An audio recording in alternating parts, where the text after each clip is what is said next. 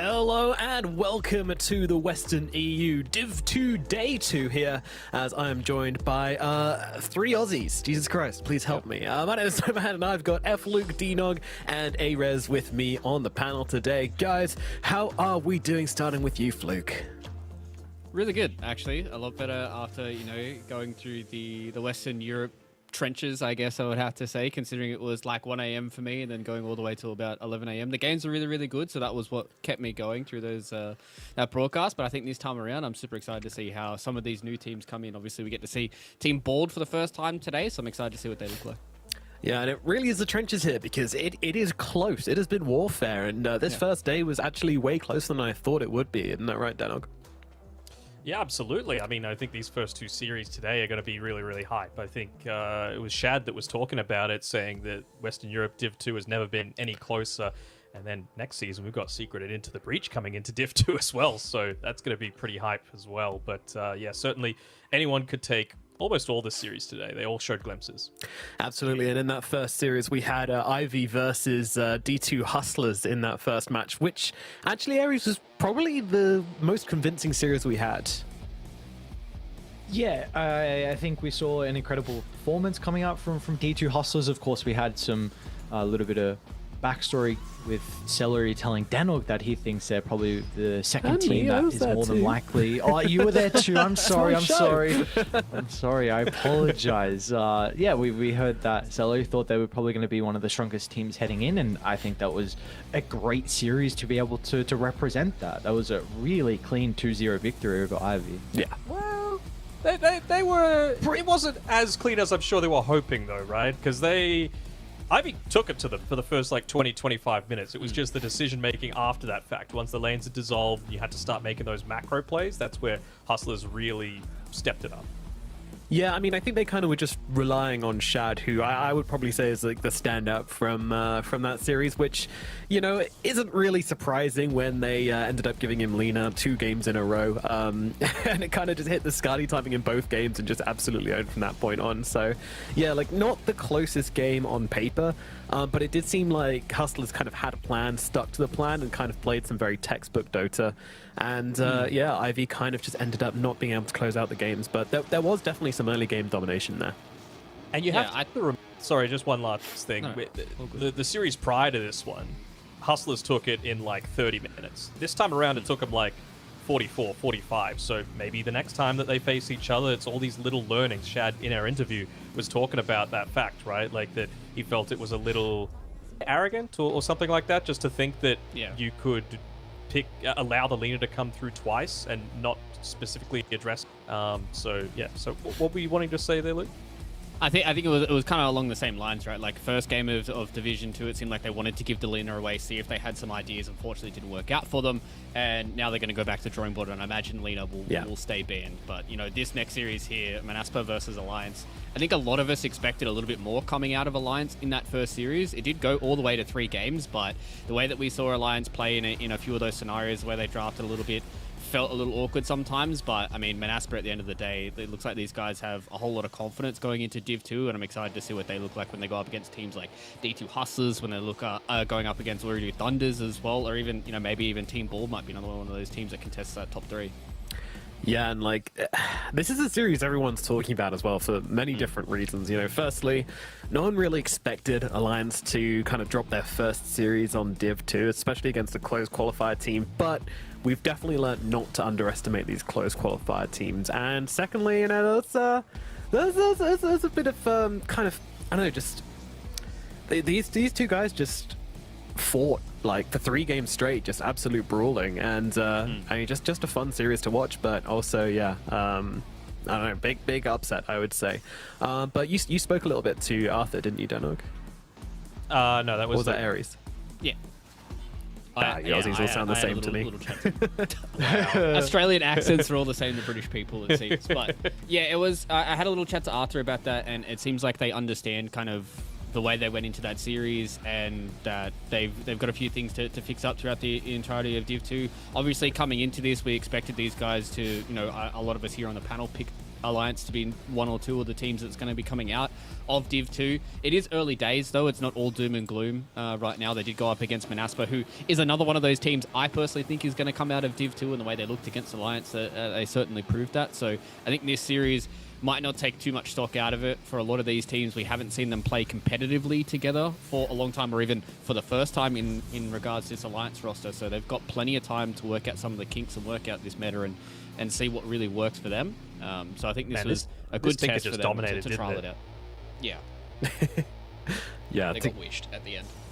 Yeah, good old wish Tinker. We wished to see it, and we certainly did get to see it. And yeah, here's another series which was pretty fun. But yeah, the last thing about that last series I just want to touch on before we move on from it was the trash talking as well. You know, it should be mentioned, but you know, there's been a bit of conversation about that. But yeah, there was Nande was getting a little bit spicy in the old chat, which you know, I personally like, even though it's a little bit down and dirty. But we're in Division 2.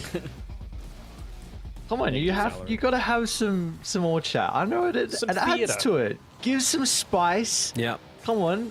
Get the personalities going. I like me some more chat as well. And what's a good story without a bad guy, you know? And someone who's willing to be that bad guy, you know? I'm all for it, Nande. You keep being evil. But in this third series, we had Ooredoo Thunders. I wouldn't actually say they put the smackdown on Ancient Tribe. I think Ancient Tribe actually held their own pretty nicely, you know, as you see here, 50-minute game.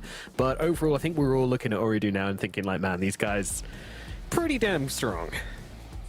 Yeah, this was a team that I had kind of towards the lower of the pack in regards to the rankings, and for Ancient Tribe, I actually had them kind of in third place, so I was expecting maybe a little bit more out of them coming. Like you said, though, that series, both the games did go 50 minutes, so it wasn't easy for Ooredoo Thunder to close that out, but now with their series today against Alliance, that's going to be a test for them. Like, if they can take down a line, all of a sudden, we have to look definitely at Ooredoo Thunder. Yeah, and actually, I want to go back through these series very quickly, and just from each of you get a standout performer from each of the series. So you can start us off, Luke, on the first series. Who really stood out for you on that one? I think you can't look past Shad. Obviously, It's he hard. got given Lena to two games in a row. I think that's kind of a little asterisk on that, given the most broken era. But I think the way that he played in both those two games really kind of shows the experience that he has and the calmness that he has as a carry player as well. I believe that game number 2, it started to look pretty dire for them as well in D2 Hustlers, and they just played it nice and slow. They understood the timings they needed. They got that Scardy out on Shad, and he put the team on his back and carried on with victory. Yeah, and quickly from you, Danog, for Alliance versus Monospa. Even though like he's obviously not the flashiest style of player, I really feel like the drafting is where they came out ahead. So probably giving that one to Spartan. You know, I'm always a fan of the supports and wanting to pump them up whenever possible, and he's such a great personality as well. But his silencer was dominant in that game number 1, and he continued it throughout the series. Yeah, the Chadley silencer, that was a memorable one. And then finally, with Ooredoo versus Ancient Tribe, Aries. I can't overlook Tier 2000 when the game goes late like that. You gotta kind of put your carry in a winning position. Of course, that's something that we've seen Tier 2000 do in the past as well. So good to see what he was able to help them, you know, in their success in that first series. Yeah, and I think that's what's really important as well when we're looking at Div 2. You know, we're looking at the team successes, but I also think individual performance is also really important, because honestly, like, these teams might not stay together for the entire year. You know, obviously all of these players are going to have long careers, hopefully, in Dota. So those standout performers are going to be, you know, even more important, because you want these guys to maybe be picked up by other teams in the future and shuffles whenever that happens. But of course, you know, it's early days. They're still looking to concrete themselves as a team. But it is really nice seeing these individual performances and kind of keeping an eye on them and seeing how these new players in the scene are going to do. As there's one there. Hello, Mr. Noob. As he fades gracefully into the schedule, which is what's coming up today. So we've got Team Bold versus D2 Hustlers coming up for our first series of the day. Then we move in to Alliance versus Ooredoo Thunders, and then finally we've got Monospa versus Ivy. So what's our predictions for these series? Fluke, what about the first one for you? I don't know. I think for me, I really need to see how Team Ball play in that game number 1. Like, what is Weeha going to look like? Is he going to come on some of these wacky picks that he's had, you know, in previous series when he was playing on Alliance? Is he going to come in on some more standard stuff? I think he's the big X factor for me in that series, and I kind of want to give it to D2 Hustlers, 2-1. I think that's going to go all the way to 3 maps for that first one there. But it's all about, I think, how game number 1 looks for Team Bold. Okay. I mean, I've got some information, but I might share it for the save it for the pre-game on Bold, but it probably won't surprise anyone. Series number 2, what you thinking, Danog? How's this one gonna go? Well, it's going to come down to the drafts for me because, you know, like you were saying, after speaking with Arthur, they felt like there were some things that they might need to change for Alliance in terms of their chances. I have Aridu Thunders as actually my 3rd highest rating throughout this prior to the season starting. So it really is between, in my opinion, Hustlers, Alliance, Aridu, and Manaspa for those 2 top spots. So this is going to be one of those really key series at the very beginning. Like, Alliance plays all 3 teams at the very start of their campaign. So it's full, but they've put some good results on the board in third-party tournaments in the past few days. So hopefully for their sake, they can keep that. And then, Aries, I don't think I need to ask you about Monospar versus Ivy because Monospar did look pretty damn good in day 1, but I will anyway. Who do you think's going to take that one? I do think Manaspa is probably going to take it. I also agree with Danog in regard to this series. I think it's going to come down to the draft. I think that was maybe some of the issues that we saw out of Ivy in their previous series. So if they can maybe make some adjustments, then we'll see how they can fare against Manaspa. But yeah, I will give them the edge there. Alrighty, let's move into our first series of the day. Then it is Team Bold versus the D2 Hustlers as these guys come clashing against each other in this first best of 3. And we can jump straight into the draft as it is now live. But the very important information I have about Team Bold is I asked them how their scrims have been going. And to nobody's surprise, What scrims? Yeah, what scrims? They're not scrimming. There's no scrims going on. They're just turning up on the day and seeing what they can do. And I think in previous Div 2s, they might have been able to get away with it, but this time I'm not so sure. I think, as you know, many people have said, and from what we witnessed on day 1, this feels really competitive this time around. Yeah, I mean, there's I've got to reference an old Game of Thrones deleted scene, actually. I know, right? Grandmaster Pycelle, speaking to Tywin Lannister, he was saying, like, look, a lot of these people, they just want to be these flowers blooming, they want to be the tallest tree, but some people just want to stay in the garden, and I feel like that's what Bold want to be. They want to be in the DPC somewhere, they want to have that potential for the dream run through the TI qualifiers at the very end, but I think they're happy just staying in Div 2.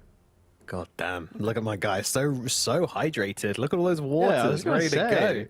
What an icon. I know Are they empty or full? Oh, that's full of what, though? That's the ultimate question I think, at the end of the day.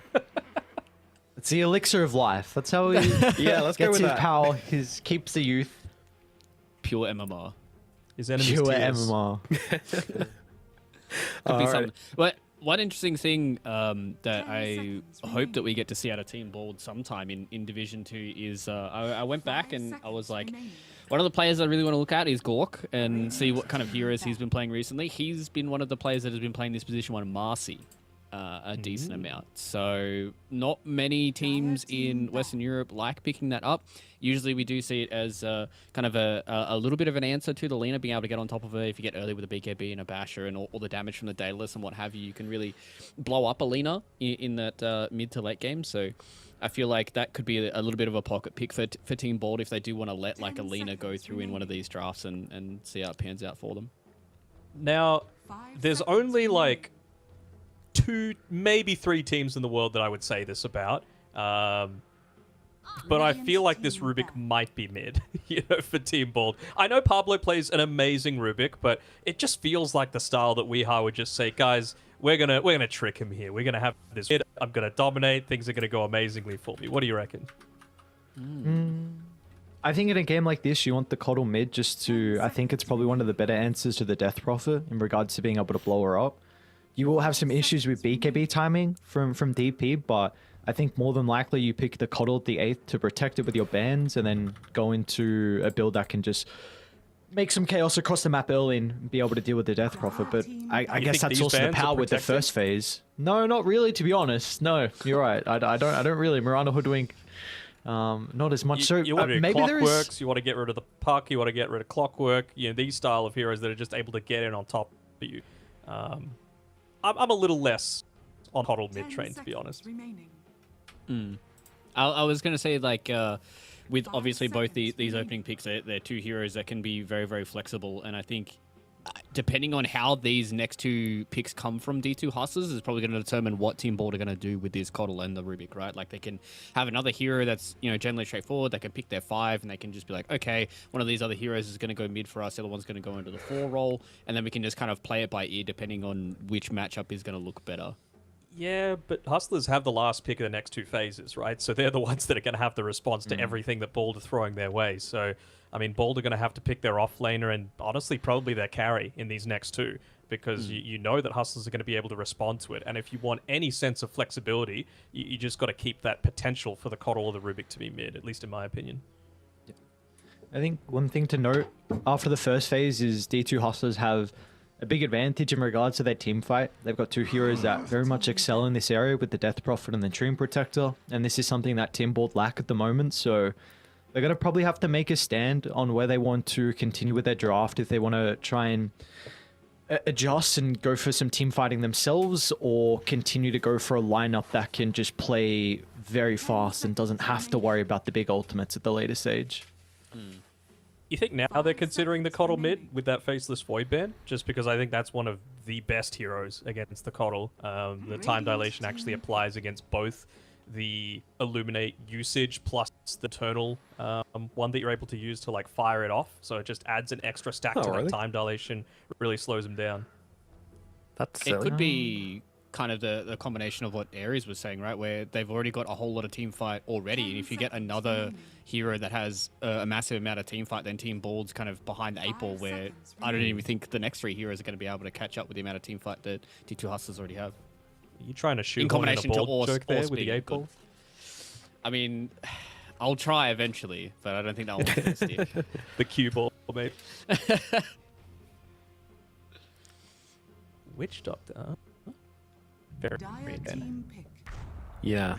It's hard to comment on Hustlers' vlogs. I'm always looking at the mid laner in this situation. Is it going to be the DP or is it going to be something else? But we really don't know much about Mirage, though. Like he's not been in the pro scene for a very long time, so all we have is pub data. So it's hard to say, but we know he's been he owned on his Batrider, and that's been taken out the pool in the first phase, unsurprisingly. Yeah, one thing I do want to say about him is, like you said, that game 1 with his Batrider, I think he was by far MVP, and that was a stellar performance from him. So the second game he had a little bit of difficulties in the lane. One gave me a lot of hopes on what he can provide for this team in this tour. Yeah. And like we say, new player coming into the DPC, a bit of a pub star. There's going to be eyes on him for sure, so it's going to be interesting to see how he performs. And there's going to be an Undying pickup for Team Bold, so... One of these supports is a core. We go in the 5 support lineup. Well, I don't think I've seen support Undying in a very long time, so... Possible to do offlane Undying. I mean, against a Dream Protector, it's not horrible. Even position 4, Undying kind of fulfills a similar sort of thing, right? You just bully the Treant out of the lane when Treant really is one of those big lane dominators. Leech Seed getting buff after buff after buff just makes it incredibly strong. I think now with the Drow Ranger, it certainly looks like this is going to be a 5 Undying, right? Like, it just gives you a good lane up against the Death Prophet. You've got massive amount of range that comes in from the Drow. You've got the Decay to make her a whole lot squishier in the lane. Should be able to trade with her relatively easily. So I think Team Bold right now, you still don't know what this Coddle or the Rubik's going to be. One of them has to be the mid, right, at this point. You don't want one of them in the off lane. So I still think that they've got a decent amount of flexibility going into these, last couple of picks. Ember Spirit. Ooh, okay. I'll grab the Ember. So, again, another hero which is going to give them some gap close, which, as you were mentioning, is going to be, predicted if you've taken the Coddle this early. Drow as well. It does just seem that Hustlers just need to get themselves as many get-up-and-go heroes as possible. Love the Ember picks, right? Like, it's something that A is able to get onto the Drow Ranger, B protects... mid Coddle being very, very greedy, just get her on top of him and then DP and the rest to do the work. And it's another thing that Mirage is just very comfortable playing. I think 3rd most played hero, so you just got to give him the comfort. Yeah, it's not without its risks though. It's not a free lane versus a Coddle certainly, and they've got ways to catch him. They've got a Rubik already. They've got the silence from the Drows, so there are definitely ways to slow him down. I wouldn't say it's the best Ember game, but it works well in what they needed from the pick. I think it also alleviates them if this Rubik still is being floated as well. I don't think that's really a matchup that Rubik wants to try and play into early on. So I think D2 Hustlers put themselves in a pretty good spot here. Just trying to think of like what's another carry that can give them a little bit of extra gap close here to try and get on top of the drought. Because right now Team Bald is kind of hoping that Weeha pops off mid on one of these two spellcasters and Gork can just sit in the back and throw some frost arrows. Well, what does Monkey or Bold Slot, need from their final pick? You know, what's their draft missing?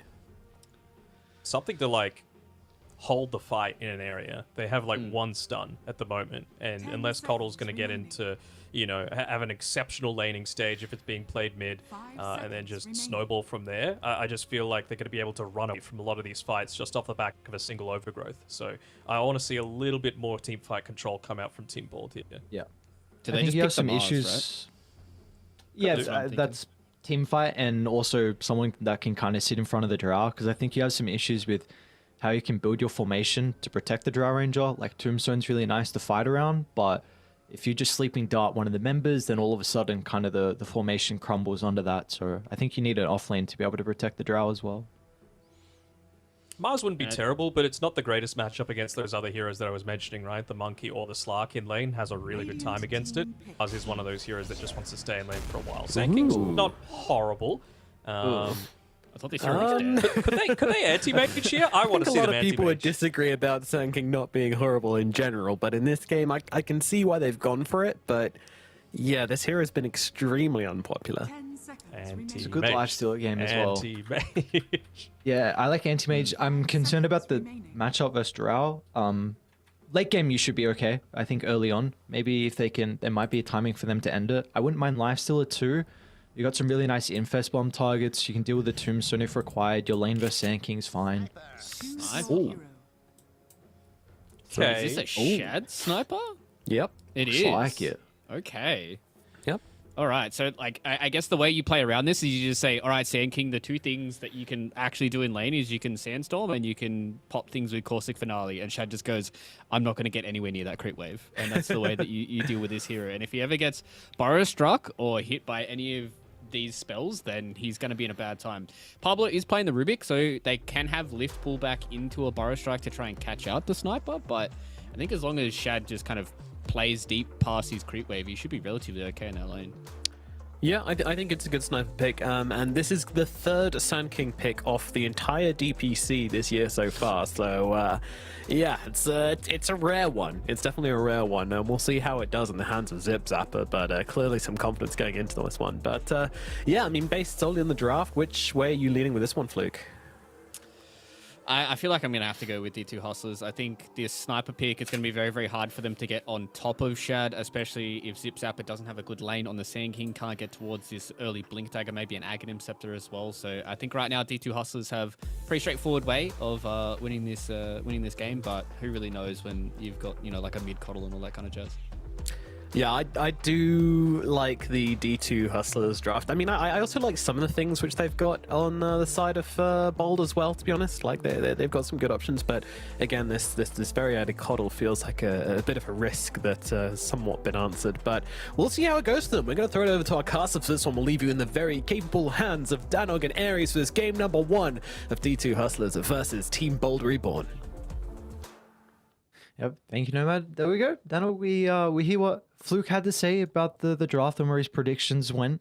We unfortunately didn't get the predictions of Nomad, but that's okay. We can ask you yourself on your feelings of this game 1 and where you feel, you know, kind of the edge has to be given. You know, a lot of the times you could look at officials and expect, you know, what results might be just based off of the game. But like we were talking about before, Team Bold, they don't scrim. So good luck kept trying to get any of that. So I think the way that they've gone about this is actually pretty decent. You know, they've given at least 3 comfort heroes for them. Like, Weeha loves playing the Coddle, Pablo has a fantastic Ruda, and Bengen Undying, very, very stable there, with Drow just being a solid meta hero as well. Sand King, not quite as convinced about that from Zip Zapper, but he's a very, very capable player. So, with that being said, I'm probably still going to favor the D2 Hustlers, just because I feel like they've got plenty of way able to just get on top of this Drow Ranger, and outside of the Sand King, no real way to stop that. As long as SK is being controlled, I think D2 should take it.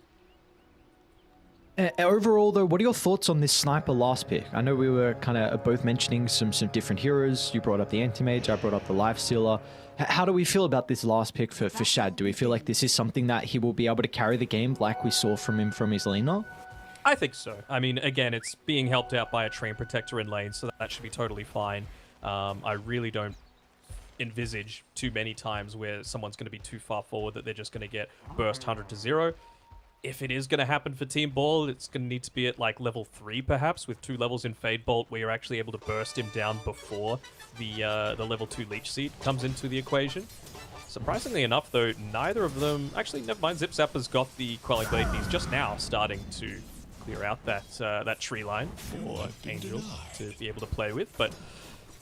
I like the Sniper just because you're going up against Drow and the Coddle, right? 2 heroes that want to play at extreme range, and Sniper's very happy with that as well. So I think Hustler should be fairly satisfied. I think one concern that I can potentially see from Shad is just maybe some early rotations coming out from Weehaw once he's able to find that Boots of Travel. Of course, it's going to be a crap load of magical damage that Sniper early on is unable to really kind of maintain. Pablo is getting absolutely handled by Angel down bottom. Might be able to get the aggro of the creeps as well, but not the case. But I feel like the only concern I really have for the Sniper at this in this game in particular is just the first couple of rotations out of Weehaw. If he can survive them, then I think he's going to have a great game. Look at that range on the Leech Seed. That's the most busted thing about this. Like the increased range that they gave to it, and it has a 650 rating. Everything in that lane is going to get hit by the Leech Seed. It's just way too strong. And with them not being able to deal with the trees as well, it means that how does Pablo actually play this bottom lane? Like, it looks like their kind of thought process is just completely avoid this strong setup that they have from Hustlers. Yeah, with great difficulty. That's how he tries to deal with it. And I mean, Alex is doing the right sort of thing. Again, he's in a very hard lane against this Undying, so the way to combat that is don't lane against it. He's trying to manipulate the creep wave to get it built up a little bit further so it pushes back into the lane, but Bengen, to his credit, he's doing a fantastic job as well of doing the exact same thing. We'll take a look how our other side lane's shaping up at the moment. Of course, the Drow Ranger and the Undying, an incredible laning pair. Very, very strong duo that you have to be able to protect the Drow Ranger importantly, but they can get kills as well, and we might see that.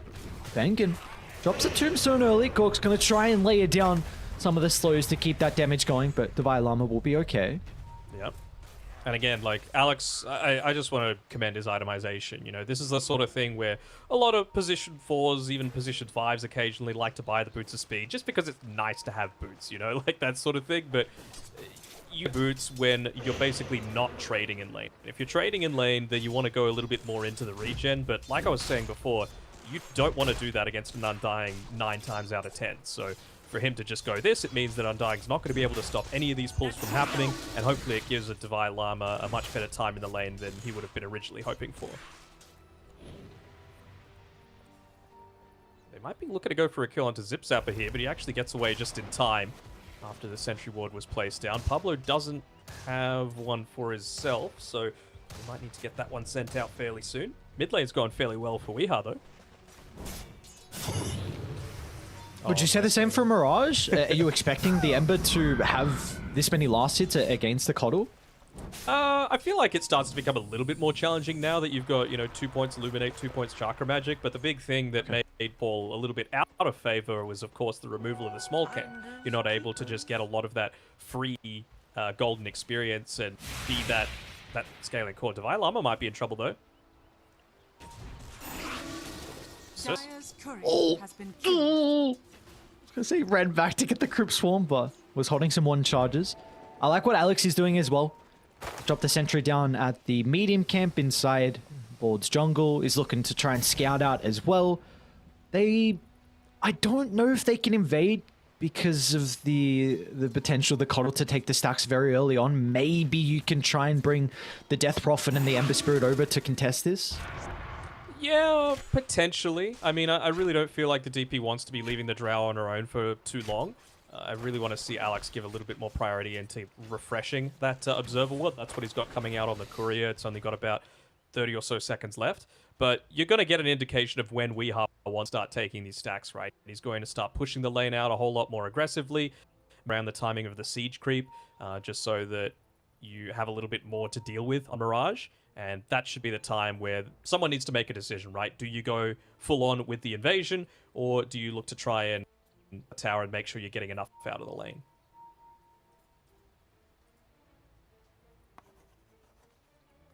Certainly wasn't expecting Mirage to be this healthy, though, at the very start. He's got a 300 net worth lead. Of course, still a full creep wave for WEU to be able to pick up, but he's just on his way towards that boots of travel, nearly hitting up into the level 5 for himself. Is that the skill point you need to be able to take the stacks? Like, when does this Kotal kind of go back to the jungle and look to excel his farm?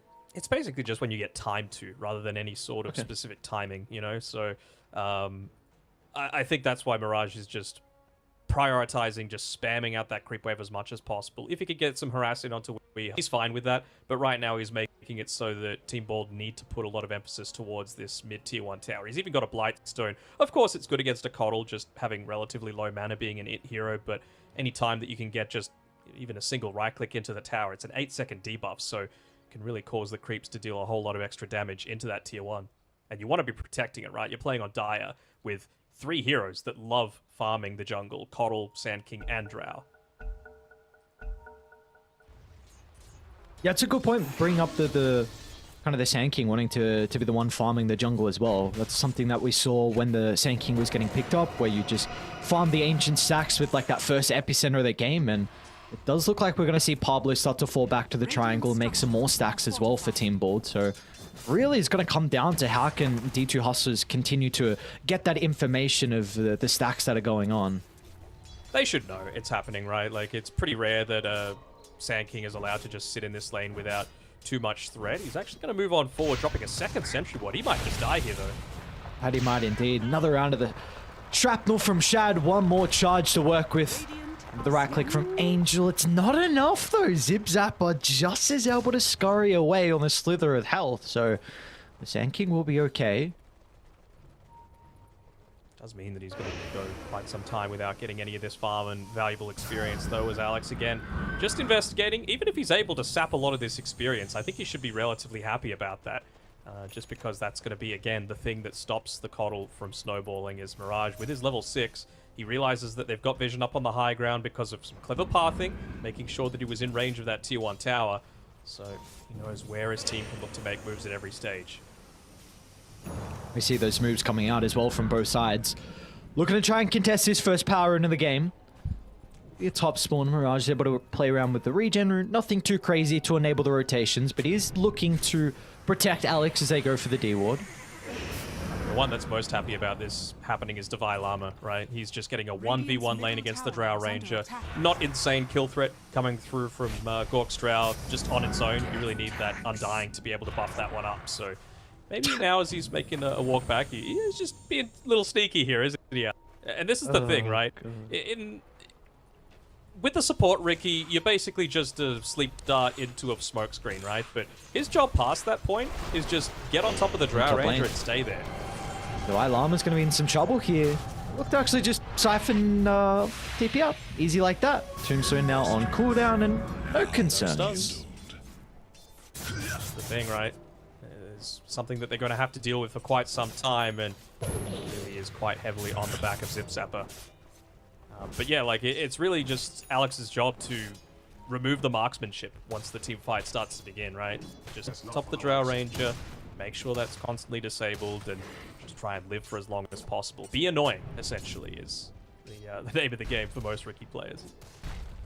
And even probably the Ember Spirit in a game like this as well. Again, considering how good of a start that Mirage has had, top of the net worth, and you know, we're going to see him working to probably a pretty early BKB, and with that BKB can very easily get on top of the Drow Ranger to also continue to kind of ruin the marksmanship game for Gork, but certainly. I'd say his priority is a little bit more on the Kotal, right? Because that's where a big part of the damage is going to be coming out early on into the game, and you can see not too out of the ordinary. Oh, top rotation, actually. Yeah, here we go. Mirage could have looked to try and TP in, but Gork with the level up in the Gusk will give him some space to push on back, but they still have the chains locking him down. The question is going to be in regard to the damage, but it looks like that will come through after the last round of the slight as Mirage picks up first blood 8 minutes in, But Weehar's going to make his own movement as well, as the Cutter will answer back, getting the kill onto the Ricky, but D2 Hustlers more than happy with that exchange. Yeah, of course. Getting the first blood, getting it onto your mid laner, that's exactly what you're wanting, and preventing Gork from continuing to have a great time in this lane. They realize how important Devi Lama's game is if they're going to open up the map. Again, playing against Dire, it's very important to try and take out these towers as quickly as possible so that you can look to invade as much as you can. Ooh, look at this. This is a really cool movement. They refill the bottle of Mirage, and then they're going to smoke back to top. Gotta be careful. Not showing the Ember mid. Gork. Gork, he's in trouble. Exo committed. Once again, the silence to get some distance away, but I don't think it's going to be enough this time. As look at the tips coming out. Everyone giving Gork something to say, but they will be able to secure the kill, and now can look to get some damage onto the T1 tower as well. Some mental damage there.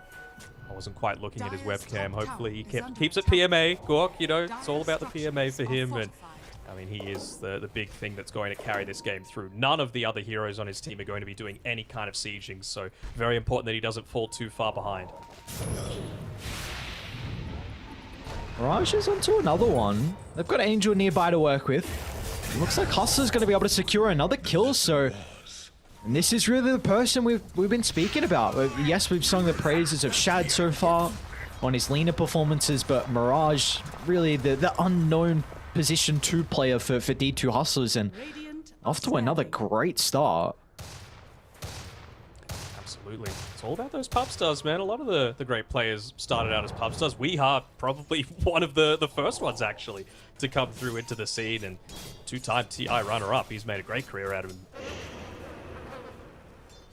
What would we like to see out of Weehar in a game like this? He's had the boot to travel for a little bit of time. We haven't seen his first real aggressive maneuver. It's been a lot more reactionary to that top lane.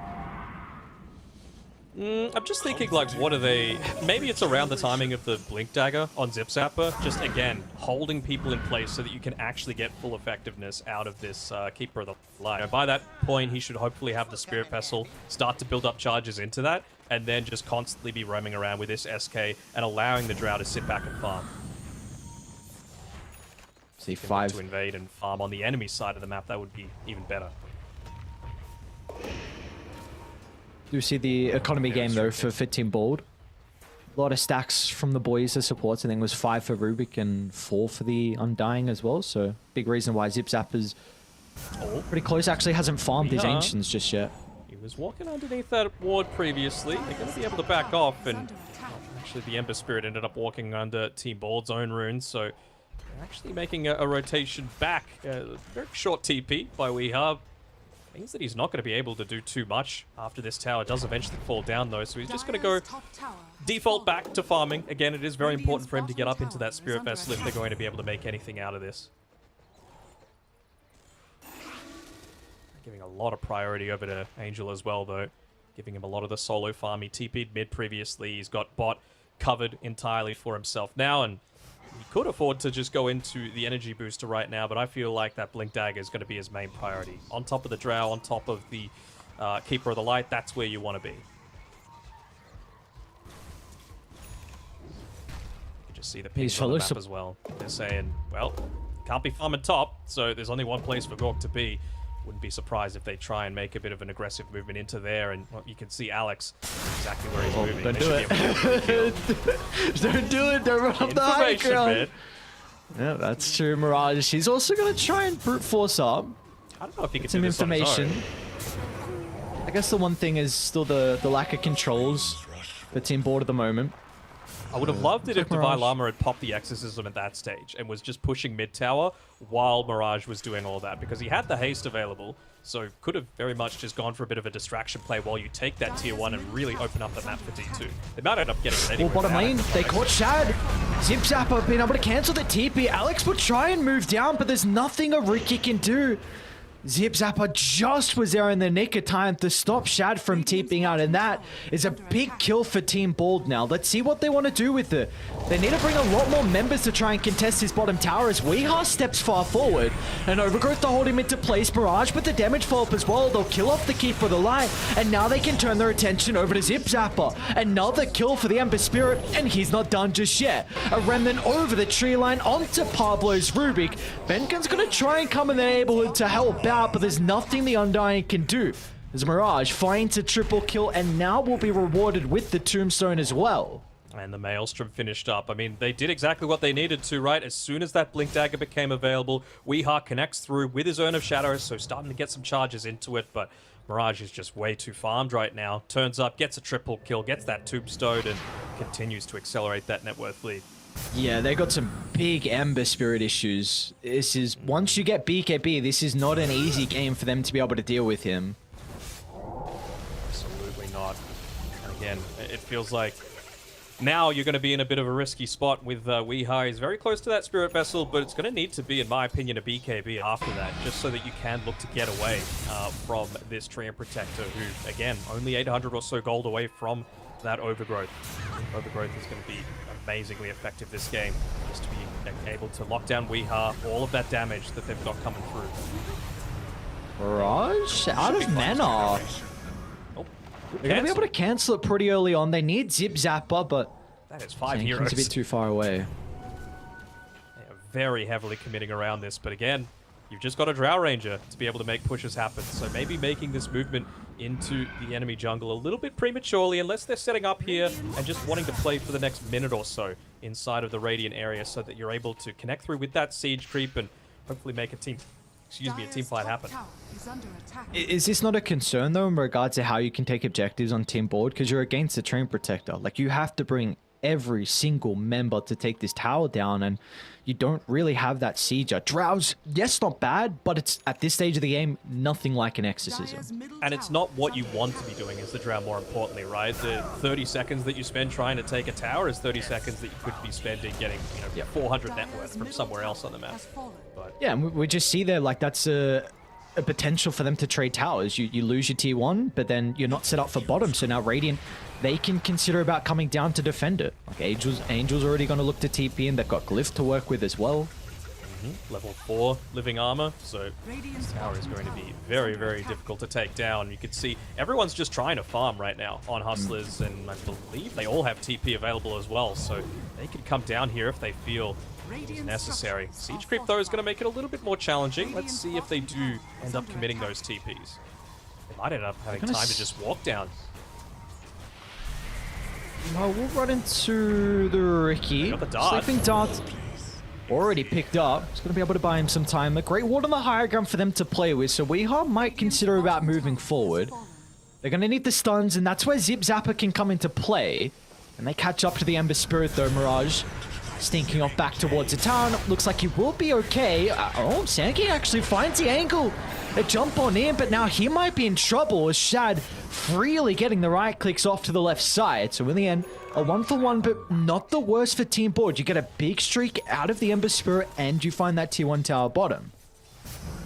Picked up the 4-staff as well for the Sand King. Obviously important for himself in terms of how he's able to commit into these team fights. Will they be able to get a kill onto the Rubik? Don't think so.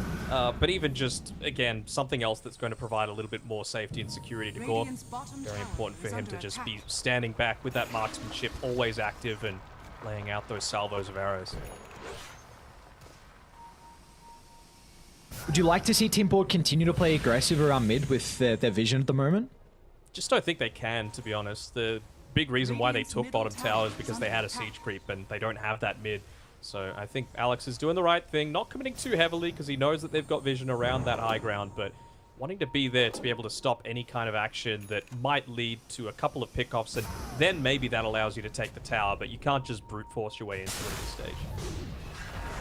Jumping to Ricky. Great silence from Dubai Llama onto 3. They're going to have to fall from Mirage as well. Stolen Overgrowth. Overgrowth will get stolen, but it's not going to matter. With the silence, lay it down on the ground. There's no turnaround potential from Team Bull. As Hustlers will be able to reoccupy their jungle, pushing Dire back across the map. Weeha's considering about moving back in. Not an easy way to find that opening, though. They've got Oh, is he the one that's in dart. trouble? Possibly. Not in a great position, the Force River as well. Force staff up to the higher ground, but Mirage goes on pursuit. A remnant over the cliff. Might be in some trouble though with the epicenter damage coming out. Gork is nearby as well. Look at the damage from the Pretty clean up. multi-shot. Gork, can he do it by himself? And Exo committed. They'll get straight on top of the Drow Ranger. And now without the marksmanship to play with, there's no damage follow-up as Hustlers. They've got another one on the chopping block as well as Pablo once again slept up. Brings him down as D2 Hustlers. What a beautiful invasion from them. It all started inside their own jungle, but they wanted to continue the team fight into Bald's territory. Yeah, it just feels like that was the case, right? They wanted to be able to pick off to use to potentially take that tower. They're all playing around this objective, but again, you're just not ready. Not quite yet at this stage, and well, they end up getting punished for it. Was that 5? Maybe it's 6 kills. I think Rubik died, came back, and died again. Dicey there for a second, though. We see what can happen. Gorg's gone for a very early Aghanim shard. Back live. Looks like Zip Zapper will be okay for the moment. We are really, again. actually. 4 staff out. They want to go up onto the higher ground. One more right click. And in fact, it's actually the Assassinate that's able to secure the kill. Just feels like their map's being choked out, don't you? Like, there's not really too many places the ball can go. I want to see Gork playing a little bit more down around that bottom side of the map. They don't have boots and travels to play with on D2 Hustlers right now, so it's the safest place for him to be with reinforcements still possible to come through from Weeha. Coming out to him. He's got the 4 staff coming through for himself. Ooh. Yeah, it's not looking good, is it? No, it's not. Esportsbet.ai is showing that it's a very big advantage in regards to the odds right now for D2 Hustlers. They're looking to try and make it happen again, though. Gork pushes out the bottom lane, starts to move on back. No Ancient Camp to be able to take right now, but again, almost 20 minutes. So can you get the power rune? Can you play around that? Can you use the siege creep to win a team fight? And then hopefully start to open up the map a bit further. Haste rune top. Haste it. Look at the positioning. Llama and Alex position together, try and pop the smoke. Oh, they just miss Alex gonna be everything. able to hold. Yeah, they can't get that opening. Zip Zapper hasn't been able to line up a multi-man burrow strike for them to warrant to jump in, and it means that Pablo's just getting chunked down, and Mirage, he can freely play around with the haste if he wants to continue the chase. Oh, their vision is gone as well, so they don't really have anything to play around with using the gem for a little bit of vision. Very nicely done to Violama. They're going to back off, play around their vision a little bit further. Like, again, Do you like they're just making it incredibly difficult for them to be able to play anywhere on the map, right? Like, they have no vision right now outside of, well, ironically, right in front of Tier 1 tower, but also you're against a Sand King, right? So Sandstorm isn't your bastion of safety. Dire's top tower is under attack. Seems like at this stage of the game, it's very difficult for Team Bald to get that jump. You're kind of just waiting for D2 Hustlers to be the one that invades into your own jungle, where you can turn it around with the Tombstone dropped and Zip Zapper that can then counter-initiate. Sand King has never been that initiating hero, and we're going to see it once again. It's just easy poke down. Make sure you don't group up, get the kill into the Undying, and Hustlers are playing around Roche. They know they are well and truly strong enough to be able to take this. And they're going to commit for it as well. To their credit, Gork is still farming quite effectively, somewhat keeping up with Shad, but of course Shad, he's just been able to sit back, get the fruits of a lot of these team fights quite easily, and of course he also has a little bit more map to play around with off the back of them being able to take so many towers across the map. There we go. Just more given through to Mirage, enabling him even further. They might look to try and get a kill here onto Weeha after they see the Illuminate come through, but feels like he doesn't have the follow-up damage to be able to make it happen. We're going to look to try and TP top and maybe catch out Alex. Is one on the cliff. It's a Scout nice out one. Zip Zapper though. Maybe Getting got team 3 boards smokes to play with on Hustlers. They're coming. They're starting to move into the jungle, but they have their own cliff fort as well to scout this out. But no one's farming is the big issue. It's only Gork that's getting a little bit across the map, so this net worth is continuing to grow. Yeah. That's the thing, right? They don't need to fight right now. They'll probably be able to find a pick off here onto Alex unless Maybe Even not. just gonna Maybe get away? Radiant can turn it around. Well, staff to be able to reposition, a really defensive use of the Tombstone as well, just in case D2 Hustlers wanted to go for more.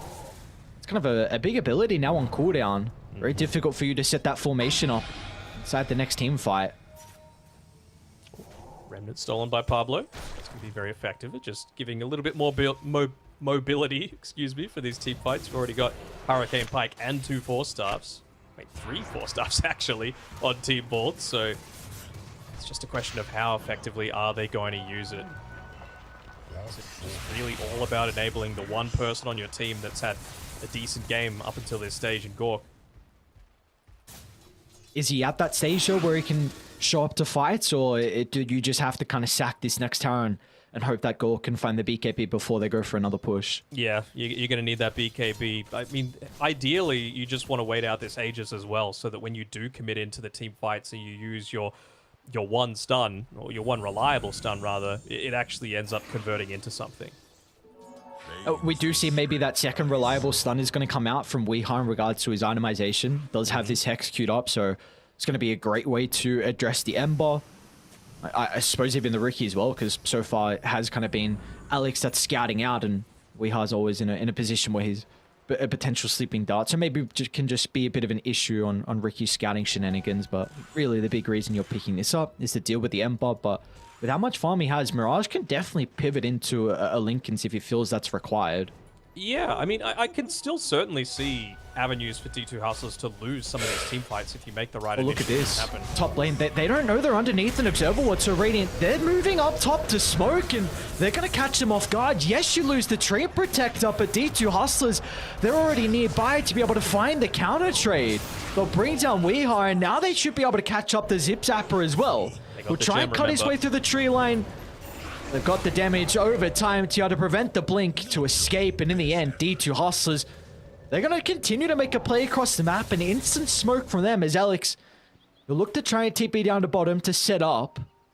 Again, you Canceling just couldn't TPs? join that team fight yet on Gork. He doesn't have the BKB. You still have the Aegis to contend into. It's going to mean that they lose this tier 2 tower. Hopefully they glyph before it goes down, because that's a free refresh.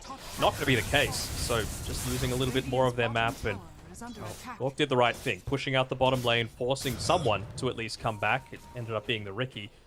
But yeah, just losing more and more map control as things tick along.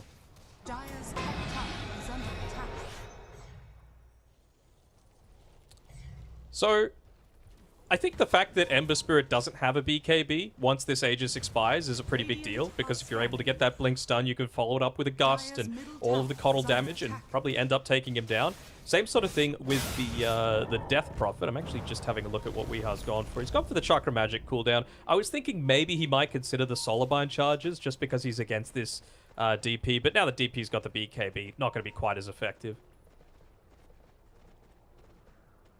You're having all the 4-staffs, maybe they feel that does the heavy lifting for them in terms of their repositioning, being able to get away from this Death Prophet on the front lines, and it's a fresh Observer Ward that they were able to just get rid of as well. I'm sure Divine Llama had a quick look at that and said, look, they've been in this region quite recently, be careful about farming around here, let's just continue to play around the top side of the map where we've got all of our vision and where they've got no towers or objectives to play around. Seems like the last bastion for Team Board is this triangle, right? It can't particularly go anywhere else, and are we expecting D2 Hustlers to maybe contest this? I suppose Aegis is about to tick out in 10 seconds, so maybe they're not going to look to take a fight at the last remnants of the Aegis, but you're getting very close to your own items. Mirage about to complete the Scepter, and they need a couple hundred gold. They're really banking on the surprise factor, right? The gotcha with this Keeper of the Light getting the Scythe of Ice. He's still a good, bad at maths, I want to say about 3,000 gold away from being able to pick it up. They're going to get a stun onto the Llama, but that is a tanky Death Prophet. There's no way he's going down anytime soon, even holding onto the Nether Shawl as well. So again, 4 heroes dealing huge portions of magic damage. And it's really only Gork that's going to be able to take him down. Guardian Greaves, BKB, how are you going to kill this man? They're forced to smoke as well to reoccupy their own jungle. No vision to play with this game, so Team Board, get some down in the cliff. You home for them to play with. Smoke really just to get some information. No team fight's going to break out for them. It does look like D2 Hustlers are starting to group up, though. They're ready to go. I mean, they got the Aghanims on the Ember Spirit. That's a big reason why. Just instant ways to be able to close in, regardless of those 4 staffs, onto the Drow, onto the Coddle. They're getting really lucky as well. Psychic Headband. Up until this point, Ricky was holding the Eye of the Vizier. Pretty sure he's just going to be able to get that Psychic Headband for himself. Be able to, again, use the active on it as well as not have to suffer the reduced mana pool.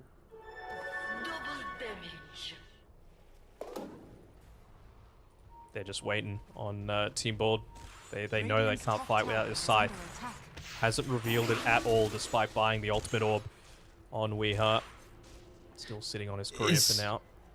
Is that really the last hope, you feel like, that this Hex to catch him off guard? Like, can we... Is Gork going to be a big threat at the late game? Oh, for sure, but you need additional damage coming through beyond just Gork, right? It's about getting the initial jump and then actually converting that into a kill. So, Blink, stun on Sand King, into the Scythe of Ice, into the Epicenter, with a Guardian Greaves and a bunch of BKBs to have to deal with, and a Treant Protector. It's very, very challenging. So it's going to rely on some mistakes, honestly, from that D2 Hustlers make with having supports not backing up their cores. Dire's middle tower is under attack. See if those mistakes come out and how they can force them on Team Board. Both sides playing inside the triangle at the moment. Doing a Zapper. decent job, to be honest, on Team Bold of not letting this net worth balloon out any further than it has for the past 5 or so minutes. They're getting their farm. It's just not on the right heroes Bottom just lane. Alex is giving them a lot of information to play with. Scouting out the Undying along with the Keeper of the Light. But what can Bengen do?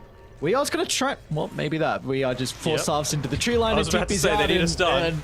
They don't have it, so... Oh, you are going to overgrowth for an Undying. Okay. All right. That's a bit of a window. Yeah, it is, and at this stage of the game, you have to kind of bleed some of these kills, and you are happy with trading Overgrowth for Undying, because now Gork can shove out mid. You see instantly top Weeha's going to look to try and shove that lane out as well. You've got your top jungle to be able to get a little bit of farm back as well, so it's a nice moment for Team Board. You've got to be cautious of this smoke. Let's see if it catches them off guard. So important for Weeha. He's just a few hundred gold away. Good positioning by Pablo. Again, it's about those kills that you can afford to give up, and he feels like at this stage he's one of those ones. Of course, it's unfortunate to be dying at any stage, but if it means that your cores get away and are able to live to fight the next important team fight, that's the key thing. Even look at Zip Zapper. He was farming right in front of a wave. They give it over to Weeha completely. He's got enough to be able to finish up that Scythe of Ice. He's even got the Tome of Knowledge to be able to get that 3rd point into the Spirit form. Just for a little bit of that extra cast range. There we go. This is their time. I want to see Gork buy something with this 4,000 gold that he's got. I mean, maybe a butterfly could be something to consider. But this is it for them, right? Especially as Roche is just about to spawn in the next 3 seconds. So, ends up going... Was that a Chrysalis, I think I saw? Maybe a Silver Edge? Just the Chrysalis. Still, it's something. Getting rid of some of these Observer Wards. This is the time to go. I mean, you can only push the waves out so much. Roshan's up. Time's a ticking. Speedy rune of haste. Do they want to start it on Hustlers? I don't need the Vile Armor. Maybe Shad's damage is actually enough. It's top of the network. Sniper with that Skadi he just completed. We're speaking a lot about the items on Team Board, but Shad has still been uncontested across the map. And see the response from Team Board. Gonna try and smoke his 5. Well, they backed off out of the Roche pit, so they're not going to have claimed it in the meantime. And good positioning by Alex, mid. They'll see the mid wave get blown up as well. Smoke's going to be popped. Of course, they've got the Death Prop from the high ground. You can't lose Zip Zapper to start, and well, he's going to be the initial target as Divine Llama into the middle under the cover of the BKB. There's no response. They need to continue to retreat. They'll get back to the T2 tower, but is it going to be safe enough as Mirage comes flying over the top? An easy kill for them to fire, and now the buyback from Zip Zapper will give them nothing.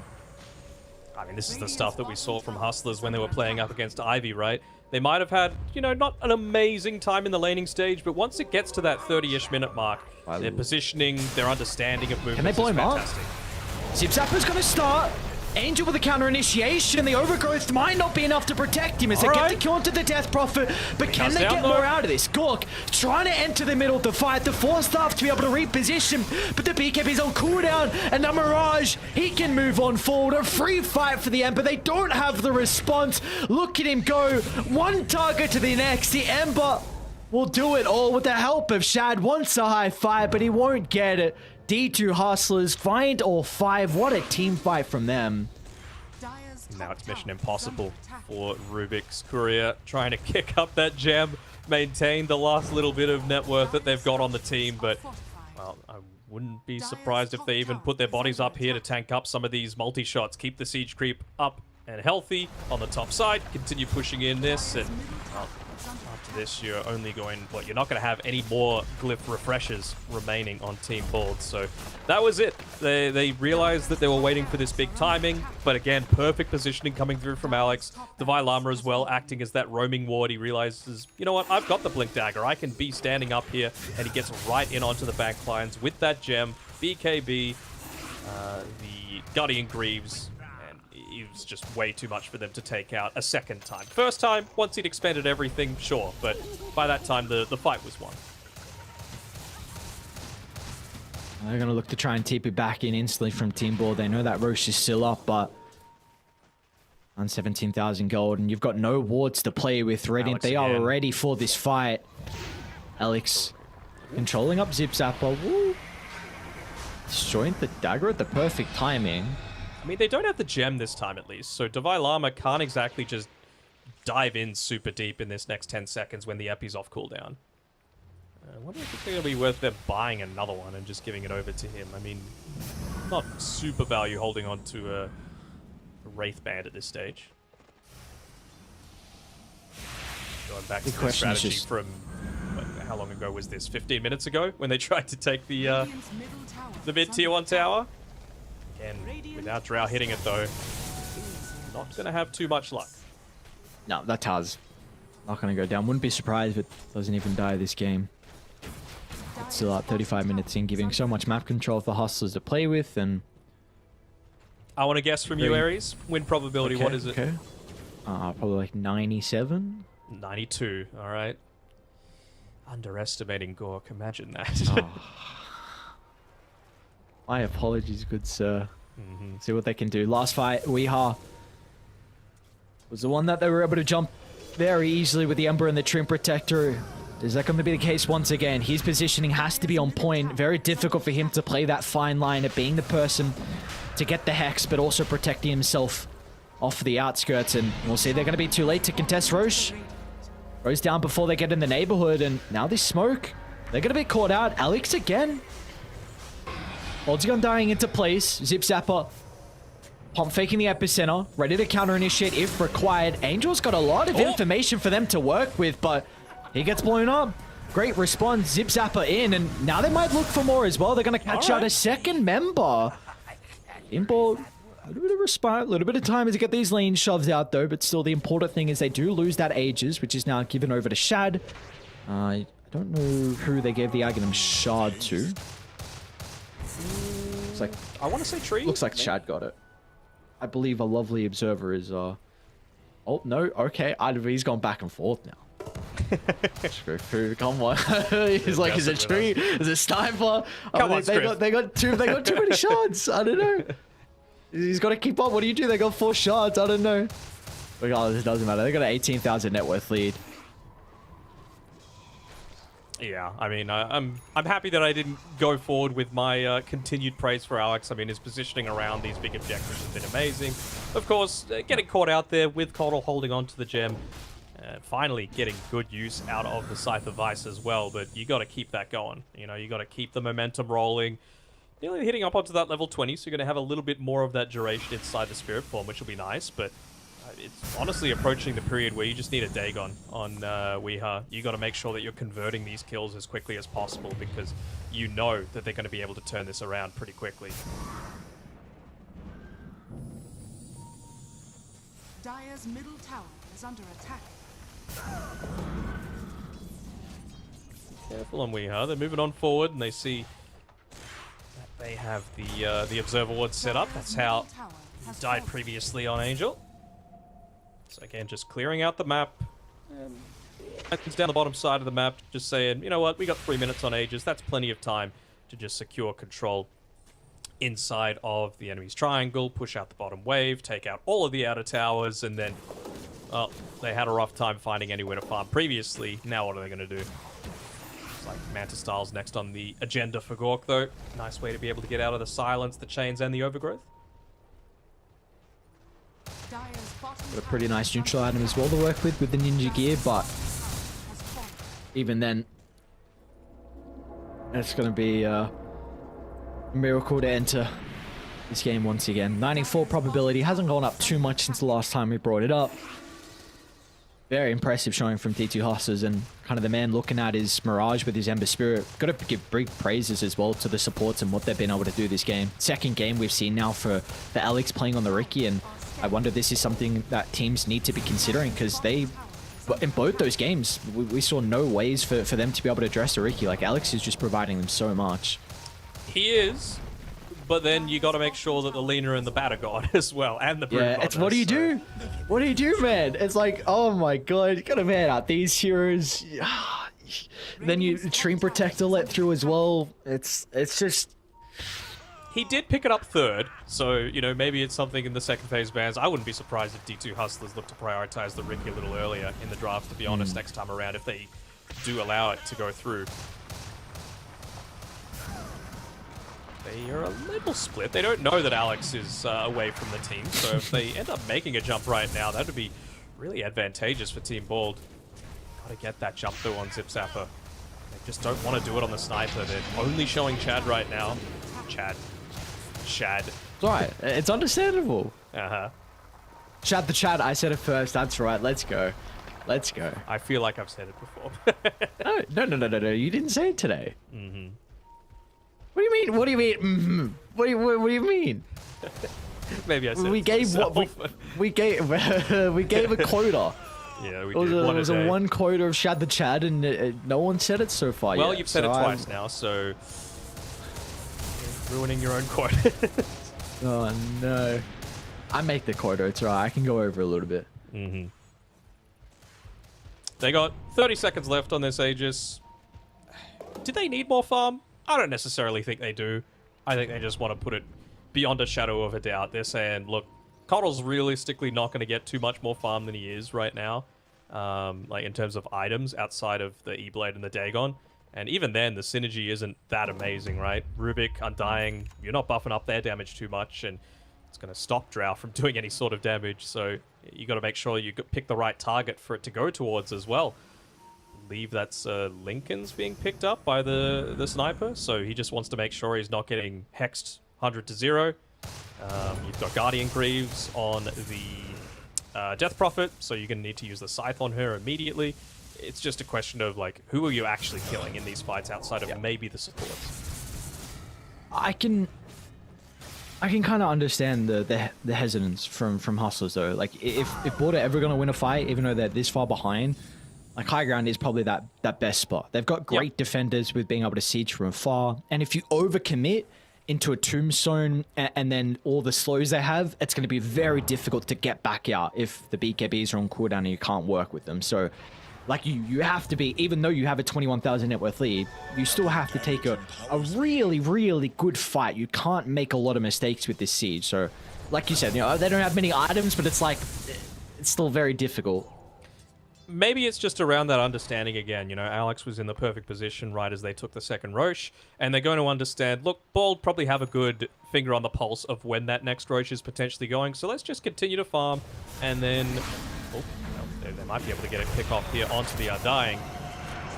Again, not the highest value target to be able to pick off outside the base, but every little bit helps. It means that they're going to have even more reduced vision. If you have a look over at what Bald's map looks like right now, it is pretty bleak.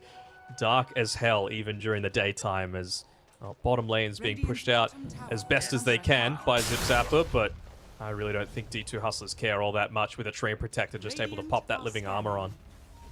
It's always depressing when it's daytime and you still see nothing. Yeah. Like, so you just hoard inside your base, nothing you can do, hugging your teammates. You got one person maybe sitting in the jungle like ZipZap is doing right now.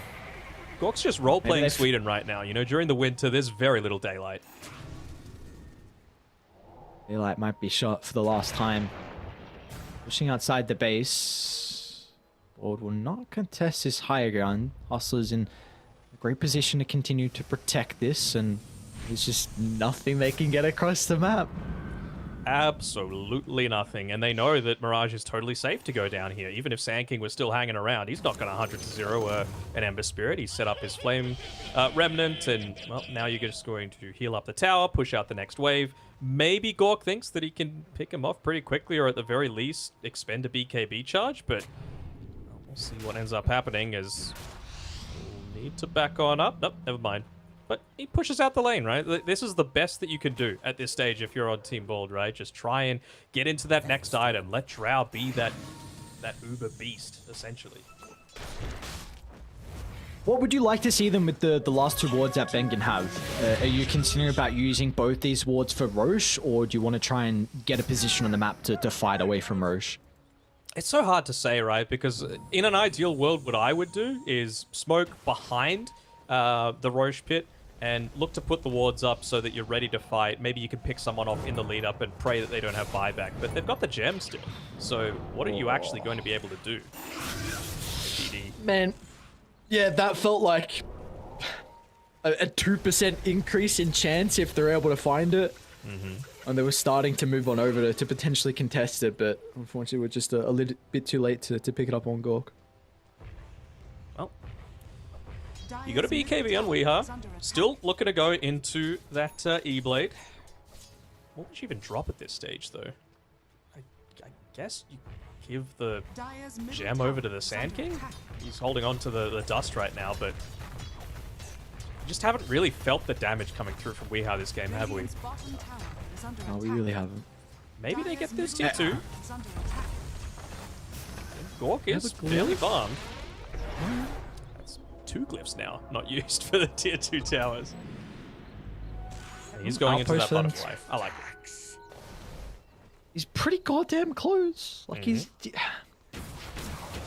I just don't know if it's going to be enough. I don't know in the ideal fight if Gork can stay alive, and if they overcommit and again lose out on the BKBs.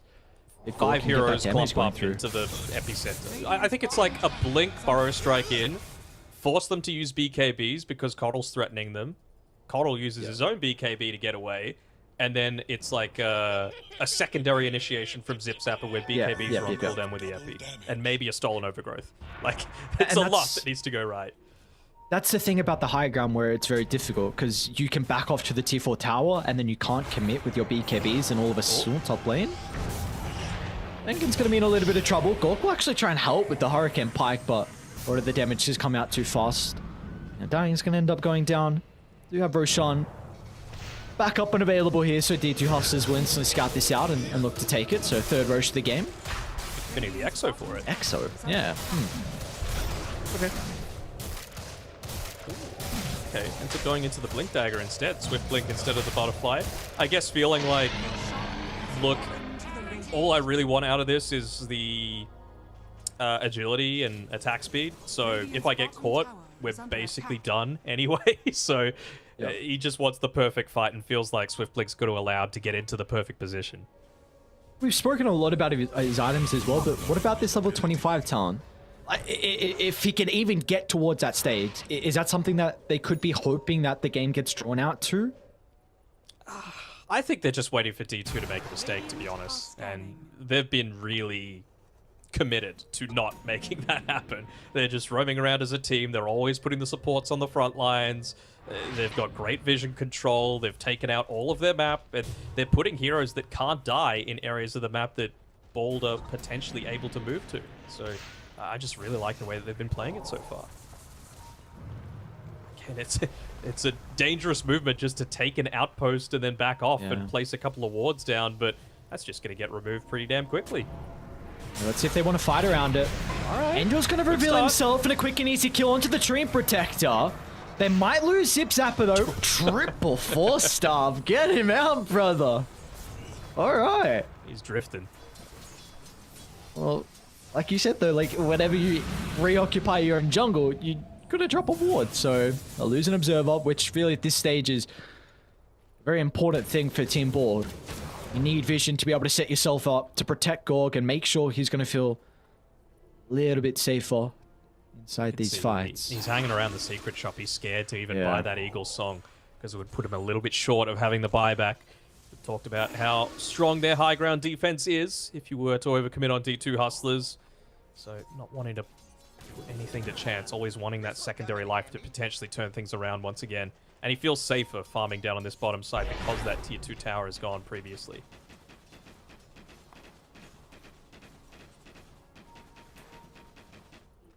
Starting to bring some other boys down just in case. Maybe Mirage comes to deal with the wave or another member of D2 Hustlers, but they're grouped up as 4 at the moment. Shad shoving out mid. Top's going to get shoved out as well. We might finally see that push come out. They did steal the living armor, which is going to be relatively nice. Clever. What a cute start. Sniper put down to half. He'll be able to get himself out of the way. Now Gorg might be in trouble. They'll force that back out of the T4 tower. Gorg protected with the BKB as well, so he's going to be okay for the moment, but the rest of the members, they're struggling. Mirage able to get the kill into the Rubik, who will buy back. No lifesteal on Shad right now, so he's probably just going to hang around the leech seed just for that little bit of extra. There is one buyback used.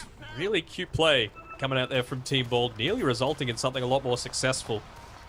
I'm sure they would have been hoping that they were able to wrap around in the base. that on Tangel. Oh, Divine Armor, no hesitation with a jump in, and now Chaos will break out, and it's nothing that Team Bold can stop.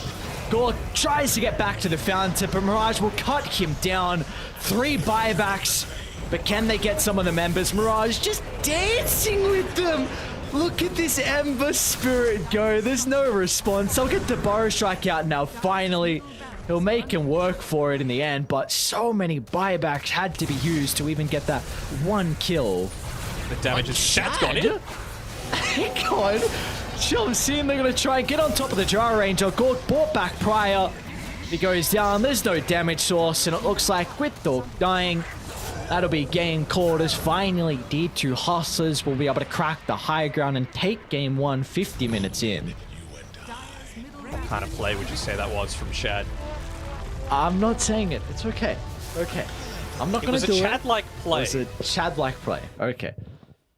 All right. Shad All right. the Very Chad. good. But pretty expected, to be honest, coming out of D2 Hustlers. We both favored their draft.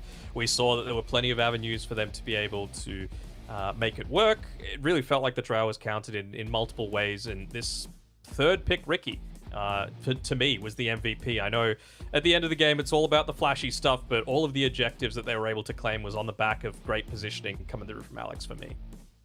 Yeah. Well, beautiful game 1. We'll be able to bring our lovely boys back, Nomad and Fluke, to help us speak about this game.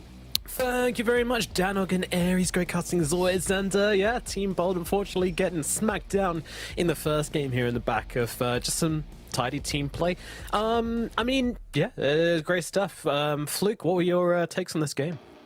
I have to agree with Danog. I think they played really well around the Ricky information they were able to give. The lanes went really well here for D2 Hustlers, and unfortunately for Team Bold, I don't think this Sand King really was the hero they needed. I understood why they picked it up. They wanted to have one of those very good blink initiators for relatively low cooldown on the Burrow Strike, but I feel like maybe if they had just a little bit more team fight, you could see multiple times in that game where they blink Burrow Strike someone, and if they didn't instantly blow them up, there really wasn't much that Team Bold could do after that. And you could just see how much space the rest that D2 Hustlers had, and we just saw what Mirage was able to do with the fact that as soon as he knows his Burrow Strike is done, he's literally untouched in all these team fights and was able to do all that flashy stuff that he did on the Ember. Yeah, exactly. And you know, I said in the draft, right, like it's not the freest Ember game in the world, but Mirage made it look like the freest Ember game in the world. And that's sort of because of the way that Bold were forced to play it, right? If you don't use those kind of 2 or 3 stuns you have and silences you have to start the fights, then you're not killing any of these heroes. But the moment you do that, Mirage is just like, hello, there's a laying down the red carpet for me, there's a cup of tea already boiling away, I'm having a great time. And he absolutely destroyed almost every single one of these fights. I mean, Dano giving the MVP to Ricky, but he's just a support simp. We all know that the true GOAT this game is Mirage. I don't know how you can give anyone else.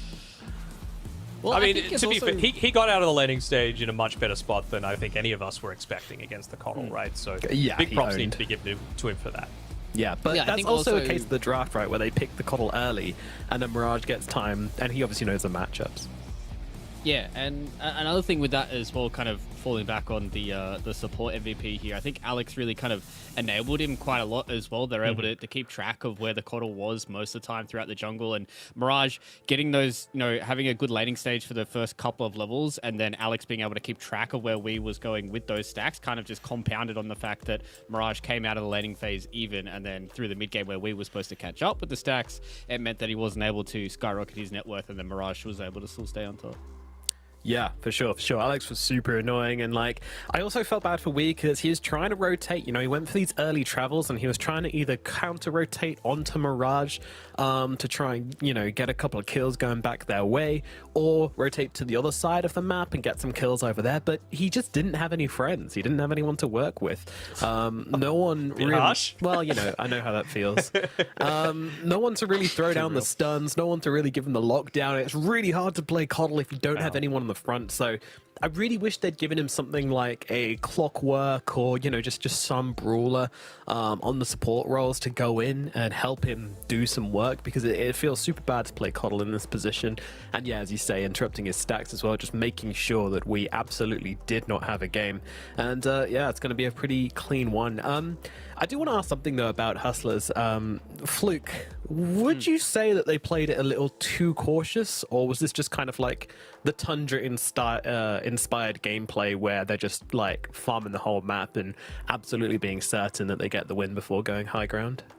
I think for me, it may look cautious on the surface, but I think it also goes to show that these guys have kind of the mentality of like a tier 1 team, right? Like they're not going to underestimate anybody, even though they've got really good high ground defense. They understood, Matt said it in the cast as well, that all it takes is for them to slip up once going high ground. They run into like a Coddle Blast, they run into a Drow who hasn't been gone on top of. They lose 2 or 3 heroes, and then they can lose all that control again. So I think it just shows that D2 Hustlers are one of the teams that look like towards the top of Div 2 because of the way that they're playing cool, calm, and collected, and they're dotting their I's and crossing their T's before they try and close out the map.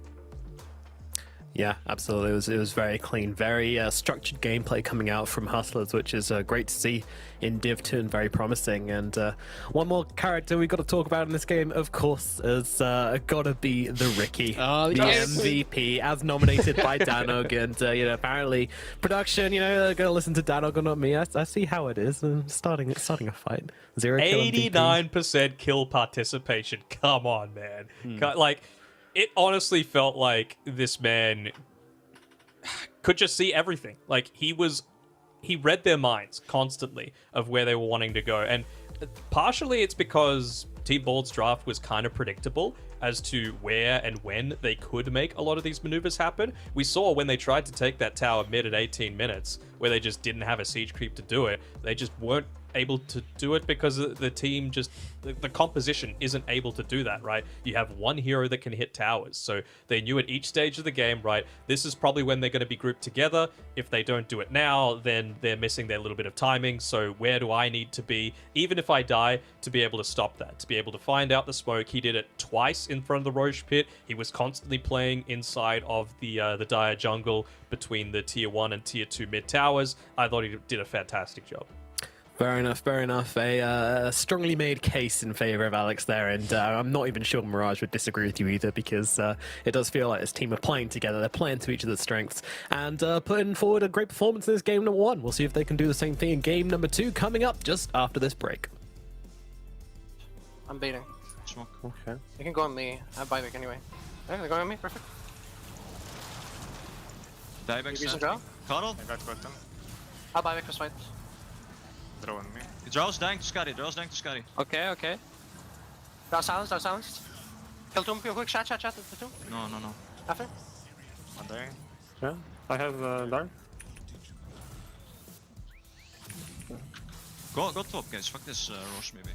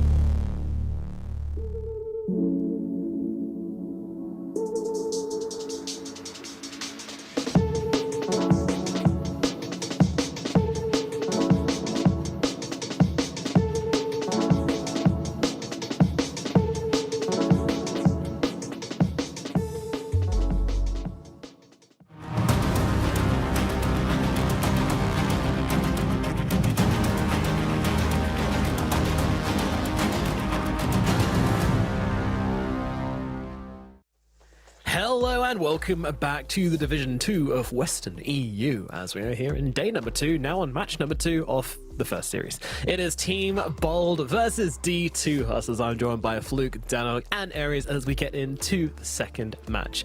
And, I have to ask Fluke, is it okay that Team Bold have come in without really scrimming after this first game? Are you getting worried yet? No, I think it's okay for them to come into this. Like, when you see these teams that are, kind of streamer teams or content teams or whatever you want to call them, coming in and having some fun and just kind of putting some stuff out there, I think is great. And, at the end of the day, like, maybe they might not be looking towards, winning TI in the next, 1 to 2 years. But if they come in here and they're dropping some content, then I'm all about it. I'm excited to watch them play. I think that's a big thing for me. They've got a lot of exciting players on that team. So if they come in with some weird ideas that they see in pubs, hey, I mean, you don't have to practice for that. I mean, that's anything weird in that game for you though, Danog, or was it all pretty much down the line? No, it went as expected, to be honest. I think against these really quality teams like D2 Hustlers, you can't ban absolutely everything. Like we saw the Lina and the Batrider get removed in game number 1. Of course, Ricky slipped through. Brood could have been picked up in game number 1. Plenty of other great options. And of course, Mirage getting one of his favorite heroes in the Ember Spirit as well. So we'll see how it goes in game number 2. We absolutely will. And the draft is now available. So let's waste no time in jumping into it and find out what exactly is going to go down. And talking about the Brood, D2 Hustlers have already picked it up for themselves. Ricky's still available. It is. I like the Tiny.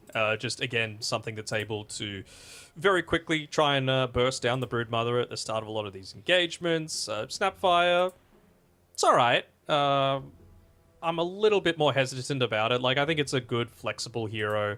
Good for save, good for damage, decent at trading. Can't really go down the Undying route either, just because you can deal with the little Shredder. I do want to see them go something like a Monkey King eventually, and the thing that I like about Team Bald this time around is that they actually have second pick. So they're going to be able to close out the second and last phases with something that's actually going to win them at least 2 out of the 3 lanes.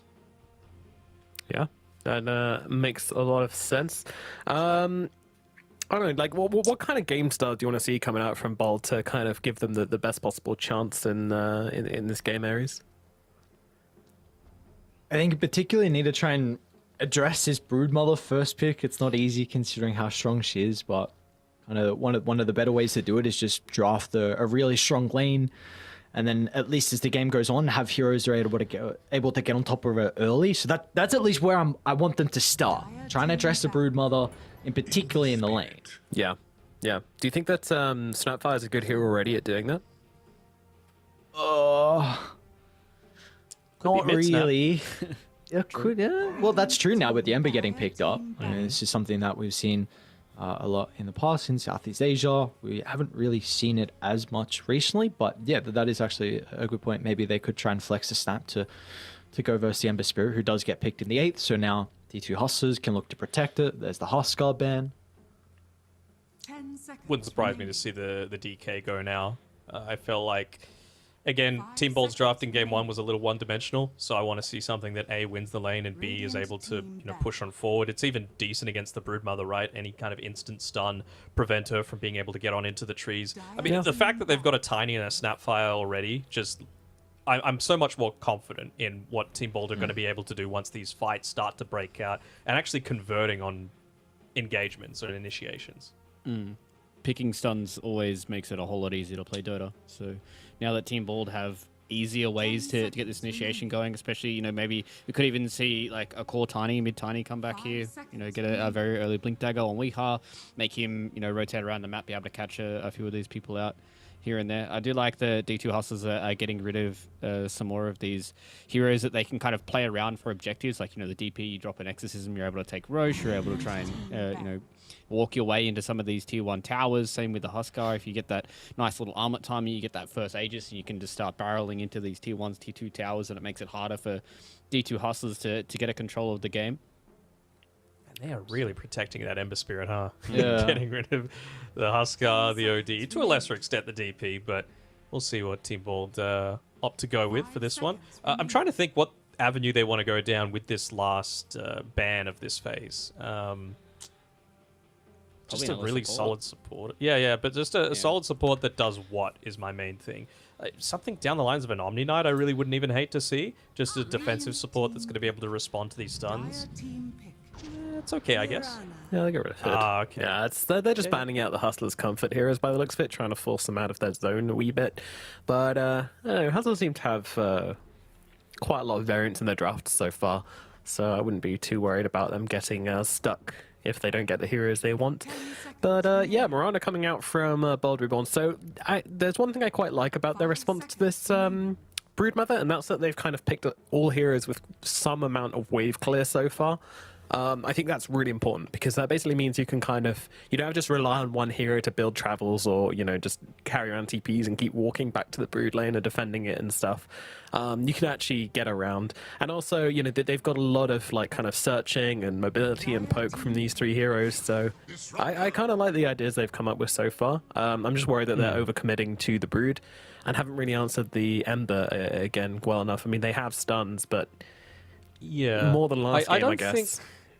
I don't think the Mirana is necessarily entirely down that route of what you're saying with the wave clear. Of course, it does provide that, and it's hard to kill because Leap, we saw Snaking show that at TI. But it's also the fact that it's a bit of a block pick, right? With the last ban of the second phase, they got rid of the Hoodwink and then the Mirana. So now the question is, what does Ember Spirit have to play with?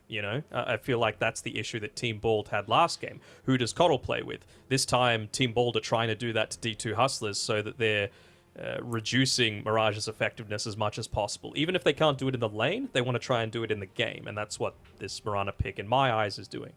I think also kind of following on from what you were saying as well, Matt, there's not really any other heroes that we can see of in the meta right now. Maybe we might see the support Tusk be the only one that we're going to see. Oh, I like it. That enables it quite heavily, right? A Broodmother is something that just takes over a lane entirely, so if you're looking to get super greedy, you can do that on the Coddle. Just build up some of your own stacks, because Brood doesn't really take those all that well. Once the tower goes down, just let Brood, again, sit there, farm, do what Brood does, and then you play with the Ember Spirit. This is something that's going to enable him, right? You give the Chakra Magic, so you get off a second salvo of spells, and you're also blasting him with the Illuminated side of the Searing Chain, so I really like the Coddle. Interesting. I mean, I'm not sure I do actually. Just because you already have the Disruptor, this support duo looks like kind of miserable to play with. They now need a carry who's going to be on the front line, who's going to throw out stuns, who's going to be mobile enough to not just die if they overcommit to a fight. I think Team Bowl just need one big hatch hero, maybe an Ursa or something, or maybe even something crazier with a lot of mobility, and I think they can kind of outplay. I don't know, I'm kind of feeling Bold's draft, I'm not gonna lie. Yeah, I think the scary thing for D2 Hustlers is the fact that they need to kind of play on the front foot. A lot of these heroes feel pretty bad when you're behind or even. Yeah. So I think for D2 Hustlers, if their lanes don't go well for them, it's going to be very, very hard for them to try and find stuff on the map, and that's why, I feel like they're going to have to try and play with a very fast position one, right? They need something that's going to have a good lane with the Disruptor to try and shut down the Centaur so they can start to play on the front foot and get some objectives. Yeah, I think they're going to ban out Lifestealer or Monkey King. Slight was a really good ban. And D2 Hustlers is going to pick whatever else is left, basically. So Hustlers are the first pick. What are they going to grab? What do they need? I think they really want the Monkey, right? Both teams really need a big kind of mobile position one. I think Bold don't need it as badly. I think Hustlers really do. Yeah, Monkey King's a reasonable call. I think Morphling's probably going to be contested. I think the big thing for Bold is you need a way to be able to take objectives. It's kind of one of the issues they had in the previous game where they weren't able to do so. So in regards to a carry for them, you need a way to take objectives and someone to play this Broodmother lane, because something we brought up earlier in the draft that you need to address her pretty early on. So that's at least something I'm looking for Gorg. I wonder if that's what they're considering, right? Are they saying, well, we kind of want the Monkey King to be able to play against this Broodmother and to have instant catch. There we go. They ban it out. So I feel like this is going to be a lifestealer now. And then it's going to be Team Bald going down. I mean, they might Morphling, to be honest. Morph, it's great against the lifestealer. It's does fine in the lane against the Broodmother. You can blow up these supports fairly easily, and it gives good tower push. I'd definitely go down the Morphling route if I was them. Maybe even a PA. Morphle PA is what I'm going for. Ooh. Oh, I wouldn't mind seeing some Phantom spicy for me. We've seen it from a few of these other teams in Western Europe. That they like to pick it in these most recent third-party tournaments. It hasn't had the greatest of success, but so it's definitely in the back pocket. I think the big thing for Team Bald as well is they've also got the Centaur who can kind of go in that Brood lane once she does hit that level 6. So last option could maybe be Spectre as well to just get on top of these backline supports as well. It's a possibility. You can glimpse the Haunt Illusion to instantly kill it, so at least Disruptor would be saved. I'm even considering, like, it's not meta at all, but Gork loves himself some Juggernaut, so I'm thinking, could he go down that route? Like, it's not a bad lane. Against the Lifestealer, I believe you win out just in a core-to-core matchup as long as you can Omni-Slash him, even without the Omni-Slash, actually, I believe. So, I wouldn't hate it, but I just feel like there are better options. I think Morphling's fairly solid. I guess with the Juggernaut, you also don't have to really worry about ever being caught. You can never be glimpsed as long as you have Spin Up. The only thing that can really catch you out is the Static Storm. So it could be a little bit of a left field pick for Gork. I think he's got a few really good options. It all depends on what he's really feeling here in this game number 2. Yeah, I agree. I think he's... Look at that man. He's just doing his stretches right now. Troll, huh? Okay. All right, this wasn't the really many heroes we said, so that's kind of a bad look for us, Ken. I'm not going to lie to you. No, this is a really, really good pick. You got a great lane matchup versus the Broodmother. So again, that's kind of the biggest thing. You wanted to try and counter the Broodmother in the lane, and this is the big advantage that Troll has. BKB is going to protect you against the supports damage. You match up pretty well versus the Lifestealer as well when you go Basher as the game goes on, and Bald have a lot of stuns as well, so it's not easy for the Troll to get countered, and sorry, I should say kited. So I actually really like this pick. It's not a hero we see often, but I think it can work. Seems like the only smart people are left up here, Aries. Yeah, I mean, that's fair enough. I do agree with you, though, right? Like, I think it was one of the heroes that we didn't talk about, but it definitely is one of those heroes that is looking really, really good. We've seen it not have the greatest of success, but I think as a matchup into the last year, it's very, very good. You don't really have to worry about all too much. So, I mean, I'm liking this Troll Warlord pick. I feel like we might be going to game number 3, and I think the Gork fans might be rising up in chat. Ooh, I mean, I really want to say, like, I really do like this bold draft. I do. I think it's ticking a lot of boxes, and more so, I'm just not a fan of Disruptor Coddle. But at the same time, I'm not leaning that hard enough towards Team Bold's draft to say that, like, Hustlers aren't going to win. I still think Hustlers are going to win, but yeah, I do think this is the best chance for Bold to take a game. So yeah, I'm not going to sit on the fence. I'm going to go Hustlers. Gork hater confirmed. I was going to say, you just have absolutely no hope. I prefer Team Bold's draft, so I'm keen to see if they're able to execute it. What do you think, Luke? I think there's definitely, if you're a D2 Hustler fan right now, you're a little scared with how this draft is going, and we've seen from them so far when they get everything given to them, they look really, really good. But I think this is, I don't want to say a clear out draft, but I think Team Ball definitely have a whole lot going for them in this game number 2. So what needs to go right for Hustlers for them to kind of control at this game, Fluke? I think they need really good lanes. I think they need to have this Broodmother pop off where she can get this very, very early Grieve. She can go into some more of these auras. They can start to group together and you know, really start to take over the game. But I think right now it is much more in favor of Team Bold. Alrighty, well, that is a draft for game number 2. Let's find out how it's going to go down on the Aries. We'll leave it in your capable hands, my friends. Enjoy.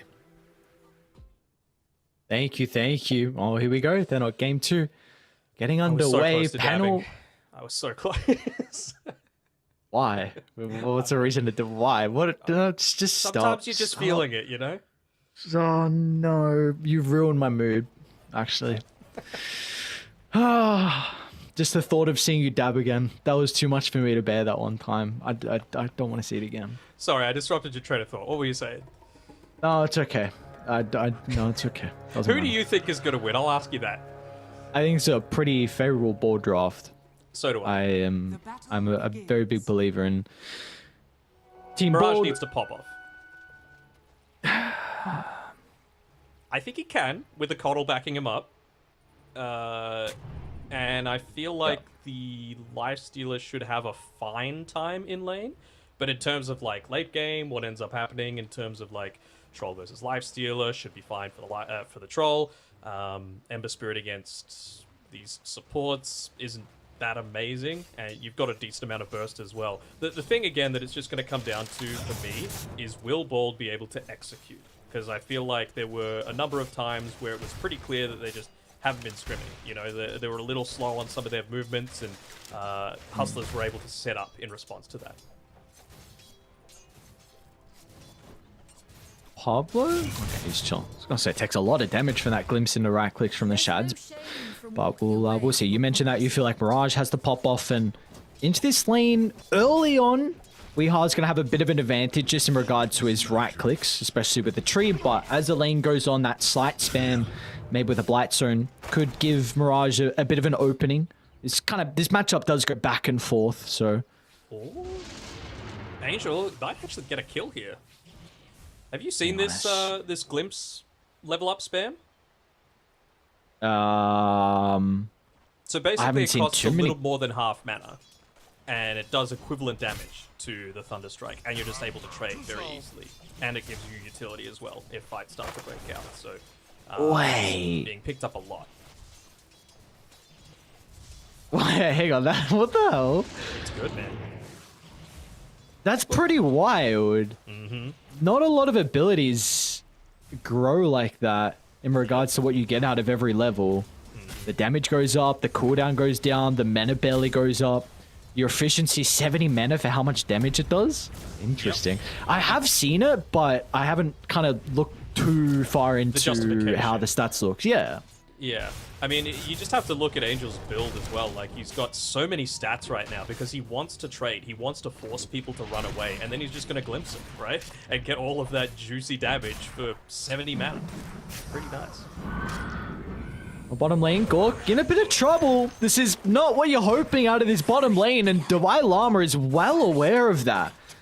You are picking this Troll Warlord to absolutely obliterate the Broodmother's lane, and the fact that D2 Hustlers are able to find first blood is not a good sign at all. Also gives him time to start farming a little bit for himself, you know, going a little bit more of the greedy route, as Coddles are prone to do. I honestly wouldn't even be surprised if he started to build up a couple of stacks for himself as well, just to quickly start to accelerate that farm. He's going to move away from Bengen just to make sure he doesn't go down. Of course, Snapfire does plenty of damage in the lane, but he's actually a little short on mana, just enough for one spell right now. So he's going to need to ferry himself out a little bit of that, some mangoes perhaps, just for some passive regen in lane.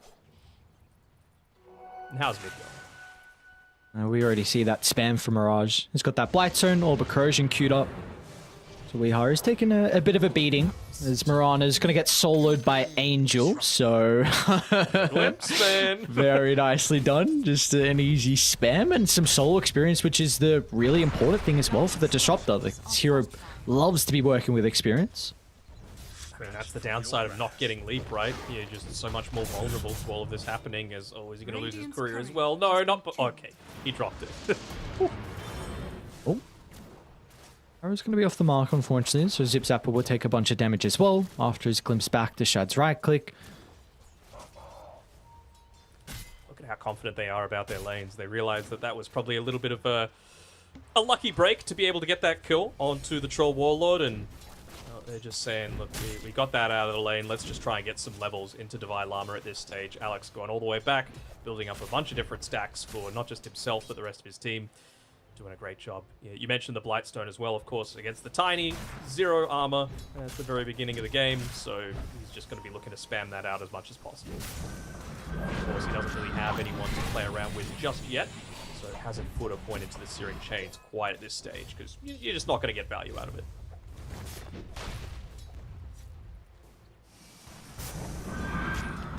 Some harassment coming out now as well. Got push a little bit further forward into the lane, and he's going to be copping a lot of these Illuminates from the Coddle. The lane starting to be pulled through as well. It's one of the advantages of playing so aggressively forward. Oh, nice cookie. Look, should be able to have the damage coming through. The Divine Llama playing with plenty of one charge just to keep himself healthy. And See if they actually want to get aggressive themselves now. They've got the Chakra to work with, but Sync and Bowl are on cooldown, so you won't be able to get too much damage out. Just kind of the back and forth that we're seeing so far out of the lanes. No crazy winners just yet. I think this bottom lane will get a little bit more difficult once the Brood's able to hit level 6, but I think more importantly, it's where those mid laners look to rotate. Probably looking at that 6-minute timing for the Power Rune, and in particular Mirage having his remnants to work with as Gork in a little bit of trouble. Illuminate will be able to sidestep it, but it means that Divine Llama can continue to get the right clicks going. They want to dive under the tower. Is actually kind of doing them a disservice, right? Just allowing Divine Llama to perhaps go for a little bit deeper of a dive. Like, well, they get a kill up on the top side. Revenge. Yeah, well, that's what the leap enables you to do. Just a little bit further chase. Will Mirage get lucky with the power runes once again, as Tiny's actually been forced all the way back to base, and he's going to get back to the lane, but still not up to that level 6, and you've still got this siege creep there, so someone is forced to come back. Yeah, that's a great point. I wonder if I was considering, like, does Angel TP mid just to try and catch out the Tiny TP and glimpse it back to base, but he's not wanting to commit the TP scroll just yet. Eventually comes mid.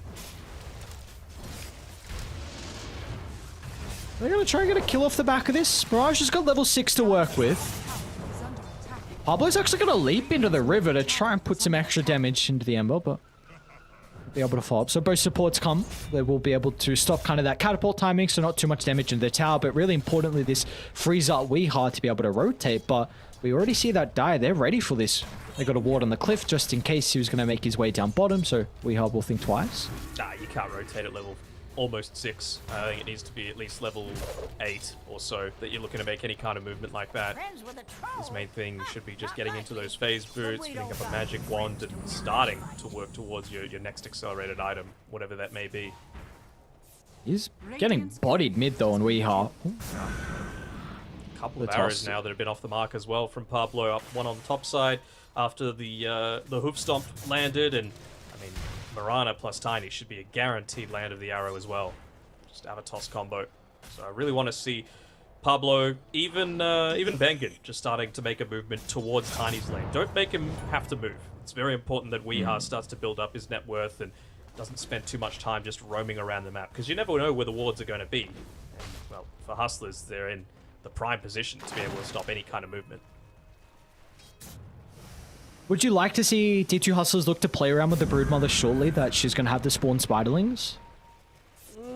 It's a possibility, but like, what kills are you actually going to be able to convert onto is my big thing. They might be able to get a kill here onto Pablo. There's the Chakra Magic coming into... Okay, ends up dodging up. Guessed down, did Mirage, so he's going to be able to get away, get some nice vision up as well. You can see that there's a stack being built up here. I wonder if Pablo's going to scout out the hard camp as well, maybe not wanting to get too close to the cliff ward just in case he gets picked off. Just waiting for his TP scroll to come off cooldown, I think. I said, no way he actually goes to check that. Checking all the other tree line, but didn't go down to the one towards the secret shop, so Pablo will be able to escape. Power Rune doesn't go over to the mid laners, so no potential for them to make some rotations. I do want to quickly bring our attention just to top to recap on how this has gone. I mean, Zip Zapper, Vanguard, he's going to be uncontested, but the same can be said about the Lifesteal as well. These two cores going to continue farming. I don't think we're going to see any rotations. They're going to be mid and bottom that the aggression will be. It's a bit too close for comfort. Ends up getting away though. I mean, he's had to buy the raindrops because of all the harassment that's coming out for him. I really want to see Centaur essentially follow around the Broodmother. Maybe once he gets this Blink Dagger, just to try and get the kill, to prevent too much of the map being taken away by Divine Llama. Because you've got the Vanguard, right? You're not dying to these Spiderlings. You're going to do a great job at just preventing that, and it's gotten to the stage where Lifesteal is big enough that he's really not going to care at all, even against a beefy Centaur. You can just bully him out of the lane, essentially.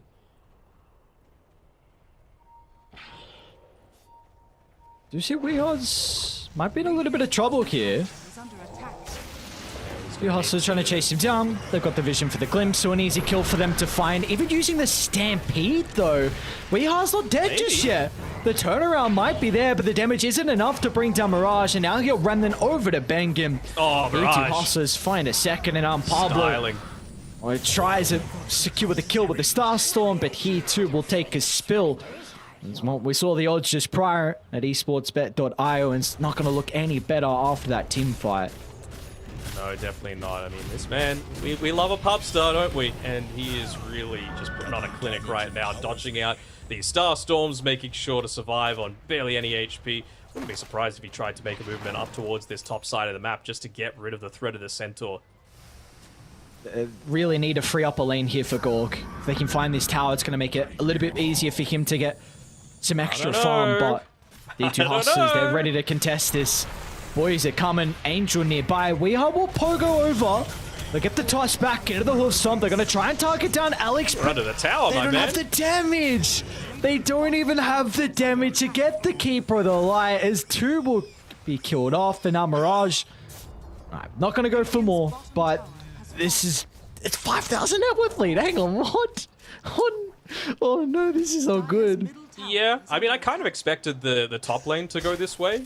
Wasn't really expecting bottom. Of course, with a Troll Warlord being such a strong laner, to be down that route. And, I mean, Tiny has a right-click advantage against the Ember, even though you yourself are going to get harassed. But to me, the biggest thing that Team Bold have been lacking is what I was talking about before, right? The arrow combination together with the Avatos combo. We just haven't seen that quite yet. And even with the Tumbler's Toy, I mean, that enables this combo so much more heavily, and we just haven't seen it. Kind of hoping the Tiny to snowball to make the space here for Gorg to get that farm.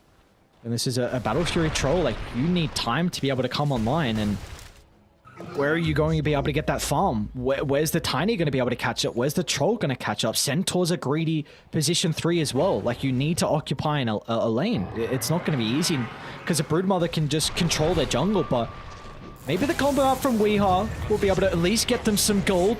At least they're able to find the Static Storm off before they bring down the Disruptor, so the turnaround will be there.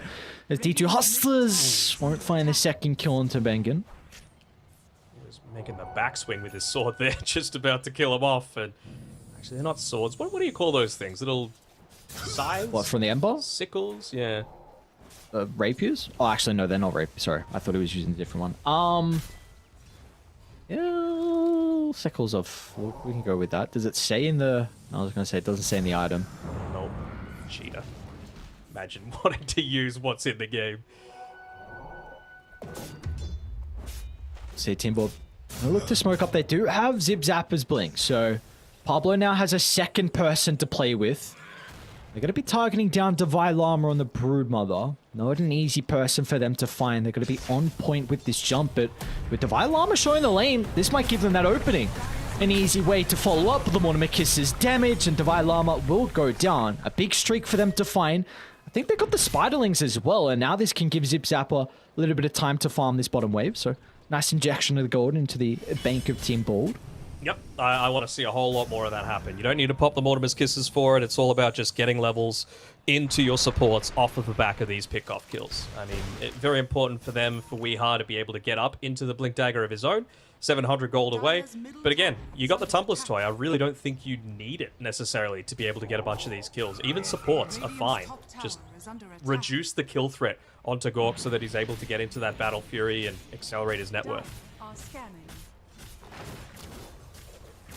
She's getting pretty close to her. One more component being that Claymore, so his triangle is Gork's home at the moment. Mirage. Oh, Zip Zapper. This would be big if there was someone there just to back it up. They were both minding the top power rune. So Zip Zapper at least able to get the Arcane Rune bot, take that away from the Ember Spirit. But he looked to get a kill here onto Alex. Ooh, where's the follow-up? One.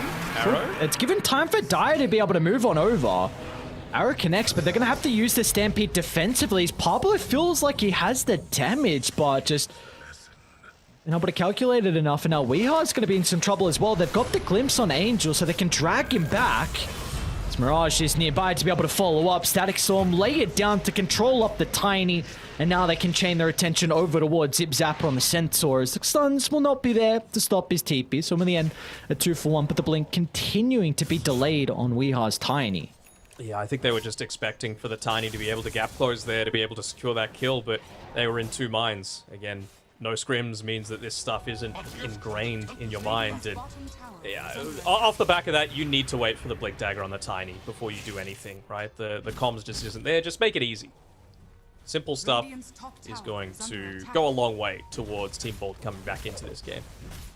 Is this 4 games in a row where we've seen Shad just be completely uncontested on his carry? Yes, but to be fair, he's had kind of 3 games each time in terms of the matchup, right? Or maybe not now. Oh, great reaction, Shad.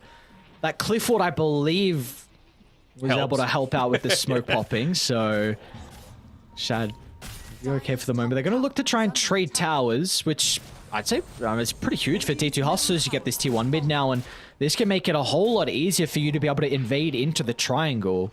Yeah, Gorks at least taking the tier 1 tower top should give him the money to be able to finish up that Battle Fury. But again, like you were saying, no tier 1 tower means that all those smokes can now make their way through the mid lane in that couple of extra seconds, and means that maybe you get caught with your pants down farming. Yeah, that's kind of the thing we brought up earlier, is that your cores need a lot of farm to catch up. We do at least have to blink now on Weehaw, so he's been able to find his farm, but with the tower now gone and this bottom jungle completely in control of the Broodmother, the net worth is just steadily growing for D2 Hustlers, up to 7,000 gold. And now with the Desolator completed on Shad, 1 successful team fight, and D2 Hustlers can look to reap the rewards of taking Roshan. Yeah. Zipzap trying to make it not too obvious with how quickly he pushes out that lane. If he just nukes the wave, they're saying, all right, they're grouping up, they wanted to go for a smoke. They end up doing it. They're going to try Mirage. Yeah, that'd be big. They are at the ready. They get the jump in. Static Storm to counter initiate, and now all of a sudden, not looking good for Team Bold at all as they group up in the meat grinder. A glimpse away from Angel. Doesn't bring the Mirana any closer, but look at Mirage going for the Infest Bomb. He'll make it up to the higher ground, but it will not matter. Mirage can easily clean up the Snapfire, and that was your timing. You've gotten all this farm on Weehaw just to hope for the blink to turn it around, and your first usage of it, you get no kills, and in fact, you lose 3 members. It's one of those times where I like the movement, and of course, it's very tempting to stop Mirage from having such a dominant game like he is. But they made that dive where they went onto the other side of a creep wave, so there was no possibility for an arrow to land onto this, right? Like, where is the angle for an arrow to happen? Great reaction time by Angel, just to be able to stop a lot of those combinations from happening, of course, as well. But, yeah, I mean, Pablo a little late with the mech means that they end up dying pretty damn quickly. And again, yeah, no arrow. Not connecting. Mortimer's kisses. Might be in some trouble. Gonna get out of range of the kinetic field. You just mentioned Angel and his reactions, and I mean, a lot of that comes off to his positioning. I feel like it's just another game where we've seen the supports have a lot of impact. Is again onto Zipzapper, but what can you do? Stampede out of kinetic fields, not gonna work. As they'll play their distance, Mirage does eat an arrow. This could be the opening now for them to potentially get a kill, as Weehaw finds the toss to glimpse. Unfortunately, not enough, but they're still gonna look to invade inside Radiant's jungle. As Divine Llama even feels the importance of showing up to the team fight. I think they'll have the ways to be able to catch up to Pablo, but in the end it will be a 2-for-1. He's going to do his best to maybe shove out this top lane, unless that's where I feel like they need to be farming right now. I mean, I suppose it's pretty important to push him on forward, but there we go. As soon as you get that Thunder Strike on you, leaping away is not going to do all that much. Very easy pick up for Shad, moving himself up to 3-0 and 4. He's actually got a really early Aghanim Shard as well with the open wounds, so quite effective against this, 3 strength core lineup and a Troll Warlord who has a decent strength gain in his own right. Item build that we saw kind of innovated by Mantu at TI, going that very, very early Aghanim Shard. You said a great way for him to be able to help out in this game against the heroes from Team Board. Another early thing we see from them is a gem Denok. This second game in a row where the gem has been picked up at such an early stage. Yeah, I think it's just very disciplined, right? Don't give them an opportunity to come back into this game. It shows to be Angel? a lot of respect for their opponents. They're going to be able to jump in on Weehaw to blow up the Disruptor, but again, they have to heavily commit to just bring one member down, and now this might be an opening for D2 Hustlers. All their heroes are starting to funnel into bottom. They're going to try and chase Pablo. able to secure the kill under the cover of the Moonlight Shadow. Team Bold will escape, and this is also giving Gorks some nice space to himself. He's going to be able to shove out mid, force out a glyph, also take away the power and for the Ember to play with. So a pretty nice sequence of events for Radiant. And D2 Hustlers are showing how much value they put into playing around their team. They could have very easily taken that bottom tower with the heroes being pushed back, no mana, but without the Disruptor, they feel like Angel is such a key component to a lot of their team fights and their initiations here. So it wouldn't surprise me to see them group up a little bit after this Ancient stack is taken, but certainly lots of avenues to be able to open up the map even further by taking that tier 2 tower bot. By Llama, they're going to get the jump. The Cliff Ward being able to scout up the Broodmother. I think the Spiderling actually tanked the arrow, so the stun lock is not going to be there for them to bring him down. Pipe activated, so the Broodmother is a-okay. Should be able to instantly retreat away from the aggression of Team Board. In fact, Mirage wants to re-enter the fight. Avalanche will hold him back for the moment, but a Chain's making sure there's no escape. They actually cookie Weehaw further into the middle. He's in the end, Tiny. He's going to be the only one that goes down. Angel's got a glimpse to drag another, though. Kinetic Field stopping Pablo from being able to leap away. Beautiful micro from Divine Llama, putting the Spiderling in front of himself so the arrow wasn't able to connect. That gave him the opportunity to pop the pipe, and the rest of the boys were instantly there. Just those little things that set teams apart, right? Like, could have very easily been a quick conversion onto a high-value kill. Allow them to get back out onto the map and a little bit of control, allow Gork to make the most out of that Battle Fury, but instead, it's actually a turnaround the other way. They lose all their vision because they don't lose the gem. They take the tier 2 tower, and the net worth league grows from 7k to 12.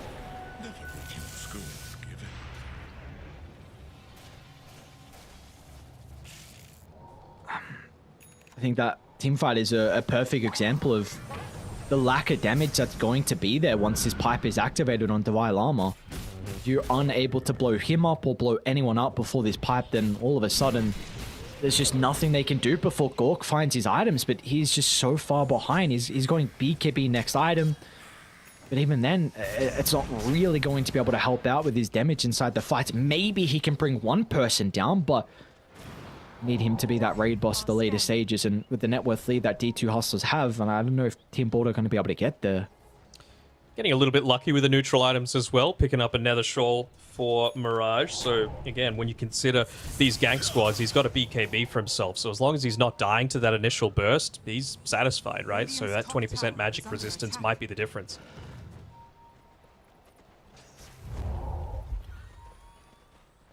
Speaking of smoke up. 3-man smoke. Pablo's going to reveal himself in the mid lane. Definitely not the target they want. So they'll take it nonetheless. An easy kill for them to find. Okay, Verve Mirage already looking for more as well. Bottom lane Shab was able to force Weehaw to TP out, so this means that Tiny is not available to play with for a little bit of time. It's an expensive outpost though. You know, the map's closing in on you. Shad's farming bot. You've got Mirage and Divine Llama farming top. You're getting kills mid. It just feels like a carbon copy of the last game. Where are you farming? And now they've used a smoke with creeps hitting the tower. So any kind of movement's going to be super obvious. Just putting their beefiest hero on the front lines. They can't blow him up. It's not going to happen.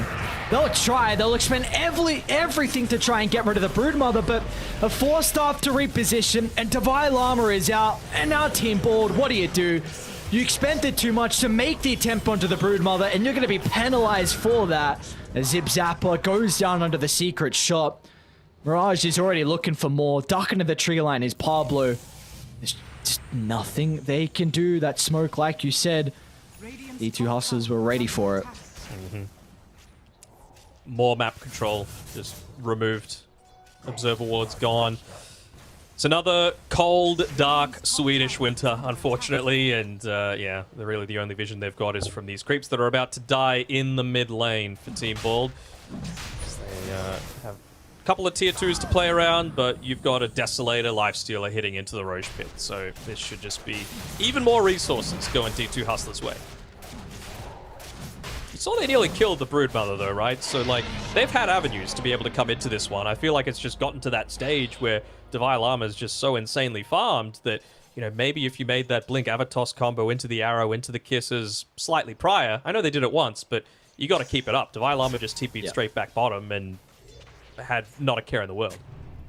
Yeah, that's the thing with the Broodmother is, yeah, you can kill her once, but if you don't constantly bring her down, then her farm is just going to rapidly grow with how much you occupy the enemy's jungle. And not even her farm, but, I mean, look at Alex, man. This Coddle is ahead of the offlaner and the position 2 on Team Bald. He's barely got Rex. behind Gork, and he's going for a goddamn Hex. You love to see it. You love to see it. The supports... you can play like this when you've had such a strong performance, and they're going to be So here we are. rewarded. Let's see, Weehaw trying to farm up inside the lane, even using a Stampede to maybe hope he can somehow get out. The TP will be cut short. Gets pretty close to it, but yeah, Mirage will be able to find it. Let's see if they make the go up top. Gorg. Swims in the kinetic field. It's going to be forced with the BKB. It's a pretty decent Mortimer Kisses as they bring down the Disruptor, but that is all they'll get out of it. BKB, Kisses used, and still D2 Hustlers can occupy the map. Really wanted to force that battle trance out of Gork. They got the BKB. Actually, might be forced to use the battle trance now. Pablo and Shad's diving Gork for Team 4s. Yeah, there we go. Battle trance is out. Instant use of the Infest, so he's going to be Hide him out of protecting the the Gork. base. He's not going to get enough life still back. They'll pop out. Oh, and no. Blow up the troll. One Not the tip. tip. Only one? Only one tip as Bengen's in trouble as well. They don't have the detection though. After Bengen pops out, they're not going to move forward. An incredible hoof stomp, but the follow-up is just not going to be there. Weehaw waiting in the wings, but doesn't see the opening. Try and blow up the life still. Of course, he still has this Aegis advantage. Surprised they didn't go for that, to be honest. I feel like there was an avenue to potentially get rid of this Aegis that still got a good 3 minutes on it. Might have dissuaded them from going in onto the high ground, but you know, this isn't anywhere near as much of the game as we saw last time, right? Like the Drow Ranger plus Keeper of the Light high ground, much more concerning than what they've got on Team Bald right now. Could very well look to end it at around the 30-minute mark if they were wanting to. Might just be waiting for that Skull Basher to come out for Shad. And the Hex, of course, on Alex. Did they lose the gem? What's going on? They did lose the gem. Okay. Little silver lining, I suppose. All right, what's the win probability? Have a guess. Probably like 100. 5%. You keep underestimating Team Bald, man. Oh, It's a little bit of bias seeping through. What do you mean? I thought they were going to win. I gave them... I liked their draft. I gave them the edge, and... You know, I know you're a bit of a crit streamer fan, but there are other people from Scandinavia out there. What? Like Gorg stream. What are you trying to do? Throw me under the bus here? Zip Zapper? Should be okay for the moment, but easily able to find the full set of barracks. EU time zone's not easy to watch streams for me. I don't have a DGen time zone like you. We both know that's not true. I've seen you in the chats.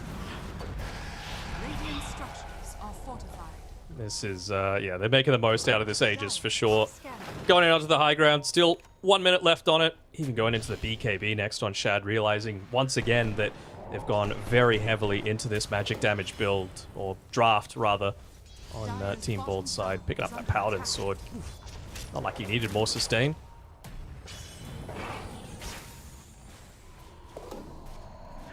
What can you do? What can you do? Gork is like, alright, Go to the other just side gonna of the farm map. up the triangle, but What's he picked up? A Basher?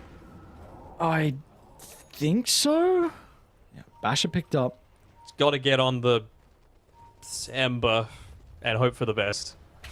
Get that chain route, chain bash going. Are they trying to catch him off guard with the Moonlight? Still got Aegis for 30 seconds. Is there a potential toss back into the stun under the tower? But that attempt won't even be made.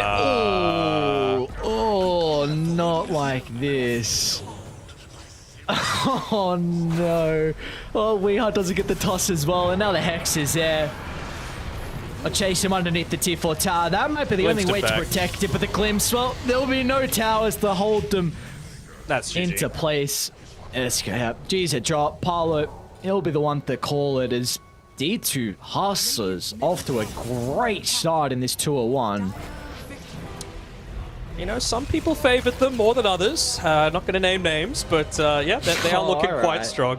But the thing is, I just never really felt the effectiveness out of this Mirana pick. That's, in my opinion, there were a lot of issues, for sure, for Team Bold this game, but the Mirana, it felt like that block pick that I was talking about, right, during the draft. They banned out the Hoodwink, they picked the Mirana so that the Ember Spirit wouldn't have someone to play with, then they just pick a Coddle who does not exactly the same thing, but still along this similar sort of wavelength. And I think I saw about 5 arrows that were just thrown out for no purpose when you're playing with a Centaur with Blink and a Tiny with Blink, and Arrow was actually the last thing that he leveled up. So I really don't think they played it to its fullest potential, unfortunately. And yep, D2 Hustlers looking strong.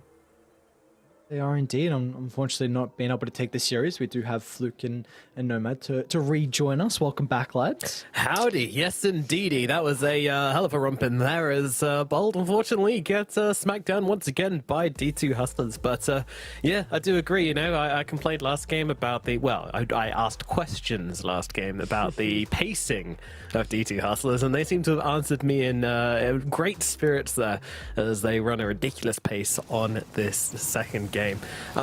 Yeah, I mean, anything do you think Bold should have done differently there, Fluke? I have to kind of agree with Matt. I felt like they were a little disconnected in the way some of the ganks, like we just saw in the replay there. Like they had that play to try and take down Mirage. They just had the Blink Dagger on WEU. They wanted to try and get it done. Completely turned around with the 3 for 0. They didn't know that Angel was sitting behind him, behind that tier 1 tower. So it was a little bit rough for them. But this was like a good shout for them to try and have some semblance of coming back into this game. But, you know, Gork pops the BKB, pops the ulti, doesn't even get the kill there onto Dalai Lama, and they lose almost everybody, and then they just have to walk back and sit inside of their base.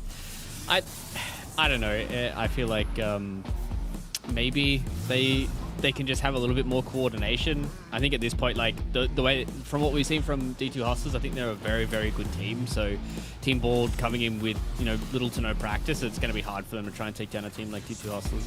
Yeah, especially when you get out of the laning phase with a big deficit, it can be really hard to make that up unless you are able to kind of come together, coordinate, and make, you know, efficient plays where you know you're not going to be outnumbered. These are the things which takes years and years for some teams to really kind of get a handle on, especially when you're facing better and better opponents. And we've talked at great lengths about how good this Western EU Div 2 is looking at the moment. So yeah, tough one here. Any individual standouts on the side of Hustlers for you guys, starting with Danog? Angel, let's go. More support players. I mean, it was him, right? Like, he dominated the laning stage.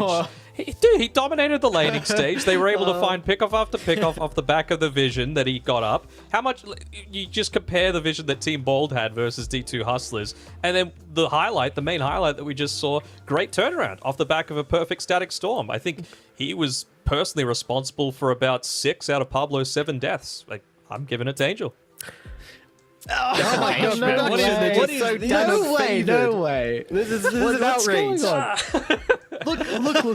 I very much agree. I think Angel had an incredible game. This is multiple games now. I think he's performed at such an exceptional level as a position 5. He's doing a whole lot across the map, but I don't know. We have to keep in mind Danog is a position 5 player. Like, he is well and truly biased towards supports. Move forward was so cool. He played great, but you can't, like, 2 games in a row we're avoiding Mirage now. I know. This man is, again, he was unknown. He was really the person that we were not sure of coming into this tour for D2 Hustlers. And now we're, like, I really think we have to be considering about teams.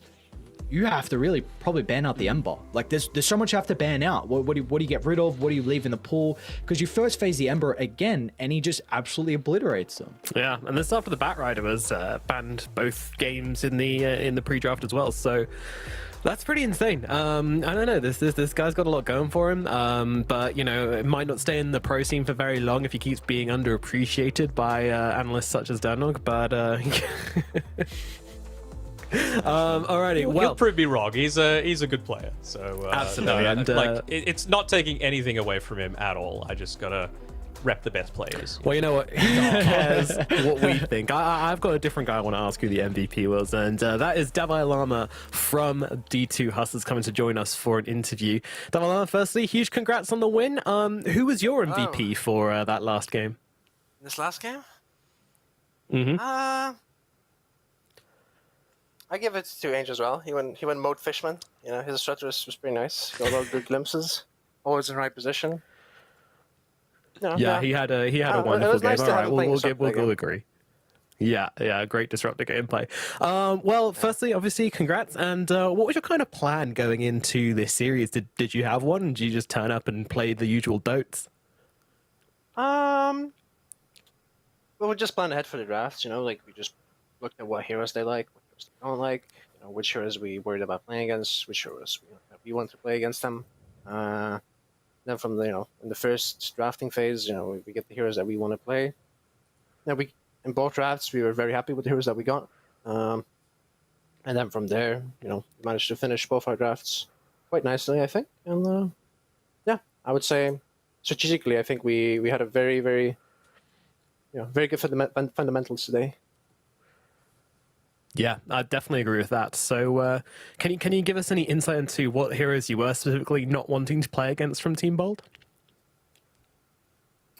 Mostly just Weeha's Batrider, but they banned it themselves. So it was like, nice free ban. I really have to ban this because he didn't want to play it, or they didn't want to play against it. Okay. Yeah. I mean, that's coming out from Mirage right after yesterday, and then his Ember today, looking very fresh. I mean, have you been impressed by him so far in your team? Yeah, very happy. Like the first time I played with him, like a couple of months ago, I really liked him. I really like playing with him, Shad, and Alex. I mean, I was already playing with Alex obviously, and I was going to play with Alex anyway. Yeah. But I thought like he's really, really talented, and I thought Shad was also really good. Shad he's like doing better in life. Like he had some. He was a little sick in the past, but right now he's right now he's like doing a lot better, and I really, really wanted to play with Baldum, and so I made a decision to stop playing in A Division 1. So I just sold my slot to Dendy and I moved to EU. And that's where we're right now. And yeah, I'm very happy that I went with this team, and I'm very happy with my teammates. Especially Sounds Mirage good. Glad to hear it. All right, Fluke. Yeah. Oh, sorry. I just can I jump in? I just wanted to ask, just on the back of talking about NA. Like, all right, what do you think is the biggest difference? Because you've been playing in NA for like 2 years now, ish. What would you say is the biggest difference in at least competitive play between the two? Well, obviously, there's just in EU and CS, the talent pool is just so much bigger. In NA, like in NA Div 1 and Div 2, like barely, like less than half of the players are actually from NA. And that's partially just because like play less. It's also mostly is because it's like impossible to like make a living unless you're on a tier 1 team. Unless you're in an S tier team, you cannot make a living playing in NA. So the talent pool is very shallow. There's not a lot of room for growth. It's very hard to like invest a lot of time in Dota. While in Europe and Eastern Europe, it's a more viable career choice because there's not that many other viable career choices in in countries like in ex-Soviet Union countries. So the talent pool is the biggest one. There's just so many players from CIS and in Eastern Europe that have a lot of potential. In NA, it's less so, but it's a very tightly woven together, somewhat comfortable scene. I would say I did enjoy playing in NA. It's a very homely scene, I would say, and yeah, I'll miss it. Sweet. All right, Fluke, you got a question for Mr. Davai Lama? Yeah, I do. So obviously, when we had a chat to Shad after your first series victory, he said that this Div 2 is extremely tight. Who do you guys feel like is your kind of main competition? Because so far, I think in the first two series that you guys played, you haven't really been tested all too much from Ivy and Team Bold. Yeah, exactly. Team Ivy and Bold are probably teams that we would rate the lowest out of all the teams. So we had a soft sort to DPC. There's a lot of good teams, like, Alliance, Monaspa, Urdu, and the Ancient Tribe are all very good teams. And, we expect they will put quite a fight when we play them. Probably Urdu is the strongest of all of them right now, I think. So, yeah, those teams are going to be the biggest challenge. All right, naming the names, we like to see it. Aries, you got any questions? Yeah, going back to TI, was there anything that you're able to take out of that experience, whether it be game-wise or just, personally as well? Oh, there was a lot. Yeah, I traveled to Singapore. I got to see Singapore. It was really nice. Stayed in a 5-star hotel paid for by PGL. It was a great experience. The production of like the Last Chance qualifier wasn't top notch, I've heard, but like to be there was really amazing. To meet all the other pro players, and to play TI games. It's an experience. Like it's not literally TI, but it was close to the for me. And I enjoyed it. I was very lucky to be able to play there. And yeah, I like it's an experience to play, in a big tournament like that, like both physically and just pure Dota wise. Sorry, I mean like mentally, and pure Dota wise. Yeah, it was just a blast, Glad you had a good time. Absolutely. All right, last question from me then. With the D2 Hustlers, or even yourself personally, is there any team specifically which you look at when you're kind of training and that you want to emulate the most? I would say we just look at a lot of teams, see what they do well, see what we right, and we just find out what works for us. So I wouldn't say we try to emulate team. We try to emulate the best teams in the world, right? We emulate. We look at what Thunder does, we look at what Entity does, and a lot of other teams, and see if we can implement what works for us. Makes a lot of sense. All righty. Thank you for the insights, Davalamo, and best of luck with the rest of your Division 2 journey. Thank you. My pleasure. Great stuff indeed. Well, it will indeed be D2 Hustlers taking the 2-0 victory over Team Bold here at the Western EU Division 2. And yeah, I thought the most interesting thing was that we actually got some names dropped, which there is still one big question mark, and that is the kind of water rune enjoyers, which no one's actually mentioned or talked about yet. Is this just a big question mark for everyone? I think so, Possibly. Right? Yeah, they got some individually skilled players on the team, right? So I think it's just a matter of how the cohesion is going to come together, as always. They didn't have the greatest time last year, so let's see if they're able to put it together this time around. And, well, for any Alliance fans, he said Eridu Thunders is probably the ones that he's got sitting at the very top, so pretty challenging second series for any Alliance fans and the Alliance players and staff themselves. Yeah, indeed. All right, Aries, got any closing thoughts on this series and things in general before we throw it over to a break? D2 Hustlers look scary, man. I don't know. This is a team that's building up a lot of momentum. Like you said, he probably versed the two weaker teams in his opinion. So I'm excited to see how they look versus some of the other teams that he mentioned at the later stages. But yeah, this is a really, really strong team, and I'm excited to see their run. Absolutely, completely agree. And a lot of these teams, it's going to be fun to see them progress and which teams make it through, because I just don't know at the moment. Well, we do, of course, have to thank our sponsors for this Division 2, and that is, of course, the gentleman over at ESB, that is esportsbets.io. And if you want to win yourselves 25 USDT, then you can have a chance if you join the Discord and also find a little bit more information about their Watch to Earn feature, which is very interesting indeed. So head over there if that kind of thing tickles your pickle. But over here, we're going to be throwing it over to a break. So it's going to be around 30-40 minutes until we're back for the next series. And if you're wondering what it is, then it is a spicy one indeed, because it is Alliance versus Eridu Thunders. Eridu looking pretty good on Wednesday. Alliance, unfortunately, can't say the same thing. Will they shift it back into gear? You'll have to join us in a little bit to find out. We'll see you then. Can we help you? Kill this tiny. He's slow as fuck. I'm coming from behind. Tiny is stuck. I can force you. I'm fine. I give you mana. Spells. Yeah. I'm alright. He bet me very stuck. Yeah. Oh, he's here. I get more. Nice. Top a lot of farm. Yeah, you can go. I give you mana. Fishman!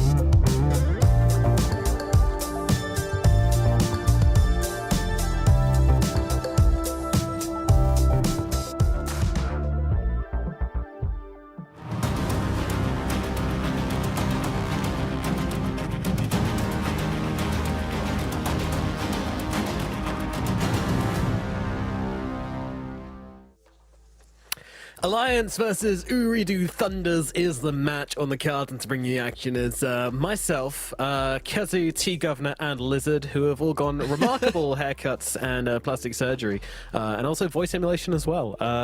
It's How you doing, Natty? Thank you very much. Yeah, it's very good, very good. Yes, indeed, we have Alliance vs Uridu Thunders on the cards, and if you guys are just turning up to this one, maybe you missed February 1st's games, you might be thinking, surely Alliance, they got this, but both of these teams had slightly unexpected I mean, maybe not for Uridu Thunders. People did have eyes on them after they did such a convincing run in the closed qualifiers, but Alliance had the rocky start.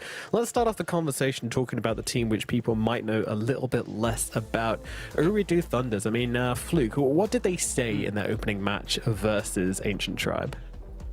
I think they kind of showed us they have a few different strategies up their sleeves. They played a large array of different heroes. They showed us that TA2000 is one of those players that can play a wide variety of carry heroes. He played SF in game number 1, then he played a Morphling in game number 2, so just showing us that he has some more of these extra heroes in his back pocket. I think Noob really showed us that he's a very, very good mid laner, as always, and I think this Uridu Thunders squad really has a decent amount of heroes at their beck and call, and I think that's probably going to be the big issue that Alliance are going to run into today is, like, what do you really feel like is the important heroes that Uridu Thunder are going to try and use in this series to take you down after such a rocky start for Alliance here in Div 2? And Dano, what are the heroes on Uridu, the main ones we got to look out for? What are we expecting from them? I'd say it's mostly around TA2000. Like Fluke was saying, when I think of him, I think of like Watson style of heroes, ones that can really carry the game into the super late. Your Svens, your TAs, those sort of things. So I really want to see them play around the strength of their team, which is him as that win condition. Yeah, absolutely, and that SF is absolutely terrifying earlier on as well, and in general. And then, of course, you've got the wild card on this team, Noob, who will play just about anything in the middle lane. He's got a few signatures, but overall, Noob is kind of like comparable, I'd say, to Wish on Monospa, where he's kind of just going to control the tempo of the game and try and make as many plays as possible. He's a pretty scary player, isn't he, Ares? That he is, and I mean, he's going to be going up against a really formidable opponent in Chuen in the mid lane as well. So to see these two match up is going to be really exciting. Yeah, and that's an interesting matchup indeed, because we haven't seen a lot from Chuen recently. He's been off the cards for almost a year. Actually, took almost the entire year off after TI with Fnatic, and haven't really seen him since then. Do you think it's hard to come back into Dota after such a long break, Ares? I think for some people, potentially, maybe that time you've been able to build up the drive again. You have that hunger to be able to come back into the scene. I'm not quite sure if it was playing a whole lot kind of on the back end, just still playing pubs. It really just depends like how much you just completely dive into in regards to gameplay and playing with the team again. Just on that hunger as well. I mean, we spoke with Shad a couple of days ago, right? He clearly had the hunger after taking a involuntary break from it due to medical reasons, but Chuen, as long as he's got the hunger there, I can't see any reason why he can't reach the same sort of level that Shad's had ever since coming back. Yeah, because when he did play with Fnatic, he was looking incredible. Like, he was really, I was very, very impressed with Chuen's performance when he was with Fnatic. Of course, for those couple of majors, they didn't have the run they were hoping for at TI, but he was someone who I was very, very excited to watch. So yeah, like Dano just said, if the hunger is there, he's a very, very scary person to go against. He is indeed, yeah. And, Alliance, unfortunately, not having the start they wanted. So we'll see if all of their players are able to kick into gear. I mean, Flick, you with me on that series on Wednesday. What exactly went wrong for Alliance in that game? I think they haven't really found their kind of identity just yet in the meta. Obviously, it was their first competitive showing for this roster as well, so it's a little bit hard for them to try and figure out how things are going to be working in the competitive scene for them. Yeah, scrims are great and all that kind of jazz, but at the end of the day, when it comes to your officials and day of, that's when you need to perform, and sometimes it might not be able to work out for you. As we've already said so far, it felt like they just didn't have the right ideas just yet, and they're still figuring out a few things. Did look back and one of the other officials they played the other day, they did come out with a 2-0 victory, and it seems like they're starting to change a few things. They haven't changed all too much coming in from their first Division 2 match, be it only 2 days ago. So I feel like as long as they just get a little bit more experience under their belt, I think they should be perfectly okay. But, you know, as Matt said at the top of the broadcast, they have a very rough start. They have 3 big teams for them to go up against in the early stages of Div 2, and they kind of need to start out hot and figure out what's wrong and get it done right now. Otherwise, the back end of Div 2 could look bad for them. Yeah, indeed, and you know it's kind of unfortunate because you know they're coming down from Div 1, which means the seeding has placed them against the closed qualifier teams who you usually expect to be the easier teams, but not in this case because these closed qualifiers were pretty brutal, and yeah, both Urudu and Monospire have proven themselves to be very, very worthy competitors and are going to be aiming to get up to Division 1 this season. All right, we do indeed have ourselves a draft, so let's jump into it. But I want to give you a little bit of insight first into Alliance before we start talking about the picks, and that comes from Arthur, who's the team manager, or principal, I believe he's called. And I did speak to him before the game, and he basically told me that they're going to be aiming for comfort this time around. They feel like they didn't really achieve that in their last draft, and Monospire just had a better idea, which they're able to execute. And yeah, so we're definitely going to see a return to some classics for them. Dano, what would you say are the classics for some of these Alliance players? Well, one of the things you would have said was S4 Magnus. You know, his last name is literally Magnuson, you know, the son of Magnus, and he got absolutely stomped when he was playing it last time. So, you know, some of it is going back to the tried and true stuff, and some of it is just saying, look, this is the meta for a reason. We can't, you know, go ahead and pick something into 2 direct counters just because we're comfortable with it. We kind of need to adapt a little bit and, you know, pick your position 4, your position 5s that go in a little bit. In some third-party tournaments, they've had some success with the Clockwork as a supporting role. I think they could very easily find some further success if they just lean into that, because that's what I see Hanskin having strong performances on, is you know, his Clockwork, his Tusk, those style of heroes. Yeah, they get those Brutals on board, but it's going to be Uridu who start things off with the Clockwork, and Alliance actually at the moment looking like they're sticking on meta, but that's usually what we see for the first few picks. You know, you're generally pretty much on the rails, at least when it comes to like the Rubik, the DP. Batrider's still floating around the pool though, must be tempting for Alliance.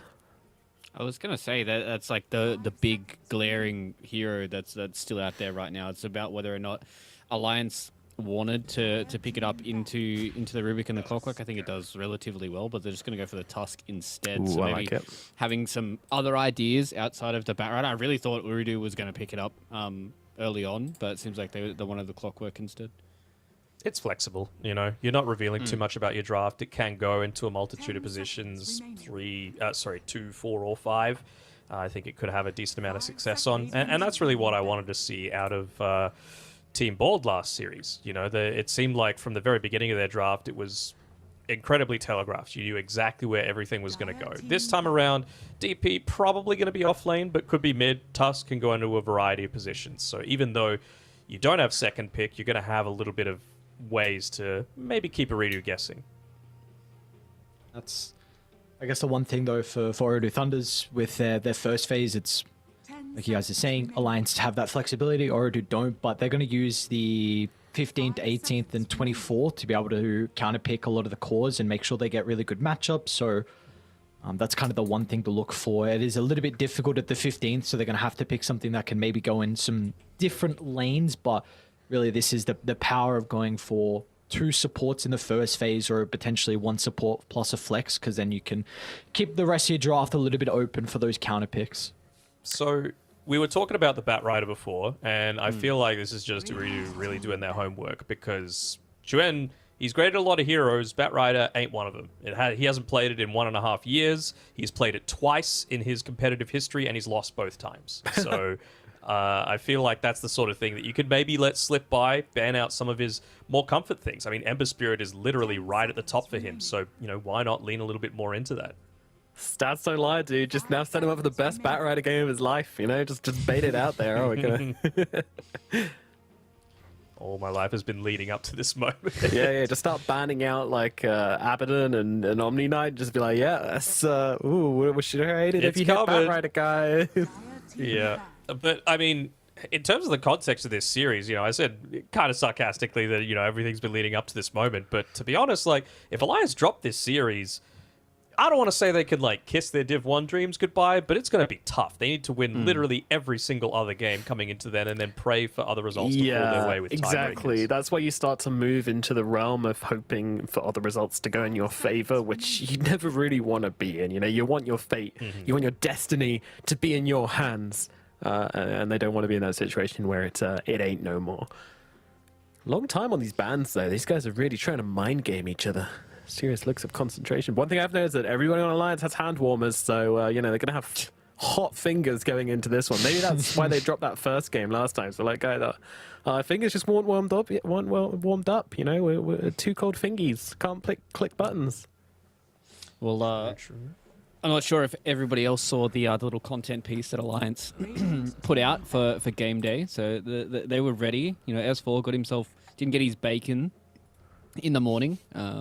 So it seems like he's very warmed up with it with the hand warmers. They came in with a Poggers draft. They were talking about techies, so I don't know if that's like actually a meme or whether or not Ponlo wants to play techies.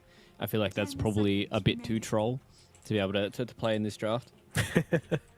You got to put something in there in Techies case fan, the though. enemy's watching your vlogs. So that's the thing. You need to throw in some curveballs. You're like, man, I really want to play IO carry, guys.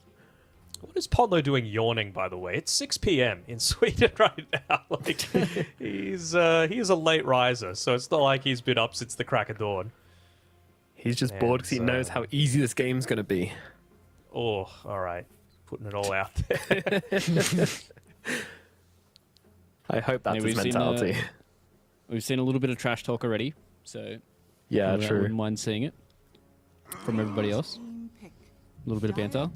More Faceless Void bands coming out here as well, Pangolier.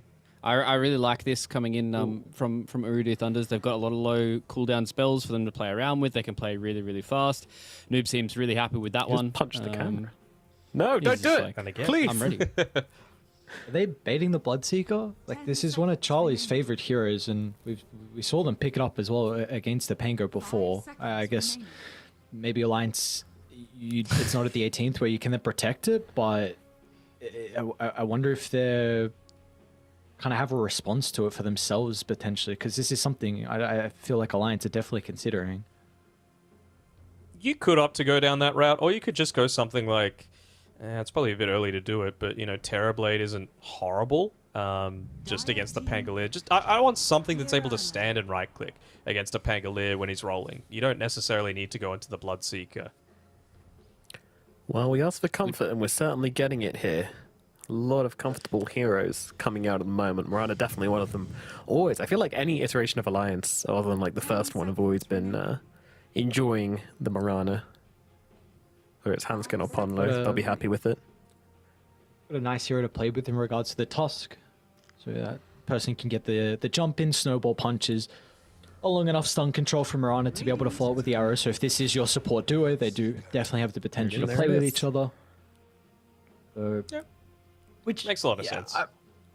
So the reason why I'm intrigued on why they picked the Pango, because they could have banned it instead of the Void. I guess the Void is still a pretty scary matchup into the Pangolier as well, so they obviously feel like the Pango can have a decent time versus the Bloodseeker in regards to his itemization. Maybe this can also set up for a carry potentially for them, like a TB, something they could be considering. Doesn't particularly care about the Rupture. High physical damage can be nice versus a Death Prophet, can fall back into the jungle at a pretty early timing as well if required. There's no way Medusa's still a hero, right? Because that's like when I see the carry versus carry matchup, Medusa is generally the first one that I think of to go into a Bloodseeker. Yeah, I feel don't want to move anyway, so Rupture me all you like, buddy. Yeah, she's not going nowhere. In case you're wondering, by the way, about Alliance's supports, this is very, very popular for kind of Ponlo. He tends to play position 4 heroes in the position 5 for the most part. A few exceptions here and there, but his hero pool is very position 4. Same with Hanskin as well, so they kind of share a hero pool very closely, which makes it, I guess, kind of annoying to know where the lanes are going, but it's probably not that annoying to draft into. Tidehunt's going to come out for Urudu. Fluke, what do you think about this one? I think it's just a straightforward team fighter for them. You know, it's a natural greaves builder. It's not going to have too many issues with the Bloodseeker in lane. You can always crack and show off the silence if it gets too bad for you. You shouldn't have too many issues with the rest of these heroes as well. So I think it's just a really good, solid, stable hero for them. And they should be pretty okay with it. They played it in their series a few days ago as well. So they're more than happy with this. I think it's just a general, just really good pick for them right now. Yeah. You want a couple of stats? Yeah, hit me. All right, so for Alliance fans, they've picked the Mirana twice since they've had this iteration. Won both times, so good news there. Tidehunter, 7 picks, 7 wins. So clearly something that you are feeling very, very confident in being able to play. 3 of those wins, actually 4, I believe, coming up against other teams within the Western European Div 2, as well as Virtus Pro. So taking a game against... one of the teams that came 4th, I believe, in Eastern Europe's Division 1. So clearly it's something that they know very well how to play around. Yep, they play around it very, very well. It's definitely comfort for them. So both teams kind of leaning into their comfort picks here. But yeah, I'm interested in how the lane goes. I mean, clearly they're confident in it because they were kind of baiting the Bloodseeker, as you said. So this I think this is what they wanted. I feel like Alliance have kind of played into their hands a little bit. Do we feel like Chuen is comfortable on this Tusk? Is this going to be played mid, or are they going to flex it to a support? It's a possibility. I think you could still very much go a support from here, but the question is like, what? Yeah. What do you want to have? I think they need more damage. Okay. Because if they were thinking support, I was thinking maybe Disruptor for the Tide, but I mean, Tusk does give you quite a lot of damage. I'm not too worried about that. And also, if it does go mid, then you've got the dank combo of Rupture into Kick, which would be... Mwah, that's a chef's kiss from me, but... Yeah, as we said... Easy. Hanskin and sounds pretty good Pondo as well. sharing the hero pool makes it very difficult to kind of predict what they're going to do and how they're going to run it. Hanskin on the 5, recently moving from 4, makes it quite unpredictable. Final pick I think from them. Disruptor's the best shout there is, yeah. Nice. It just gives you the best way to be able to lock down the Tidehunter, which is one of the issues that you might be having right now for Alliance. They have a good way of killing him. You can always catch out the Pangolier as well, and you can glimpse back the Clockwork when he hook shots in. So I'm liking this Alliance draft so far. They might be lacking tower taking outside of the Exorcism, but I think the rest of the heroes are pretty good so far. Yeah. Final pick from Urdu then. What are we looking for? Looking like a carry. Sniper and TB being banned out. So they don't want one of these big heroes which can kind of sit on the back, blast away. The Drow banned out earlier as well. Along those lines, there's not a whole lot left in the pool, has to be said. They could... Oh, they are going to go for it. All right. Let's go, baby. All right. Let's go, Fluke. Yeah. All right. Going for the long shot there, Fluke. It pays off. So, yeah, Urdu kind of taking things at their own pace. I feel like both teams have gone super comfort this game. We're going to be seeing both teams kind of playing on heroes they know very, very well. But yeah, Fluke, which are you leaning? I don't really know if I'm being perfectly honest. I feel like both these teams have kind of what they wanted. The TA 2000 Medusa, to me, we touched on it before we went into this draft, that TA 2000 really feels like their kind of standout player on this team, and he's really kind of their win condition, and that's when they look the best, is when he's on these hard kind of carries. So I want to lean a little bit more towards Urdu Thunders just because of how good they looked in their series a few days ago, and they're kind of the ones that need Alliance to run into them, and Alliance need to take this game on and get it done early, otherwise the Medusa's going to take over this game. Yeah, I mean, it could be one of those. It could be one of those indeed. What answers do you feel like this draft has to the Medusa, Danog? I don't necessarily think they have that many answers to the Medusa, but it could just be that they feel like they've got answers to everything else that Urdu Thunders have, and it's just a matter of like divide and conquer. For the Pangolier, you've got, of course, the Rupture, you've got the Exorcism that's going to be constantly attacking into him even when he's rolling around, and once Tusk peels into the BKB, you can even do some right-click damage through the Walrus Punch, so I feel like they can take him out of the equation, and then we mentioned like Tidehunter, plus Disruptor with the Static Storm inside the kinetic field. It's one of the few ways you can actually lock him down. So I feel like that's the way that Alliance are going to play this. Don't worry about the Medusa until the very end. Okay, well, I mean, that's a lot of people have that attitude coming against Medusa. It can be tricky.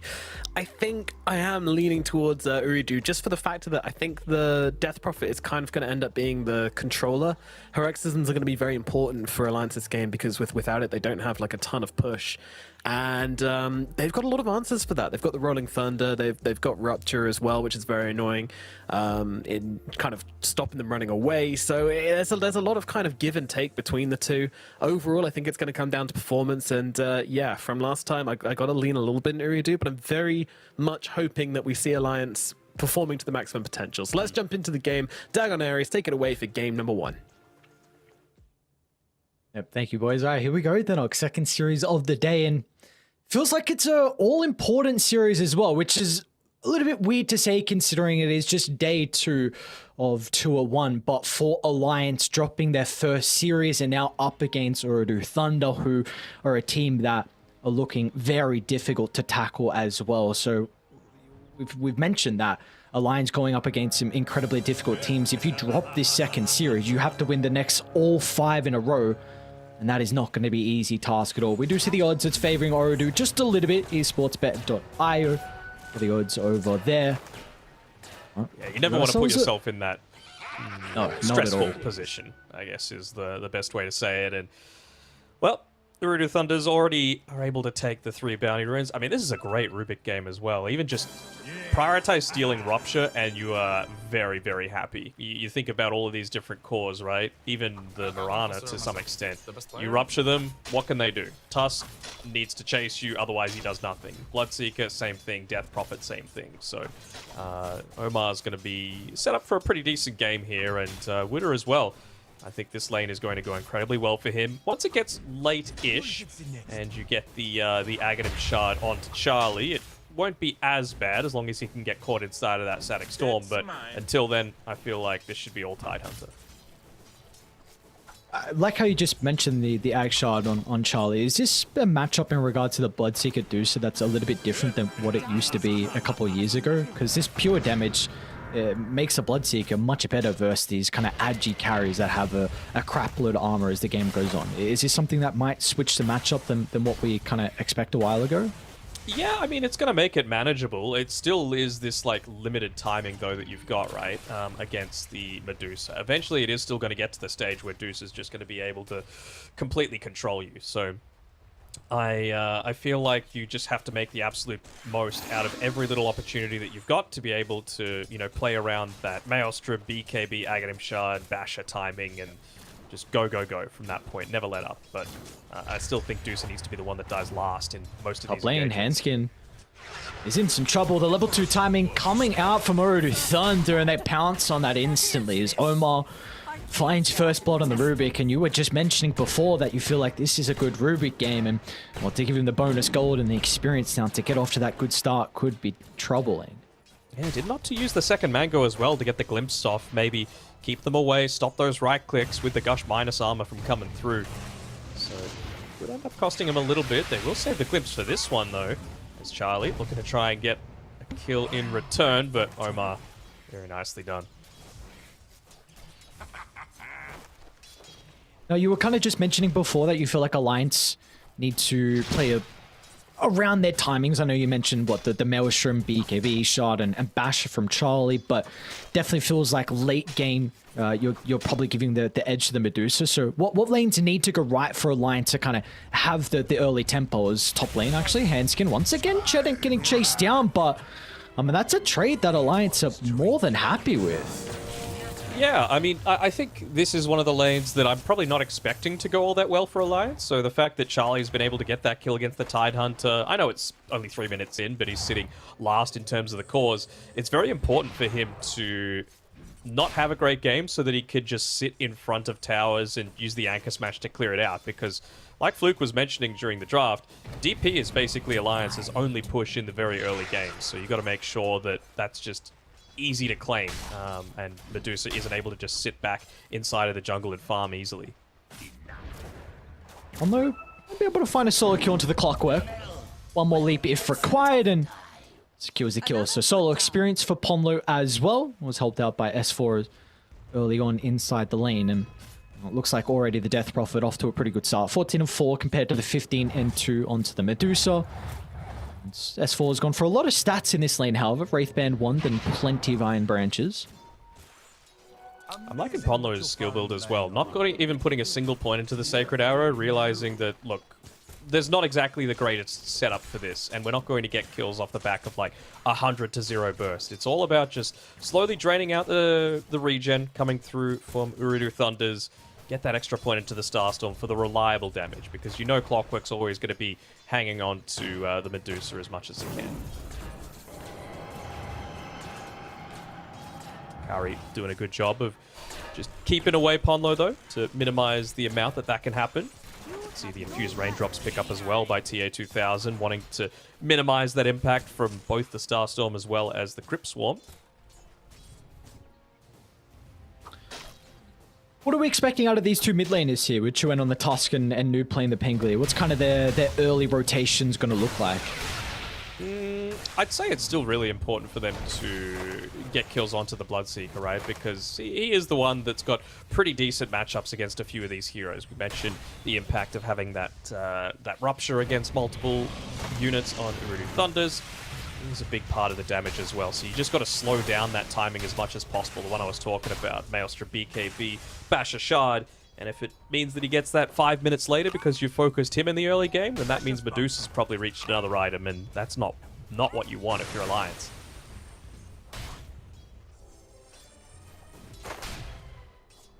Do see Charlie being slowed down a little bit at the moment. The Tide and the Ruby continuing to try and spam out the Bloodseeker. They will get the small camp pull though, so Charlie's trying and play around with some of his lifesteal. But we do have Chuen up to that level 6 as well. Just before Noob needs a couple of creeps to get towards that experience, so looks like both sides, or at least both position 2s I should say, is going to have their ultimates to work with this first power rune. Bottom, Ponlo and Kari is having a little bit of a brawl. Clock will be able to get some distance with the cogs. Might give them an opportunity though that the Clockwork can't rotate, and Ponlo can look to get involved for this potential rune contestation.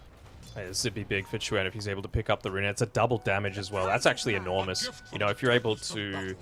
I mean, I was really hoping that Ponlo would make a rotation towards mid just with that Walrus Punch Snowball to be able to guarantee the Sacred Arrow afterwards. And Noob, he's actually going to move back, maybe considering checking if the Bounty Rune's available, but Ponlo's done a good job to pick that one up. He's also kind of thinking that maybe he would take this time to make the rotation up towards top with the Rolling Thunder while Bloodseeker doesn't have that Rupture available, so you can almost guarantee a kill. But looks like he's prioritizing bot instead, realizing Medusa is going to be what gives him a good game, but doesn't see the avenue for it, so he's forced to back off. Yeah, great scan from Dire. Connecting onto Noob. Trying to make his first rotation down to bottom, so Chuen's going to instantly shove this lane out. This will free him up to potentially find a kill, and he might actually run into a Mar, but their scan is also on the mark as well, so they are aware of this toss maneuver. Both sides really on point with their first scans of the game. Good understanding of what their priority needs to be at this early stage of the game.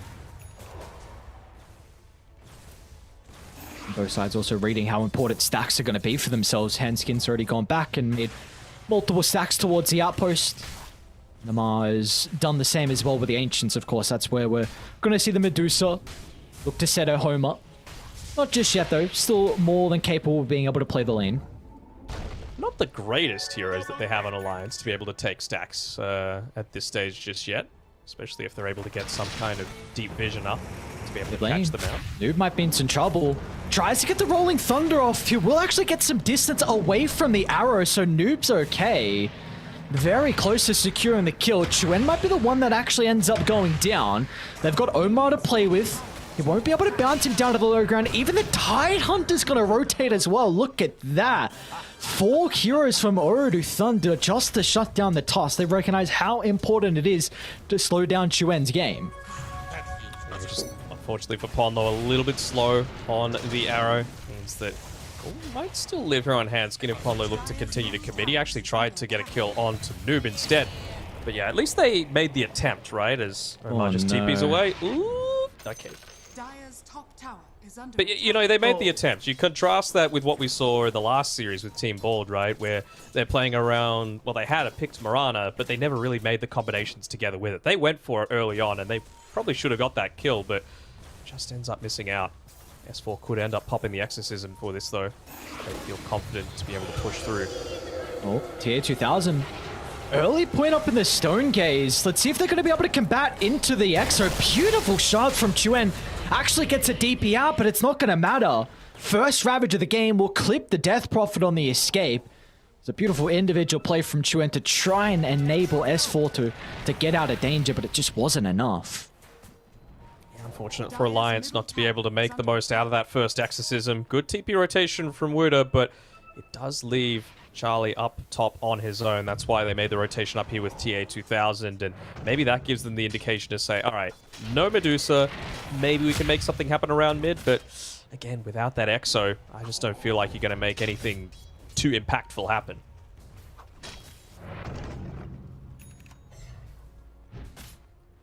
If anything is going to occur, it's going to be off the back of this Tusk and Mirana playing together, and we see that from Chuen and Ponlo. Particularly Mirana recognizing that, you know, there's no point playing around with anyone else now. Charlie's going to be okay. He can just shove out top, go back to the jungle. Support doesn't need to be with him. Handskin as well. Who does the Disruptor want to play? We've spoken about kind of Ponlo wanting to be with the Tusk, but is the Disruptor the same, playing around mid? Yeah. Okay. We see Noob should be able to pick up the DD. It's going to cost him his ultimate, so Charlie will actually look to TP him. Swashbuckle to get some distance away, but Chuen actually commits to the higher ground. And they'll turn it around onto Kaori as well. Ponlo lines up the arrow. They should have the damage thanks to Chuen's punch, and they're not done just yet. Chuen considering about catching up to Omar. He's got the shard to work with. Not the greatest position, however. Omar will be able to duck on out. They might get some damage in the tower, though. They do have a catapult wave, but looks like they're going to all back off. Wuda has the TP available if he needs it, though. He's going to look to park himself in front of that Tier 1 tower bottom for now. I wasn't really expecting the Bloodseeker to turn up to that fight, but it's a good thing he did. You know, great use of the rupture onto the Rolling Thunder. Kaori finds the hook shot. Noob's going to have no hesitation of jumping inside as well. With the help of the double damage rune, do they actually have enough to bring S4 down? Spirit Siphon not going to repair the damage. It's a big kill for them to find, but simultaneously top lane, TA2000 has the Stone Gaze to kind of be that deterrent for Alliance to continue to go under the towers. Look at the damage, though. Chuen's in trouble. They got the Static Storm to lay it down, but Wuda TP's in with a mechanism here. I don't think it's... Oh, it's actually enough. Amar stays alive, and in the end, Chuen's the casualty of war. Radiant's middle tower is under attack. Another good TP rotation coming through. Wuda has had a few times where he could have used his TP just to, again, park himself in front of a lane, but he's showing how important it is to be able to keep that control of the map available to himself. Holds it until the very last second. Even though he gets glimpsed back down towards bottom, his job there was to get an anchor smash and a mechanism off, and ends up with the survival of both of his teammates on the top side and a turnaround kill. Job well done from Wuda, and he's even going to start to make his way mid. Just at the remnants of this Exorcism, just in case they need to protect the tower. And, well, instead, they might even get the kill onto the DP. Can they blow up S4 before the Spirit Siphon charges come out? You bet they can. Another death on S4's Death Prophet. 3 deaths now for him. Say death one more time. Death? There we go. Oh, speaking of, like, you know, Ponlo and Chuen and other people from C, death. Good friend of Ponlo's. See? I can bring up Death. You got the somehow bring him in. references. Yeah. I didn't mean it, but yeah, it's okay. It works out in the end. What about him? What about the boys on Ponlo and Chuen? Oh, no, just saying, Death, I want to see him back in the sea. You know, we talked about Chuen taking a year off, and yeah, Death is such a mechanically skilled player. We saw him, he was on Fnatic as well, having some pretty good performances for them, but he's just taken a bit of a backseat in recent times. So it'd be great to see him try and make a name for himself once again. Road Thunder, they don't want to take a backseat though. Rolling Thunder up in 10 seconds. Top lane is where the prize is going to be. Charlie's there at the moment. Also has that rupture potentially to mitigate the effectiveness of the Panclear. If they do use that Rolling Thunder, it's going to be a long wrap around. Dropping a ward just to scout out if any reinforcements they saw the courier, moved to I top. think. They saw it. Yeah, they know. Kaori. Oh, nice sidestep. All right, this might give some time for the TPs to come out. The Moonlight Shadow is going to be able to protect them as well. And instantly Alliance, they're swinging to top as Noob. Is he going to die? Oh, Jealous is able to get that TP out, so the Rupture's not enough. But here come the boys on Alliance. They'll be able to glimpse back one. Kaori will be the sacrifice of the rest of Urudu Thunder. Just going to look to leave the area. I'd say you're fairly happy with this still, though, on Urudu, right? You force a TP back, I guess, and the Rolling Thunder, but the Clockwork soaks up the majority of it. I suppose they'll get the tier 1 tower in the mid lane, but again, they're conserving their TPs as much as possible on Urudu Thunders, just so that they're able to make rotations for the actual important hero in the Medusa. She is the only one that matters. Oh my lord, almost gets blown up, but the boys are here to fight. Static Storm in combination with the Exorcism. And they've gotten completely rid of TA2000's mana. Would just get enough back for the Stone Gaze, but the combination of the Ravage as well. But there's just no damage until the Splash Ball comes out from downtown. They'll kill off one, but can they get any more out of this? Alliance is still in fighting shape, as Tidehunter will take a spill, and now Alliance can get some of the stacks. Oof. I'll be honest, I wasn't expecting all that damage to be able to come through and burst through the Tidehunter. It was a good use of the Guardian Greaves, enabling the Deucer to get back to safety with the use of that Stone Gaze. But yeah, the follow-up damage just not there quite yet. Has got the Yasha and the Dragon Lance built up, though, going straight into the Skadi. Of course, we know how effective that's going to be against the likes of the Death Prophet. He's being a bit of a bully right now, is Trent. Kind of have to be for a toss, right? It's built into him with the punch. Love this play from Alliance. We haven't seen the greatest usages out of the first couple of Exos, but this one, beautiful from them. Just invading into the jungle. We kind of see the lack of damage that is there from Urudu as well. This hook shot ends up getting, yeah, the kill onto the Tidehunter as well, and Noob gives himself a little bit of a, maybe we're not quite so ready to fight just yet. I mean, he's going very heavy into the utility style with the Blink Dagger, the Aghanim Shard, and the Shard's definitely going to help against the Bloodseeker, just so that you're not... On mid lane, Chuem, jump in, instant use of the Static Storm as well. Great reveal of the Blink from the mid lane of Alliance. Let's see what more can they get out of this. Potentially just a kill into setting up for this bottom push. They've got the Catapult at the ready, and Charlie here as well. I don't think they should have any issues as long as Pango's dead. Again, where's the damage coming from? You might be able to land a Ravage if it was on cooldown, off cooldown, excuse me, but what then?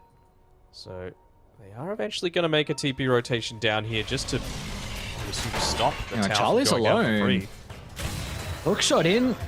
Rubik won't be able to follow up. They cancelled the TP from Amar. He's moving fast. So Kaori's actually not going to have enough damage without the Rubik to be able to kill off Charlie. And up, they know he TP'd down. They know he's stuck. And with no tower to protect him, what's the go? Where do I hide? There's no way you can hide. Charlie's just under the cover of the invis. He'll pop out and be rewarded with the kill. Top lane, they're setting up from on the Tidehunter as well. No Static Storm. No Static Storm will make it a little bit more difficult. Yeah, just They're going to look to glimpse so TP he in an can't extra TP. member as well.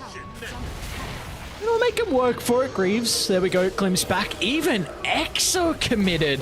But there's the Snowball to be able to cancel the TP. And in the end, we'll still go down. Alright, so Alliance come back into this off the back of a few nice movements, and even Ponlo getting away from another kill attempt from Noob here. Yeah, what I was saying before with the Aghanim Shard on the Pangolier, it's just going to let you avoid the damage coming through from the Rupture for the most part. Back in the day when you used to buy into the Yule Scepter and the like, it made things a little bit better, but that certainly isn't part of the wheelhouse for the Pango ever since that changed to the chain stun lockdown. Do you like that response though? Because eventually Charlie's going to have BKB, and you spoke about the Spirits as well doing a lot of damage inside the Rolling Thunder. So would you have preferred something like a Linken's or even a Lotus Orb? I think it can come eventually. I just feel like the Aghanim Shard is going to give you value right now. You know, it's going to be good against the Disruptor Glimpse as well, for example. It's going to stop you from having a Tusk snowballing in onto you. Granted, that's probably not the way that Chuen's going to be starting a lot of these encounters, considering he's got the Blink Dagger available, but You know, it just gives you a few more options, you know? What a game that Chuan's having as well. Not the greatest KDA. I mean, he's been involved in 10 out of the 12 kills, but the fact that he's keeping up in net worth is really the important thing here for the Tusk. Working on the BKB, has one component. He's going to try and get a little bit of damage into Noob. Saw that he used the Swashbuckle prior, so might be forced to Rolling Thunder away. Alliance is starting to make their way down to bottom, but the Glimpse will be too late to stop Rolling Thunder, so that's put on cooldown at least. Top lane, Kaori.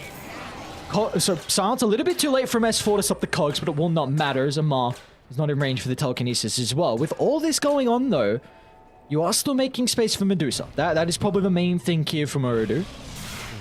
Already picking up one ultimate orb. I believe that's the Manta recipe coming out as well. Nice, nice. So good way to be able to get rid of the silence, for example, coming through from the DP. Just going to provide so much of that ghost push as well. Just throw it out into the lane, force someone to have to come back, and look at that. Specialist's array getting picked up as well by the Deuce. Doesn't want it though. Just holding on to the Van Brace for now. Being 20 minutes in. Podlo's quick Yeah, I buy. saw He's that. going into Crimson. the Crimson Guard. A little confused about it, if I'm being perfectly honest. I mean, it's decent against the Medusa, and it's decent against the Pango, but... I'm thinking that he could have gotten away with a little bit more... damage, perhaps? Or even just a Greaves of his own? Wouldn't be horrible. Moonlight Shadow, but Urudu, they were able to scout this out. They are well aware of the shenanigans that's going on from Alliance, but Kaori's going to miss out on the hook shot, so a potential opportunity there for Urudu to be able to penalize Alliance, and now they're actually even going to make their own smoke play. Charlie just completed the BKB, so they are in fighting shape. A successful team fight will net them Roshan if Alliance are able to take it. It's just a question of how to get the jump. That's the one thing they're waiting for. Potentially Hansian's going to be the one to start. Static Storm lay it down, but the defensive telekinesis will drag him out. They'll still bring him to the middle. TR2000 dodged it. The Manta dodge was on point, and our Alliance wasted so much. Exo down, BKB down as well, but it doesn't come at zero cost from Urudu. It wasn't even a Ravage committed from them, so both sides utilizing spells to no effectiveness. I'd say you're much happier though on Urudu, right? A couple of great plays. It's the power of the Rubik with that telekinesis lift. Just means that you're able to get out of dodge so easily with pretty low commitment coming through with this four-man smoke. Ponlo putting himself in a good position on the front lines. It's definitely not the one that they want to catch out. They've dodged him entirely. S4 is the one. S4 is the one, but again, another hook shot off the mark. Smoke pop, S4 had enough time to be able to react to that, but let's see if they want to continue with the push. Even though they don't get a pick off from Urudu, do they feel strong enough to brute force down this tier 1 tower? Maybe they'll go for the Rolling Thunder instead, as Noom is going to jump on top of the Death Prophet, playing near the cliff to hope it gets the bounce on the high gun. It will, in fact, but the telekinesis dragged him straight back down into the Lion's Den. As S4 will go down, and Alliance trying to TP the members in, but they recognize now without the Death Prophet, they will not be able to protect the tier 1 tower. They even TP Charlie in for that one. He wanted to get the Rupture in onto the Pango as he was rolling through. Maybe look to turn that one around with the DP, but of course, just a little bit too late, and double damage up towards the top side as well. Tier 2000, not really in a position to be able to pick it up, but we will happily claim it for his team. This really just feels like they're stalling things out, right? Are they gonna... They can't kill this, man. T2000, still the static stop before the Storm Gaze, but as soon as they see the members of Urudu start to move top, Alliance have to cut this attempt short.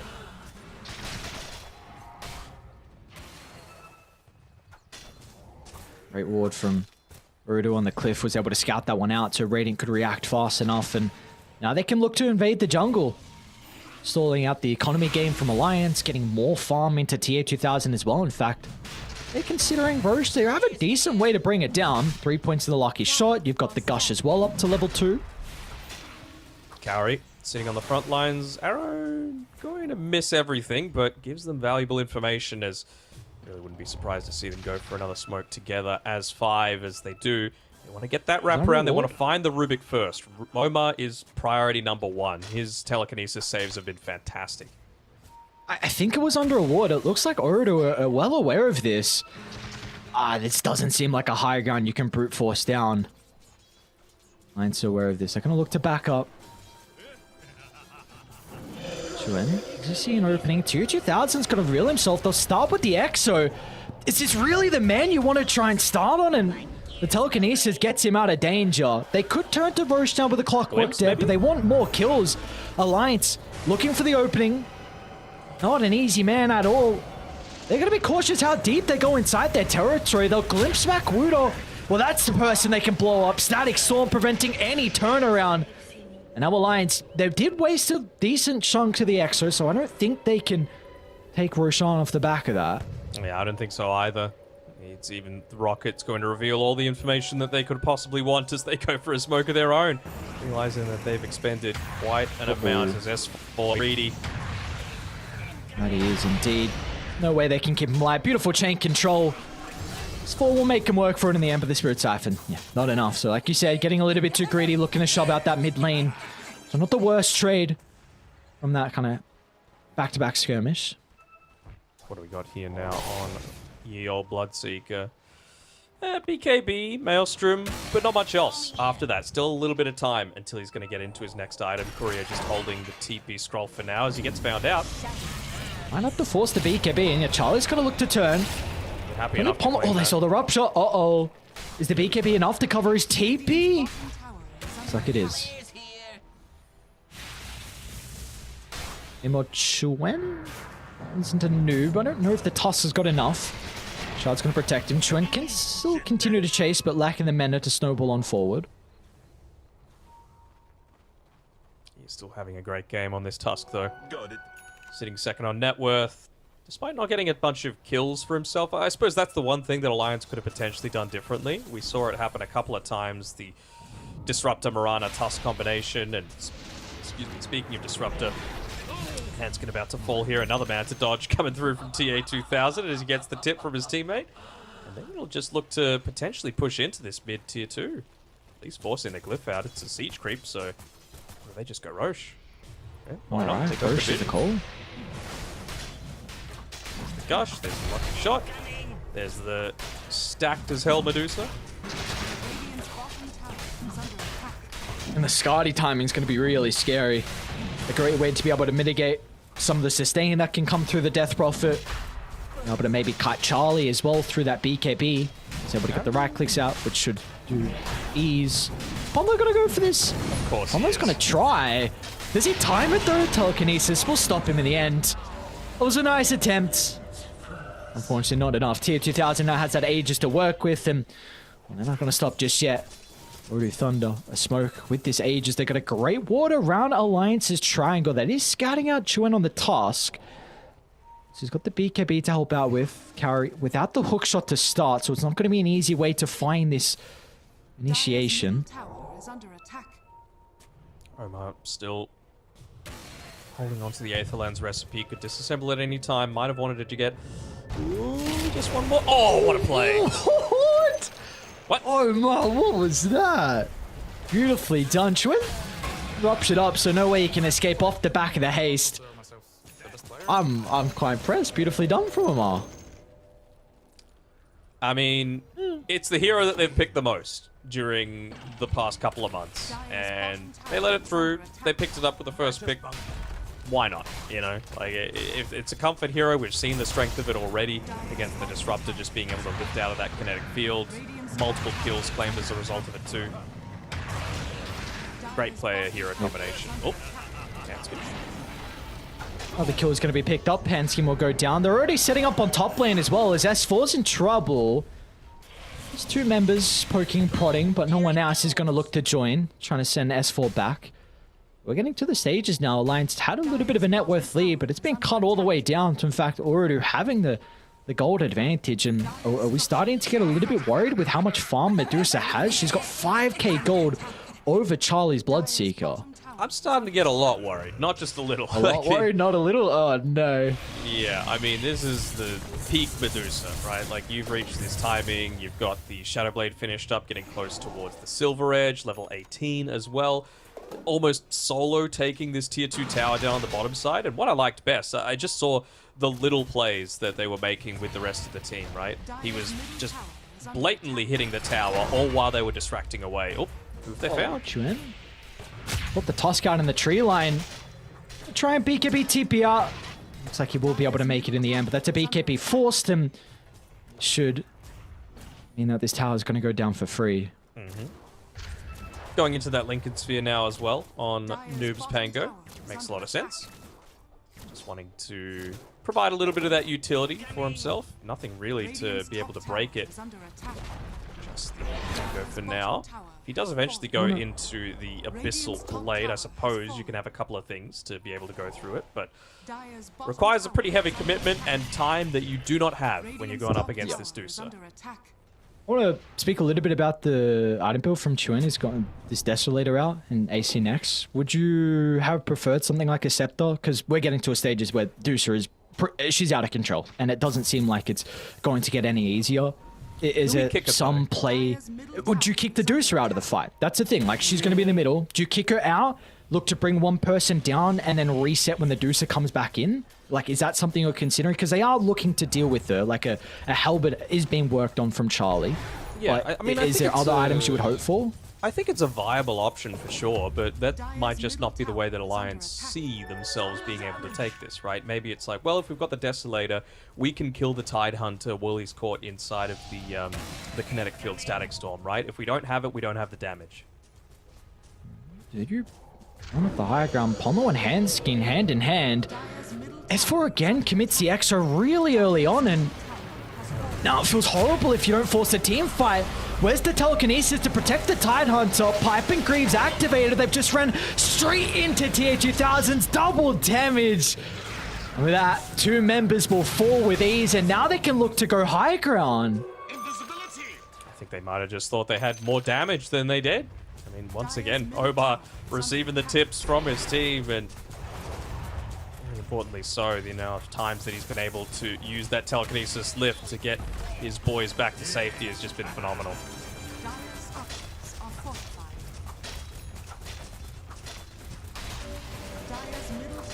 Again, maybe just a little premature. You have the Desolator, you get that kill onto the Tidehunter. You can use the Ravage, man. Yeah. The fact that he didn't even need to use the Ravage is just the scary thing. That this Disruptor answer is just not there when you pick a hero like the Rubik. Does have the Ags though. So, but again, Omar's positioning has just been really good. He's never in a position where both of them are being hit by that that Static Storm. So they're gonna look to try and smoke out. Oh, okay, this maybe this Scepter can catch them off guard. Ages expire. They're going to make the attempt on tier 2000. There's the Static Storm, but the telekinesis gets him out of danger. Charlie's going to try and make the attempt, but the Ravage will cover the Medusa. They turn it back onto the Bloodseeker. Another rest of Alliance are in shambles. Noob will catch up to the Handskin on the backline. The damage will come through from the Tidehunter. And now S4 is the next on the chopping block as well. There's going to be no escape for S4's Death Prophet. As again, 0 members go down on Urudu, and Noob's already looking for more. Deep inside the base they go, attempting onto Ponlo. But they'll go back to get the barracks instead. I'd say very happy to be able to claim that one. Got it pushing in, let the creeps do the last bit of damage, and just look to get that second lane for yourself. But it really feels like just their initiation target is never the right one, whether that be off of some really solid positioning of the supports from Uridu, but also Rubik's just free to do whatever he wants in every single team fight, it seems. That time around, he saved TA 2000 out of an Ag Static Storm, and I mean, if you're going to commit a Disruptor into buying that instead of any utility, it's got to land. Someone has to go on the Rubik. It really feels like this game, it's only Chuan. There is no one else. If there is not an opportunity for you to jump the Rubik and Static Storm someone else in the fight, it's not going to go well. No. And now he's got the Desolator, so when he makes that jump, maybe he gets the kill, right? Rubik, not the tankiest hero. Like, he's got basically all utility, 0 stats outside of a fluffy hat and a magic wand. So, there's certainly the possibility. And sorry That to lose one member and help. potentially more. Chuen, can you really jump into the middle of this? Noob's got the follow-up. Chuen will protect himself under the cover of the BKB, but already Thunder in They hot don't need to chase pursuit. this. Lacking detection, so they'll look to back off. Just double back to the high ground. A lot was forced out from Alliance. But again, like, you've got Ravage in 15 seconds. They've used BKB Exorcism. They've used BKB on the Tusk as well. I feel like you're incredibly happy with this. Just take away the outpost, maybe push in the top lane. Secure yourself the game if you win another team fight. It's nearly got a Satanic on the Medusa as well. Dire's top tower is under attack.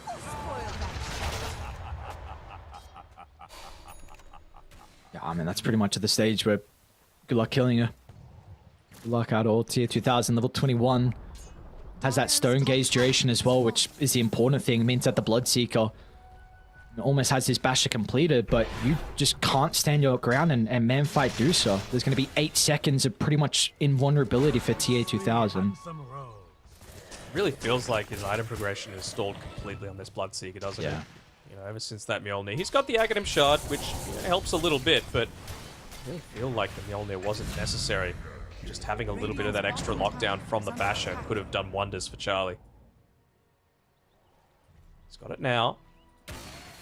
Got Exo in another minute, so right now S4 trying to bring the attention down towards the bottom side of the map, but doesn't want to commit immediately under the tower, considering he's still 300 gold away from that buyback.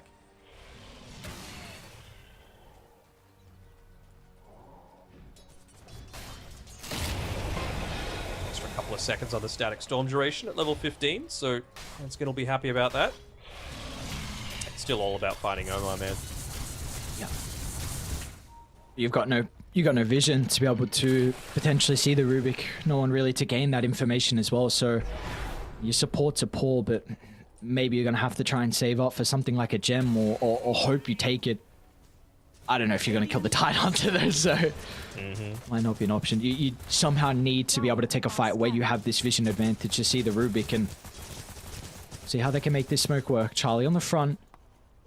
Actually going to run the opposite direction here. Again, the high ground where they lost the fight prior. Charlie Smoke's going to pop, so Tier 2000 goes under the cover of the Shadow Blade. They actually want to look to get the jump. Nuke to start. Tier 2000 with all the damage they would need.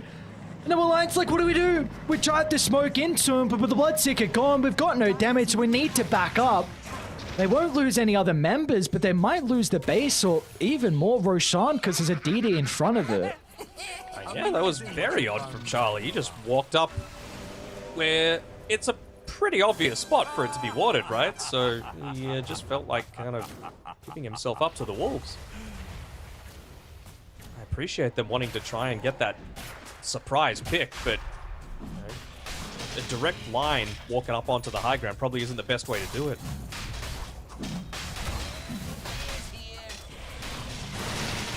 He's reached up onto his own level 18, so a little bit of extra damage from the Walrus Punch will help matters. But again, Deuce's just getting bigger and bigger. Picking up this Aegis, Aghanim Shard for the Deucer as well. Why not? You know, just a little bit of extra magic coming back, mana coming back from the Cold-Blooded. And they didn't want the tendies. How disappointing. No tendies. Mummy. What the hell? Dude, no way. Oh god, get me out. A co-caster saying, Mommy, jump in? Oh no, S4, not long for this world. Just look how much damage they've got. DD activated. He's even gonna force himself further into the middle. A buyback is there out of S4, but what do? You let the Deucer get way too farmed, and now this is the result. And now TA 2000 just puts himself on the front lines, right? Like, you got to get through this DD Medusa with Blood Rage stolen, by the way. So he's got even more attack speed. Look at that. Big. The potential megas on the cards here. Alliance need to do something. Barracks are falling fast and there's no response. I'm not sure what they're waiting for, to be honest. You don't have a lineup that can deal with Megas as well. It's just going to be a slow bleed. They're not even going to lead the base. Why would they? Age is still for 3 minutes 30. But a jump the heroes behind the Medusa, and they're going to make the attempt. Onto the Bingley, a pretty decent start, but there's just no damage. Charlie hasn't been able to enter. They've killed off Noob. He's going to look to buy back. They get anything more out of this in One Alliance. S4 in the middle of the fight. Pomlo's going to look to follow up as well. Where the boys are helping S4, just no one's to be seen. S4 completely by himself. He wants some help, he wants some assistance, but he's not going to fight it. Now Charlie will look to walk in, but the control is just there for Noob, and the Rabbit for good measure. What an ultimate from Tidehunter to cut the heads of Alliance for the final time this game. Buybacks are there, but there's just nothing they can do. TA2000 still hasn't gone down the ones. It's farming time. No fountain will stop them as TA2000 rewarded with a rampage, and what a way to close out game one from Oredu Thunder. Damn, I wanted to give the MVP over to the Rubik, but it's pretty hard to pass it over from a performance like that from TA2000. You know, multiple Manta dodges. It's a glimpse, so it's, you know, kind of obvious-ish when it's going to come as long as you got enough practice. But, you know, in the moment, in a high-pressure situation, it's a lot harder than it seems. And even just then, in the very last fight, taking the Rampage out of the equation, you've just got to think about his positioning, right? He knows he's got the Aegis, he can put himself on the front lines, and for anyone to be able to help S4, the reason why it was solo is because you had to run through a Medusa who's got Blood Rage on and is going to burst through you before you get to the rest of your team. So positioning on point, farming on point, itemization, great. Everything was great about TA2000 this game. That it was, and I gotta give props as well. I mean, Fluke called for the Medusa, and we saw what Medusa was able to do. And speaking about Fluke and our lovely hosts as well, and Nomad, we're gonna bring them back to help us work out what went wrong for them in game one. Wow, I mean, Mummy Medusa just slaps the kids and sends them to bed early. That's what happened, man. I mean, Dano got it right.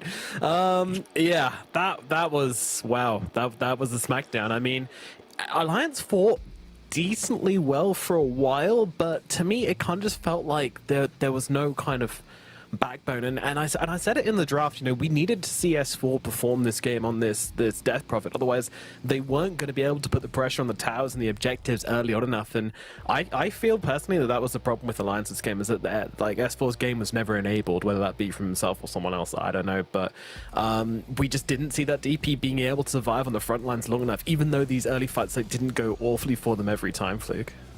Yeah, and I think a big thing that I've seen from this game is it really feels like Alliance are really disconnected with how they're fighting. We can see this team fight here, which is one of the better looking ones for them. They almost were able to bring down the Medusa there on TA2000. Were able to get some consolation prizes by taking down Omar, Wuda, as well as Corey there, but they just weren't able to get the main prize in TA2000. And it just felt like in so many of these fights, they understood that the game was getting harder and harder as the minutes went by, but it just felt like they were a little bit disconnected in some of these fights when they had some of those advantages. But I mean, every single time we saw this fight go off, Omar was able to pick people up, save them out, and it just got to a point where there was too many things for them to do, and I really think they missed the timing they needed to hit with the draft they had here for Alliance. So hopefully their heads aren't hung too low after this game number one, and they can come back in game number two with a draft that's you know, one that they can execute and hopefully get another win on the board. Yeah, I mean, it's definitely a tough situation to come back in, especially when like the game is kind of in your hands. I mean, were you ever worried for Uridu in this game though, casting that one Ares, or did you kind of always know that you know that it was never really out of their hands with the Medusa being in the position she was? For a little bit, I think for the first 15 minutes when Alliance had that net worth lead, they were making some pretty solid rotations, but it just, they weren't stopping TA2000. And like Denok said, like this is a man who's just going to take over the late game, and we saw exactly that. Yeah, the late game was absolutely owned by Uridu. And I mean, Danik, what were the specific, like, you know, major turning points in this game for you? You know, the points where it went from Alliance kind of being in control to Uridu being in control? Again, it's going to sound like support bias, but I really feel like a few of those No, it's a few of those ganks. Like, can you imagine if you were able to get the kill onto the Tidehunter or onto the Medusa? Suddenly, you take a couple of mid towers, you use that to be able to invade into the area that Medusa's using to farm to get, tens of thousands of gold ahead of you. And, the love's there. The love's there. That's important. Unfortunately, the rotation through from Ponlo as well just wasn't able to land that arrow, surprisingly enough, onto the Pangolier, and Noob just took that opportunity and ran with it. That was probably one of the few times where he was in a vulnerable-ish position, and only dying the 3 times throughout the entire game. It's just goes to show, like, Pango, it's super versatile, right? It does so many different things. You can itemize it in a number of different ways, and it just seems to slot into almost every draft, even going up against one of his biggest counters in the Bloodseeker. And again, I don't want to be a KD Carl, but 4 and 9 on Death Prophet again. I hate pointing it out, but it does kind of go to show, like, S4 is dying so much in these games. Like, and I understand, like, as the offlaner when the game's going bad, you're usually one to take the brunt. But, like, is this an issue as you see it for Alliance, Flick? I think so. I don't want to call out S4 specifically, because I noticed there was a few times where some of the other players were also getting caught out on some of the waves. It just felt like there were opportunities where they could have tried to play around their vision a little bit more. They were getting caught out on some mid waves, trying to push them out, trying to be a little bit greedy, staying a little bit long. I believe there was even a point towards the latter stages of that game there where Charlie gets caught out in the jungle as well, in some pretty obvious positions. So I think Alliance right now may be a little bit behind the 8 ball, and I think they need to kind of have a little bit of a mental reset. Go back to what got them to get that game win a few days ago. Go back to the Centaur, the very straightforward kind of blink stun, and put Charlie on one of these heroes that can really take over a game, and I think that's kind of their recipe for success. Well, Arena banned it. That's why they couldn't play it, right? They recognized the big strengths for it. Second phase, after the big daddies are taken care of, your Lenas, your Broods, your Treants. Once those are gone, get rid of the Centaur. Get rid of S4's comfort. I think that's a pretty big recipe towards success against Alliance. I think so. Well, we do need an MVP for this game, but I don't even think I need to go around and ask you guys, because we had someone getting a rampage, and let's be honest, you pick the Medusa, you hit creeps for about 20 minutes, and you run down mid for 5 minutes. Maybe you hit Roche some point in the middle, and congratulations, you've earned MVP. But it was more than that, wasn't it, Fluke?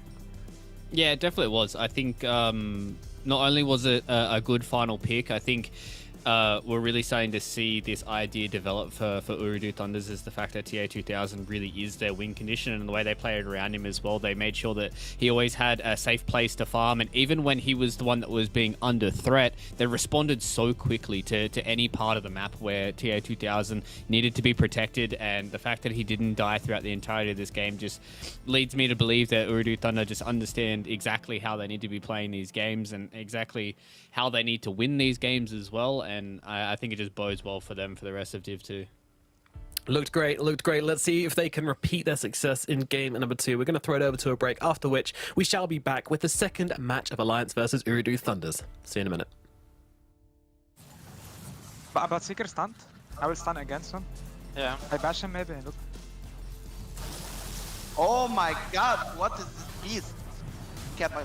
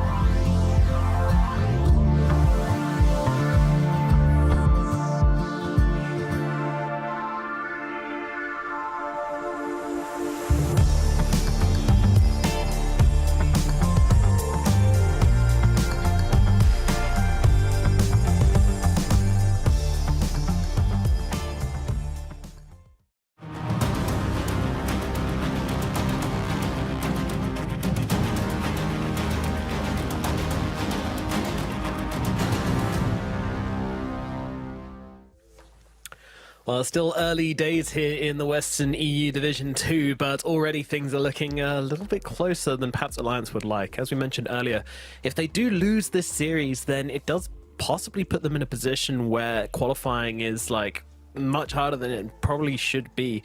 2 losses is usually okay, but you have to go through the whole rest of this tournament without really dropping anything, and that's a big ask, and things are very close here indeed. And as you can see, the odds actually favoring Urdu, which I don't think is surprising. I don't think it would have been like that on day one, but now we're a few days in, and yeah, these guys showing what they can really do. But looking forward to game number 2. You know, you already mentioned the Centaur. Is there anything else you want to see Alliance pull out here, Fluke? I do like when we see the Mirana for them. I want to see them get Chuen like a good lane matchup and a hero that he's really comfortable on. Maybe try and go for an early Ember Spirit pick. We've already seen it today come out quite a lot from Mirage. So I mean, at the end of the day, if Chuen is going to be your kind of star player on this roster, I really want to see him get a whole lot more comfort and a really good lane as well, and maybe Ponlo put a little bit more emphasis towards that mid lane as well. All right, let's see what we're going to get as we get the draft up for game number 2. We'll see if that Centaur does get banned again out by Urdu. And yep, absolutely. They're not letting them get that comfort pick whatsoever. I agree. Even the Death Prophet, to some extent, right? It's... let's be honest, like S4, he was out of position a few times, but your margin for error with a Death Prophet is a little greater, right? Because you've got the Spirit Siphon, you've got these things to dissuade people from chasing you. So I think it's a pretty solid ban in its own right. I still, if I'm Alliance, I'm still prioritizing S4's hero at the very beginning. Although, they do have second pick, so they could look to round out the second or the last phase with his hero. I'd probably not wait until the very end, but what are we thinking? There's Lena. Wow, we're going down this road, are we, Alliance? Check the Twitter, Alliance. That's all I gotta say. Rubik, okay, at least the answer is good. Yes. You know, like, at least it's not just like, oh, we're just going to pick 2 random heroes that we're going to pick anyways, no matter what you were going to pick. I like this answer coming in from Alliance. Yes, you do give away Lena in a meta where she is head and shoulders above every other hero in the game, but at least now it seems like Alliance are going, okay, we're going to give them Lena. Let's see if we can try and use a few more of our ideas to see if we can take down this strategy, because then if you do, in the future, you're going to feel a whole lot better about letting this hero go. And it's without the Treant as well. One of the things that really does enable the Lena quite heavily. So they're going to go Tiny as well. Okay, it's a lot of burst damage for sure. Of course, can play it as a position 4 if Omar wanted to, but it really does feel like mid lane Tiny is the only way to go. Obviously, Pos 1 seems off the card since you got a Lena. 10 seconds remaining. Yeah, so basically, Urdu is just kind of showing a lot of damage right now. Alliance just showing their support duo. And again, I do like this support duo. I think Rubik is really strong as a hero. In a draft, I always like it when it's paired with something which can brawl. So usually that's the Tusk or the Clockwork, and they do have the Clockwork. I'm actually kind of pleased that they've moved away from the Mirana on Alliance. I don't think it was really working for them. They ask a lot from their supports, and if your supports aren't able to kind of get in on the back lines, then it can be kind of difficult. I mean, if a Mirana's not able to get in on the back lines and land some arrows, it can be kind of difficult for your position 3 or whoever's playing in the front line to control up the fights by themselves, and that's certainly what we saw a lot of last game. It's a shame because I feel like a lot of the plays almost worked from Alliance. Like it was just off by like a few paces, especially in that mid game, and you know those could have been the plays which got them in the leading position, but. Yeah. It did snowball out of control, didn't it, though? Like, after a few of those plays, it really felt like it gave them a hit to their confidence, and they almost... I mean, we saw it at the very end, right, where they were getting megged. They just sat around and didn't do anything. You know, it felt like they were playing with zero confidence, so hopefully, with that break, they've been able to reset, come back into this. This is where, you know, Arthur, Loda, and all of the staff at Alliance need to earn their pay, because they need a full reset. They need to be able to say, right, we can go into this one, we've got a good starting lineup. Most of the times I hate 2 supports in the first phase, but this seems fairly solid, you know? Front line, back line, good steals against the Lina, good hero to get on top of the Lina. It feels decent to me. Yeah, it definitely gives them heroes that have very straightforward ways of engaging. You've always got the rocket flare from the clockwork. The hook shot is one of the best initiating abilities in the game, especially being able to get on top of the Lina. So I like that Alliance have gone back to comfort simple heroes for them, because they can also couple up this clockwork with a range carrier of their own in the safe lane if they want to go for that on Charlie. Or he can go back to his, old classics where he plays heroes like the Ursa and can kind of play really fast. I wouldn't hate to see the Marcy as a response. I don't know if Charlie plays that as a position 1, but that has been a hero that I've been really starting to get behind in the meta right now. To be able to play super fast and be able to get on top of the Lina, couple up with the clockwork. In lane, it might be a little weird, but I think in the mid game and in the game itself, it could be a really, really good pick. I wonder if Iridu actually want to pick up the Ember Spirit for themselves. They've got the first pick coming into this phase. No, they don't, actually. I'm a liar. But I really think Alliance should be picking it up right now. I mean, the Dragon Knight's banned out. It's a Chuen Comfort hero. Does decent against the Tiny, but they're going to go a Brewmaster instead. Okay. I like this. I actually really like this as a answer to Lina. Like, as long as all your Brawlings don't immediately get gunned down by the Lina, you can throw her up into the air, and you can kind of stay on top of her and stop having a free fight. The only flip side of that is that she does have the burst damage to actually just... If they get the catch on you as a brew, you're probably dead before you get your ulti off, so that can be an issue as well. Fluke, I gotta ask you, is this the simple that you were wanting for S4? It's definitely an S4 classic. I don't know if the hero is that good right now. I have a question. Does anybody know if Fiery Soul is dispellable? No. Nope, it's not. That would have been the only thing that I could have thought of, is picking the Panda. You do have a good lane. I will say that. Like, you can go this Urn and Cinderbrew with the Fade Bolt kind of damage combination to win out the lane, right? Like, you just poke out the Lina, you hit her with the Cinderbrew, you hit her with a Fade Bolt, and her lane's kind of rough. But I don't know if it's... The thing is, like, what other heroes are you really going to give S4, right? The only other heroes I've seen the team play recently has been the Mars, and I think that might have been okay, but you could have also had a pretty rough lane. I want to see an Ogre Magi from Uridu right now. Ooh. Yeah, strong melee hero to put in front of the Lina, buff her up with the Bloodlust as well, is the reason I would probably Or the imagine, Tiny as well, right? In the middle of these team fights. Undying's pretty good too. I was about to say, it's kind of like Daniel Ganeri's, like our own Ogre Magi, where, they're finishing each other's thoughts. One of them suggests a hero, the other one explains a reason. Kind of cute. One tries to dab, the other tries to run away. One brain between the both of us. Thing. Yeah, that's also. I think Alliance need a position 2 now that can help dive the tower with the Brewmaster, because that's kind of what you're hoping for Alliance level 6 to go deep and shove the Lina out of the lane. So you kind of need someone who can get pretty active here for Chuen. Undying does make it a little bit more difficult though with the Tombstone, but that's kind of something I'm hoping for them, because we mentioned the Brew into the Lina, but you really need to utilize that, and I think that's where the position 2 didn't come into play. So No real Ember Tombstone still... hitters.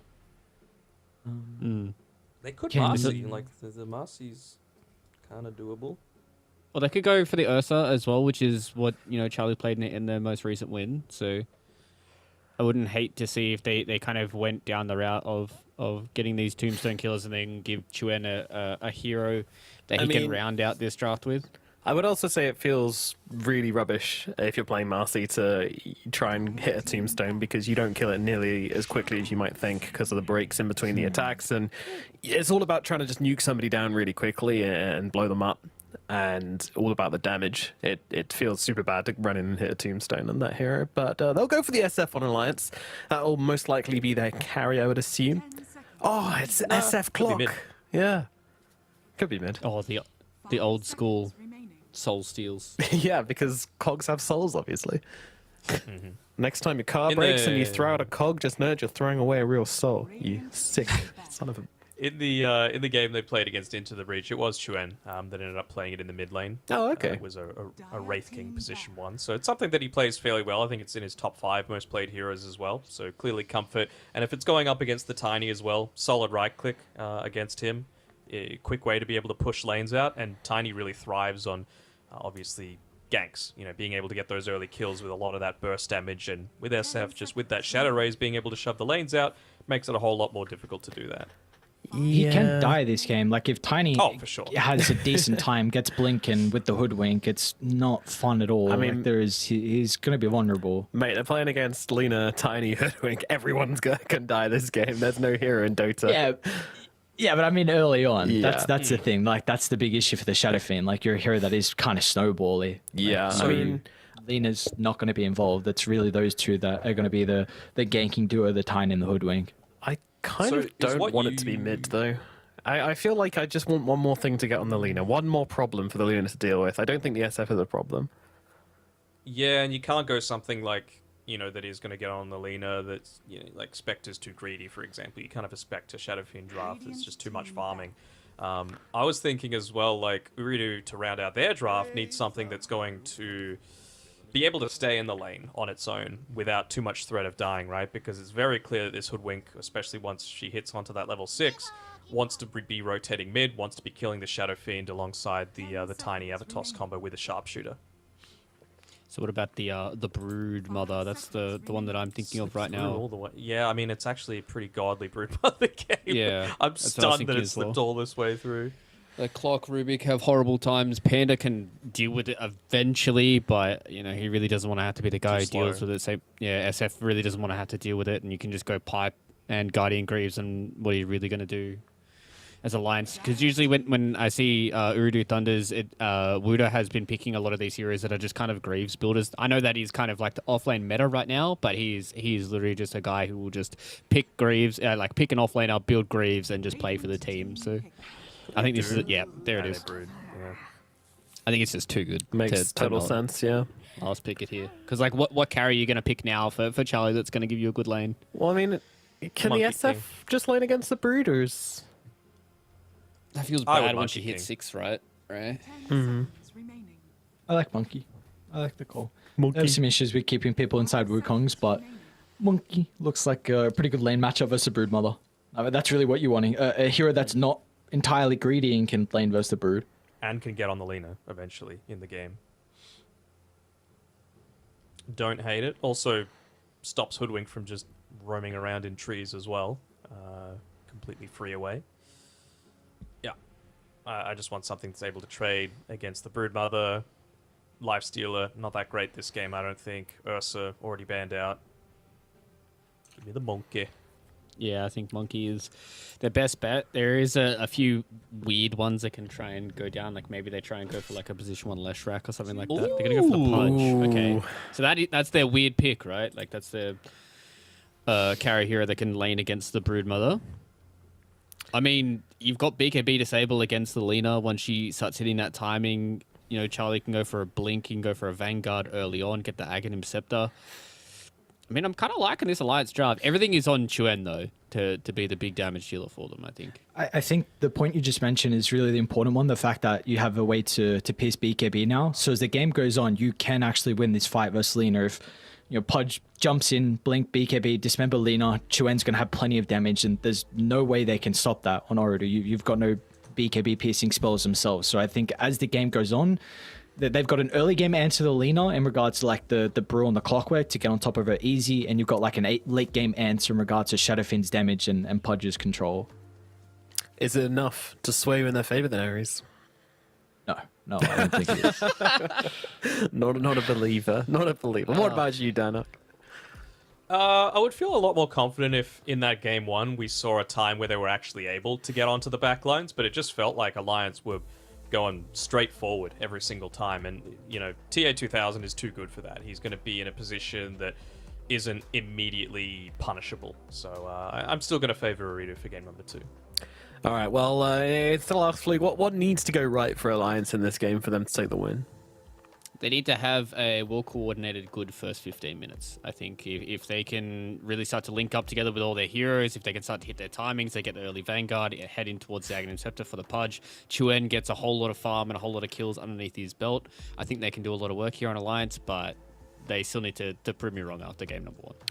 I'm gonna lean Alliance for this one. I just like their support duo. I like the core. I just like what they've got. I'm gonna try and I'm going to put my faith in them. It might be misplaced, but I think if there's a game that can do it, it's definitely this one. Let's get a 1-1 on the cards. Let's find out how this one's going to go. Dan and Aries, over to you, lads.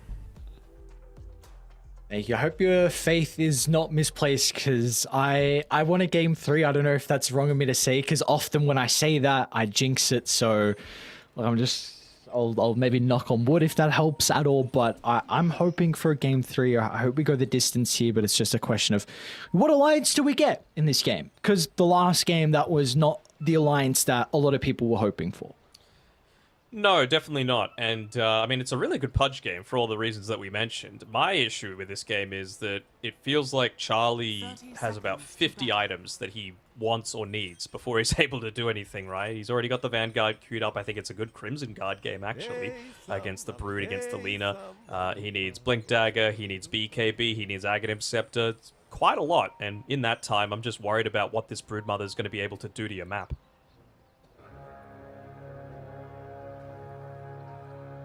As we've seen earlier in the day, what the Brood's able to do with how much you can control. And they don't have any supports that can really play in the Broodmother lane. In fact, it's pretty much only Charlie, right? Who else is going to play into the Brood? So I think another big thing that Oredu have in their favor is how easy it is, I think, to actually defend their tower. With the Tombstone laid down, the Hoodwink being able to rotate as well. And into playing the trees, and Noob as well can also TP in with a crap load of damage. So if Alliance aren't on point with that early Primal 6 dive under the tower to bring down the Lina, then all of a sudden this game could look very, very difficult. But that is a couple of minutes into the future. We'll get our lane set with the creeps hitting for the second time of this series. What lanes do we need to be paying attention to? Is there any really that the focus needs to be on? I'm actually having a decent look down bottom because, you know, you've got a Pudge, you spot the Ring of Protection, so wisely done by Charlie, gone up against Omar with the Blightstone. He already landed a hook onto the Hoodwink, so he's doing a good job there, but I really don't think that they can let this Broodmother get out of control like she did last game. Do you like that they put the Rubik down here to maybe help out with slowing down the Broodmother's lane? Yes, but I feel like they were trying to necessarily dodge the well, they've actually put this into like a dual strength lane with the Undying, right? Which is a little odd to me because Kaori should be fairly happy about that one. So I guess they just wanted something that's going to be able to sit back and harass a little bit more easily.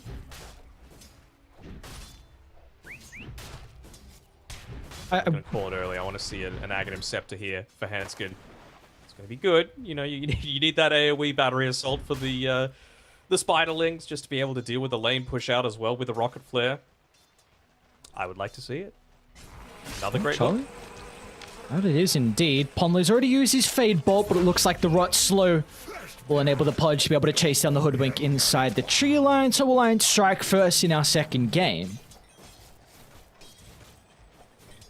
Just wondering if it's ever... I know it's not a build that is ever done. But you know me, I'm the mayor of Value Town.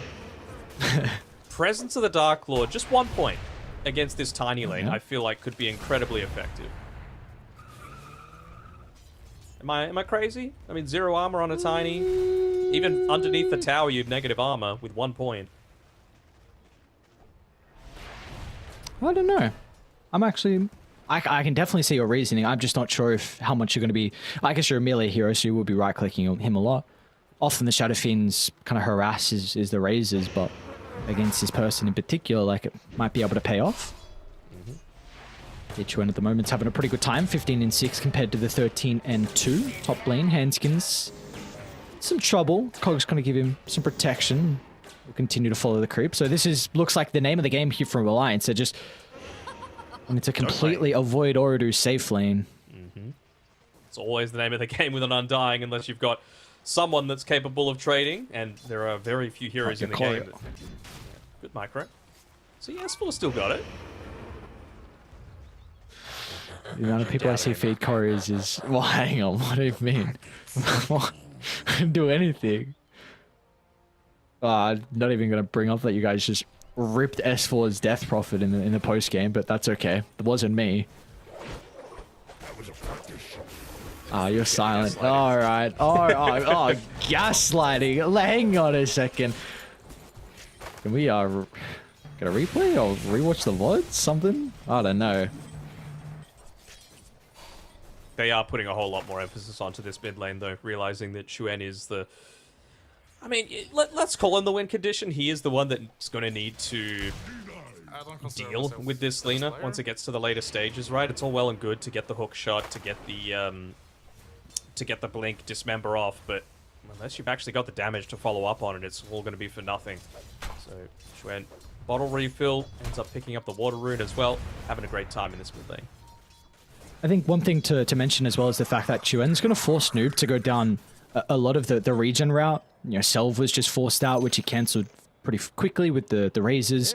Raindrop's going to be forced to pick up for the Tiny as well. So if they continue to stop the Tiny from getting the power runes and, well, the previous water runes as well, then it might just slow down that blink dagger timing a little bit. And that is really something they need from Oridu, because without this blink on Tiny, then you're going to have a lot of difficulties with kind of making those early plays. You're more reactionary to Alliance at the early stage.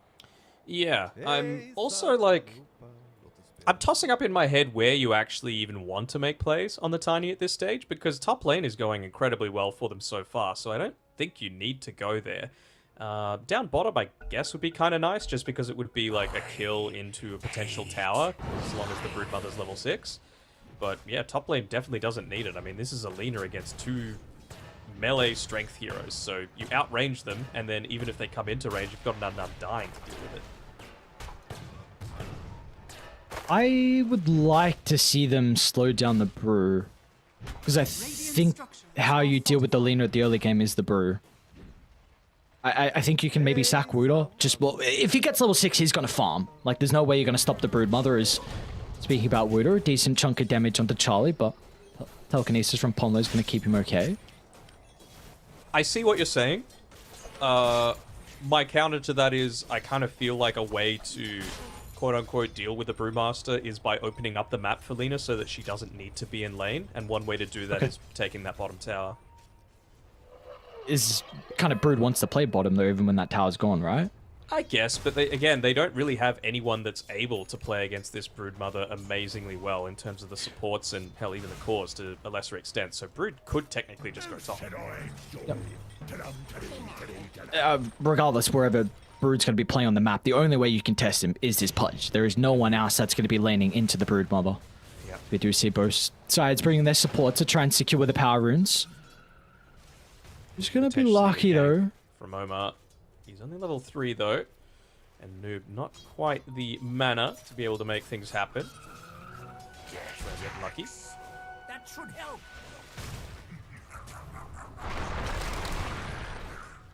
Is this lane going a little bit too low? Well, for Wuda is about 400 net worth ahead of Charlie. Yes, especially considering Charlie got the first blood. So, you know, I was kind of expecting the net worth differential to be, at the very worst, even between the two. I mean, Wuda's a great player, and they were able to get one of the most busted heroes in the draft at the last phase. Crazy that I made it all the way through, but Charlie's got that Vanguard now, so at least it's not that he's having a bad lane, but this Vanguard's going to make it a whole lot easier for him to be able to play once Wuda hits that level 6. And the opposite side, I'm kind of looking towards the levels in regards to S4. Going to continue to pull the weight, but his level 6 is going to be really important to be able to open up that kill potential into tier 2000, who also is having a very good time. 39 to 16, second in regards to the net worth. There's Chuen going here.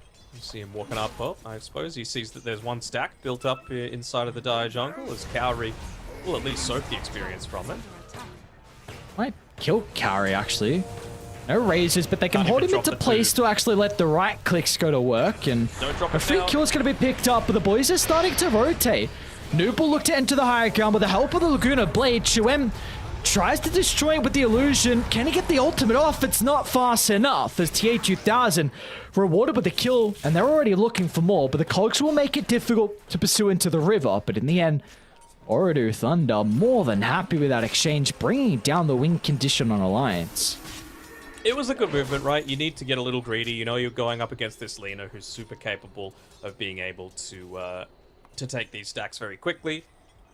I just want to see what sort of build TA2000 goes here in terms of skills. Obviously, he's just going to keep the 1 point in the Light Strike array against the Rubik. You don't want to give one of the best spells in the game up for free. But in terms of the Dragon Slave, I still think it is quite important for him to level that one up just to enable quick taking of lanes, pushing out like this. I want to see Alliance go top with multiple members. S4 has his primal split. Okay, you actually even could consider holding it just for the catapult, because if you get a kill, you're not going to have a lot of damage onto the tower without that catapult. So maybe you wait a minute 30 and then use it. But bottom lane though, Charlie in some trouble. Flesh Heap's already been activated, so we won't have some damage mitigation to hold back the members of Orodo. And well, Dismember's going to buy him some time, but the Avalanche will stop a lot of the bonus health going back into Charlie's reserves. And well, in the end, they should be able to slowly bring him down. A big kill for Orodo to find, because now this opens up the tower. Does open up the tower. Kauri is able to survive a two-man gank up on the top side, trying to slow down a little bit of the tower damage as well. But they're still doing a fairly good job here on S4 and Ponlo to be able to get a lot of creeps going underneath the tower uncontested. Is going to be Buddha taking that early tower though. They respond to this at all? That's the big question. Doesn't really feel like they have the heroes to do it quite yet at this stage. Noob just 350 gold away from being able to pick up that Blink Dagger. Seems like that's going to be the main priority for him first. That's going to be a pretty good timing. Of course, he has rushed it, just the brown boots. And a whole lot else inside the inventory of Noob. Importantly for him, he's got decent levels as well to be able to help out with kind of that burst. As once again, Charlie going to put himself down bottom. We do have the power runes spawning at the 10-minute mark. It's the 50-50. It's going to be top. Just an illusion. We haven't really on our cast so far in Western Europe. We haven't gotten too many like haste or invis or even DDs at kind of the first couple of power rune spawns. First couple. I was about to say, first couple. I meant later on. Just then. Because absolute beast. Yeah, you got multiple last game, but because I keep mentioning like these power runes, we got at the moment really the meta kind of feels like position 2s. You know, your playmaker, you want to be rotating, but these illusion runes aren't doing nothing. Illusions, regens, they're just helping farmer, not getting the kills. Come on, we got 4 kills. Kill some people. So they're giving the You want action? Come on, hang on. I want action. Hold on. You want action? I'm talking about action. Possible action.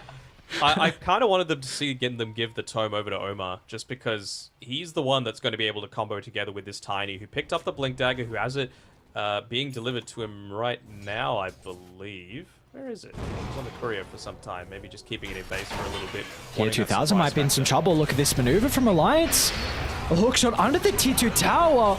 S4's going to try and play around with the primal split, but it was on the other side of the cog, so wasn't able to get too much damage out into the Lina. They should be able to still bring her down. The bonus health from the Soul Rip isn't enough to keep her alive. T2000, no way she lives to it all, even using little health on the ground as well from Kauri, Seeds of Serenity. Every little bit counts, and you know, that's a really deep dive. Would have been great to be able to pick up that kill, but just wasn't meant to be. And again, they're just hanging around with these supports in the mid lane. Tiny, Avatos combo with the Blink Dagger. There we go, there's the smoke. They want to try and pick off someone that comes to defend this mid tier 1 tower, realizing how important it is. SF would be a fantastic target for them. Oh no. Oh, they might just get S4. S4, no, can't just TP back into this. Good hook. Still, it might not be enough. Requiem's going to be able to cover them, so Orodo forced to retreat. Hoodwink for the Requiem, but importantly, Alliance do continue to keep this tower standing. Keep the tower standing, make sure that S4 doesn't immediately die after that TP back into the lane. Can they get Noob? And the Bushwhack as well into the tree line. S4's making sure he plays his distance to not get blown up for the Tiny combination. With that, they're going to pick kill here for Alliance. Chuen even being the one to pick that one up with the Shadow Rays from long range, and put some pressure in onto the tower. They found out the clockwork, but they might have found out Omar as well. Tick, Doesn't look like he's going to tick out, but it does force them away from the tower. So Chuen, the Sieger, Kauri, getting pretty close to trying to find that deny, but not to be. So Alliance actually the ones to be able to find this T1 tower mid first. Very nice sequence of events for them. Charlie's been the most important player for Alliance so far in this game. I mean, the first blood, multiple hooks in lane, keeping the bullying Hoodwink away. Even that time around, right? That would have been enough damage to be able to take out S4, if not for the hook, as he was getting gone on. So it's important for him, of course, to be able to get up into that Aghanim Scepter, Blink Dagger BKB, but as for right now, he's done everything that he possibly could have. Good positioning by Hanskin, though. Should know there's a ward nearby, though. With him backing off away from the hard camp. They are still under the cover of this ward, though. Hanskin's going to be the initial target with a sharpshooter burst. It should be enough to secure the kill. Maybe not. They even used the tombstone to try and help out, but it's a tree throw that blows him up. Alliance is starting to move to the neighborhood. Let's see if they can actually defend the tower. They'll target down the tombstone, and now they've got control as S4 with the threat of the primal split's going to force Ooredoo to Delta split. And the sacrifice will be the Undying Slap, but once again, Alliance will be successful at defending the tower, and they might even catch up to the Hoodwink as well. The Blink, unfortunately, getting cancelled, but the Cinder Brew will slow Omar down so Ponlo can blow him up with the Fade Ball. Beautifully done again, Alliance. Another successful defense. Yeah, a little surprised Omar turned around. He was still under the vision of that Observer Ward on the high ground, and they know that they've got vision up there. So mid tower gone. Chuen farming. They should be feeling pretty satisfied about this for Alliance. Even got the 1 point in the presence of the Dark Lord. I knew I was right. It just needed to take a little bit of time to ferment, What's Pombo Can going they... Is he going for? So stuff looks like. Oh. Still, they'll make the attempt with the primal split. The start wasn't perfect, but it doesn't look like it's going to matter. Noob will go down, but can they still get more out of this, though? Chuen, with the help of the double damage room, will turn towards the Hoodwink, but there's no control to help out there. So forced to turn with the Requiem to force Ooredoo away. Chuen, very close. playing on the edge here. Ponlo pushing out the top lane, playing a little greedier than most supports. Of course, works out just fine if you're able to get away like Chuen just was, but it doesn't even result in him having to pop a BKB charge or anything like that, so we'll see how they want to respond to this mid lane. Of course, they won't have the primal split to be able to do so, see this one falling fairly easily. I really want to see Ooredoo play a little bit more around the Radiant jungle. They've got it warded up quite heavily. They know that Pudge is eventually going to get to this critical mass of the Aghanim Scepter, so you've got to keep killing him off before he gets to that stage, especially if you know the primal split is on cooldown as well. Just using the Spiderlings to be able to de-ward, so it's nighttime for the next 4 minutes. Not really a ton of vision available for Alliance right now. They're just looking to play around the safer area of their map, high ground. Dire's top tower is under attack. See from the odds from esportsbet.io, very close at this stage of the game. 16 minutes in, slightly favoring Ooredoo Thunder. Dire's top tower is Out of it though, very, very close in regards to that. $60, but we'll see. They can maybe make those odds a little bit better with this smoke from Dire. They're going to start to pivot their way to top. Noob has the haste to move up here. It's just Ponlo that's being a nuisance in the jungle, so it won't be the greatest pick-off. They'd be much happier with catching out S4. What's going to scout him? Did S4 get a glimpse of Kauri? Instead, they'll just go for the Rubik. A much easier kill for them to find. They still might be able to get S4 as well. It's going to be off the back of Omar if he can find that bushwhack, and unfortunately not going to be the case. S4's out. I mean, Ponlo stayed up there for a long, long time. Basically pushed 3-4 waves underneath the tower, so obviously building up his own net worth, as we can see.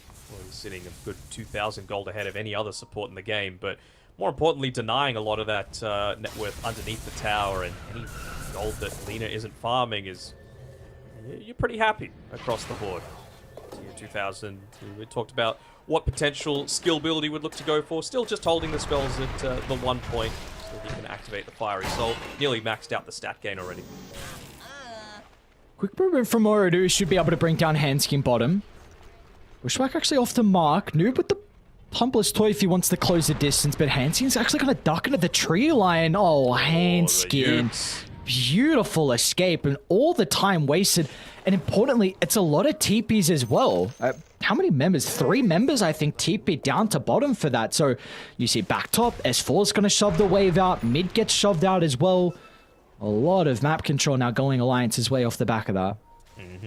Only Brood still has it available, so you can look to punish that as much as possible. Mid lane, Ponlo starts, telekinesis to be able to set up for the hook back. Can they cancel this? A bushwhack's going to be there.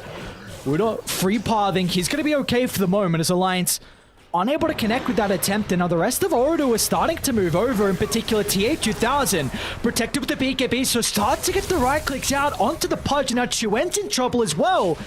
There's nothing he can do to turn up the Requiem. The hookshot maybe buying some time, but it's not enough. They'll get the kill onto Chuen, and now they're looking for more as well, as off to the right side. Kaori is still alive. Nothing S4 can do with the split. And Handskin will be the last member of Alliance to go down, as Aura do an incredible skirmish from them with the first use of the BKB, and now they're going to look to get Roshan. Kaori just kited out an entire primal split on his own. Every single one of the Brewlings was chasing him down, and he was just able to withstand it all. Really good spell casting, juking left and right. Why are you putting Nisha on the ground? Noob? What's going on? Just outside the Roche pit. Just some Zyjays.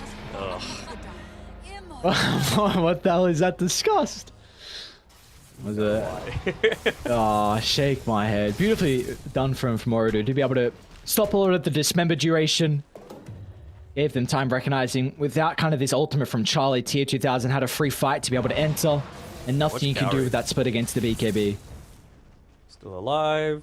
Still alive. Kiting S4 away completely. Still alive. Makes it so that Chuen doesn't really have anyone saving him. Soul Rip again, still alive, and then he's forced to run away because Primal Split's ending. Doesn't look the fights are going to get any easier for Alliance now. It's not really net worth. It's importantly this Aegis advantage that you can play with on Oredu. And BKB's starting to come out as well. Lena, of course, used the first charge of hers in that team fight. Tiny, just the Mithril Hammer essentially away from being able to pick his up. S4. Great start from Omar. Noob with the follow-up. The burst is there, preventing any opportunity. I didn't even have Primal Split of using that to escape, so Tier 2 Tower's going to go down, and even a kill onto S4's Brewmaster. Top lane, they're setting up on Charlie. Unable to sidestep the LSA, and now Noob's able to follow up as well. Again, the chain control is perfect. No opportunity for the Flesh Sheep. Back to mid we go, though. Omar under the cover of the Bushwhack will be able to hold Chuen back, so there's no damage to bring down the Hoodwink before he escapes. And Wooder's just going to play his distance, but he too doesn't have a way to cancel Handskin's TP, so already just getting a lot of the map. 2 kills, and now they're going to look to get some more objectives up top as Tier 2000 can start to siege it down. Radiant's top tower is under attack. Yeah, just on S4 again. A little bit of an odd death, wasn't it? Just tower had already gone down, farming kind of in no man's land away from the rest of the team. No one wants to TP down to the bottom side of the map to save him when there was no real turnaround potential. Can I make this work? Now. S4's going to jump in. Tier 2000 doesn't want to blow the BKB on the first life. They're stolen LSA onto 2. Might actually give them the opening here. Greaves will heal up to 2000. They're going to continue to kite it off the back of the Cyclone. But no one's going down. And now Dire, they can bring their members over to be able to set up a formation. Finally, they should be able to secure the kill. He's not even dead just yet. You gotta finish your food. Finally, they'll get him. It's Chuen trying to find the timing with the Requiem. A lot of damage onto the Tiny. They'll be able to blow up the position too. They'll turn towards Alina as well. But the Bushwhack from downtown. Omar gives TA2000 an opportunity to get the right clicks going. A telekinesis drags straight into Charlie's hands, but it doesn't matter. There's no damage without the Shadow Fiend. It's a slow meltdown. Once again, the Bushwhack. Omar continuing to do it all. Bushwhack after Bushwhack onto multiple heroes means that Alliance just are unable to come out on top in the team fight. My man, he said, I heard you guys. You didn't give me the MVP for that game #1 performance, but this time around, he's really putting in the hard yards for that one. They might be able to grab Ponlo as well on the retreat. Seems like they will. Well deserved being able to pick up that one for himself. And yeah, it just felt a little bit odd, right? You go in, you commit fully with the Primal Split, and there was no right click happening for quite some time. Kited out a good portion of that Aegis. Just to sustain. Soul Rip maxed out. Of course, the Greaves, the Pipe. Nearly They're getting a lot of the damage. Oh boy. Has it? you just need so much more farm on Chuen, and again, this Shadow Fiend is kind of a hero that kind of need a snowball. You don't have as much attack range as someone like the Lina. You're going to have some difficulties with being able to man fight as the game goes on. At least he's got the Grompo. Helps. Okay, yep, that does actually help. I feel like at this stage, you're 5,000 gold down in contrast between the carries, the Lina and the Shadow Fiend, the win conditions of this game. And I feel like Chuen just needs so many items to be able to actually do a lot of damage in these fights. It's looking rough. I think they've got the capability for it, though. And the important thing is that if they do win a team fight, especially with the Presence Aura effects buildings, they can look to get a lot of real estate back on this map very quickly. I guess something you mentioned earlier was the fact that you felt like Charlie needs a lot of items, and I feel like that's also really coming into play in this game. You need Blink BKB. Blink to get onto the Lina, but BKB to protect your Dismember, and it's like, I go BKB first, and I might just get kited run into the middle. If I go Blink first, and I kind of have to just hope that all their stuns are on cooldown to get a good Dismember off, so even then it's going to take a while for Charlie to be in full force. And they've been pretty good with that, haven't they? You know, always saving something for the back lines, just forcing some kind of BKB usage because you know that they're always going to have some way to be able to interrupt. These fours are all great reactions. And still got it, but Chuenzo, he's in trouble. Gonna get the BKB off fast enough. Protect him for the moment. They continue to chase though. Is the T3 tower going to be enough to save him? Telekinesis, but the damage from downtown with the combo of the Avalanche. They'll be able to bring down Chuen, and now the Primal Split will give them nothing as Ordu, they can even go for more if they want to. Laguna Blade cuts away the life of Handskin. They need some creeps, however, to be able to brute force up this high ground. Unfortunately, they don't have any, so back to mid they go. They're happy enough to take mid, I feel. You know, this is, again, the better of the two teams is just sweeping across the map. They know there's nothing to fear. Even if they get hooked, there's nothing to fear. Maybe they might go with Charlie instead. Look at TH2000. Just running in. Relentless from Ordu. Nothing they can do. Nothing to stop them. Once a streak from the Lina. Almost godlike. Building soon to fall. They push so incredibly fast. It's one of those times where I was like, do they pop the glyph here just to try and get a little bit of extra damage through the multi-shot onto the Uridu heroes? But that's not going to be enough. Zest going in very deep, but good 4-staff usage to be able to get him out of harm's way. Great toss back, even better. Noob is stuck under the tier 4 tower. Not the best position for him to be in, but it just showcased that the Shadow Fiend's damage is not there to compare against a god like TA2000. 9-0. Base continuing to be besieged as now they can look to go towards bottom as well. They've got the creep wave coming in, so no worries about the backdoor protection.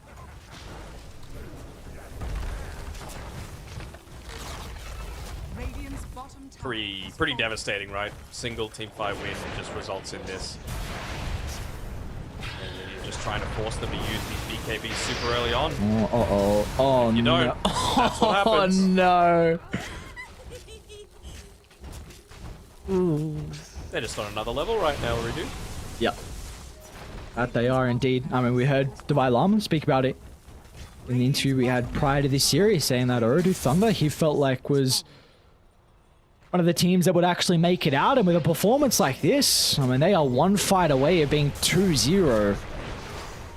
Well, trying to keep Pommel alive. S4 might not even survive as well. Just gets the split off. It's going to be okay for the moment, but there's just... That's a defensive split. Exactly right. A split for what? To keep him alive. As they're even going close inside the fountain. Toss back onto Charlie. What a game from Ordu. This is a team to keep our eyes out for. Oh no, S4 body blocked. Oh no. They're trying to get him. Look at what they're doing, dude. Noob again. Another toss back to someone on the Shadow Fiend. Oh, high ground miss. All right. This must be so demoralizing. What do you do? What are the comms right now? What is going on? Okay, guys, we're banning Lina next time. That's what the comms is probably like right now. Just this hero, man. Bit of satanic now as well. Makes me grr. She doesn't. She's like, hook me. Hooking her into Hook me. melee range. Who cares? I actually don't care. I want to be You can't- here. I want to be directly. Oh, ma. Sniper Right, from downtown. Go inside the base. Come on. Go celebrate. Go on the fountain. Who cares about the throne? Go hit some What's the high heroes. Go priority? get some kills. That's a priority. And the G's a drop. Odu Thunder. This is a team to keep our eye out continuing into a 1. They are now 2-0 in Division 2, and they are the real deal. Real deal indeed. How do we give an MVP for that one? I feel like it was pretty damn even across the board. You know, Cowrie living for a long time in team fights was a great Undying pick. It forced a odd kind of lane coming out here with the Brew and the Clockwork together. Never really felt like that would have worked. Tier 2000, say no more. 13-0-13 on the Lina. Omar made some pretty flashy plays coming through. I mean, it was a great Broodmother pick as well. Just everything about Eridu Thunder's draft and gameplay was on point. That it was indeed. We'll bring the boys back to help break this game 2 and series down. As we got Nomad on the lovely football. Guys, what happened? I'm not sure we can. I think you've given us an impossible job there. He's breaking this game I'm down. so sorry. I apologize. That's all right, mate. Honestly, asking us to do our jobs, but no, that was. Oh my goodness. I mean, again, we see people come into these series. They go, "We're going to let the Lina through. We've got a great plan on how to deal with it," and then you get Lagooned in the face. You know, the Mike Tyson references. Everyone has a plan until you get Lina in the face, and it all falls apart. Unfortunately, I mean, Fluke. You know, it's. Did you see any semblance of them being able to answer this, Lina? There were a few times where I was like, okay, maybe Alliance might have a few things going for them. I think they did a pretty good job early on with Chuen, but it just...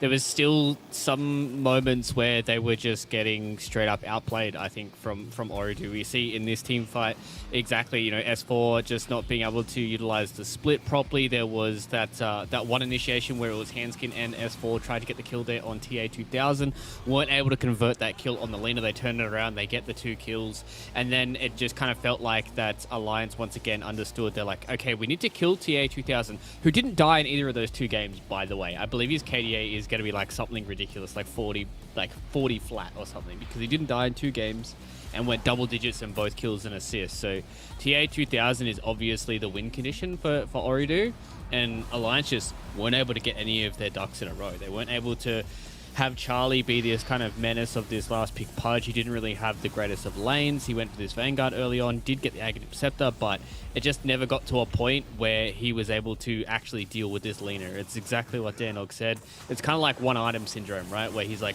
I need to get Blink Dagger, and then I need to get BKB, and then I need to get my Axe, and I need to get my Vanguard, and then I need to get this and that and that. And by that time, TA2000 has the same net worth, if not more, and he just utilizes it because he's a Lina and he can right-click everybody to death. Yep, and I don't want to take too much away from Uridu, honestly, just by saying, oh, they pick Lina, they win game, but, I mean, there is a little bit of that. But also, the breakneck turnaround from them, like, they were kind of just coasting along and around, like, a 2k, 1k net worth disadvantage for about kind of 15 minutes or so. And the moment they got a little bit of wiggle room, they just hit a couple of items on their TA 2000, and then they just went. And they went from like taking a fight at mid, they managed to get a kill over there, they moved it into the Roshan, they took Roshan, they ran down the top lane, got a few more kills, got both towers brought down. That's what we were looking for in game number 1 for Alliance, and it's not what we got. And you can see the enthusiasm. I mean, the vibes of this camp are just looking good, looking very, very good, and as they should be, because these guys are looking absolutely great in the games they played so far.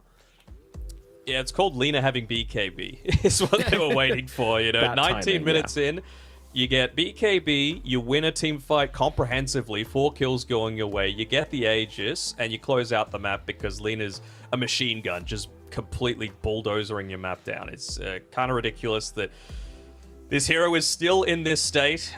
She got...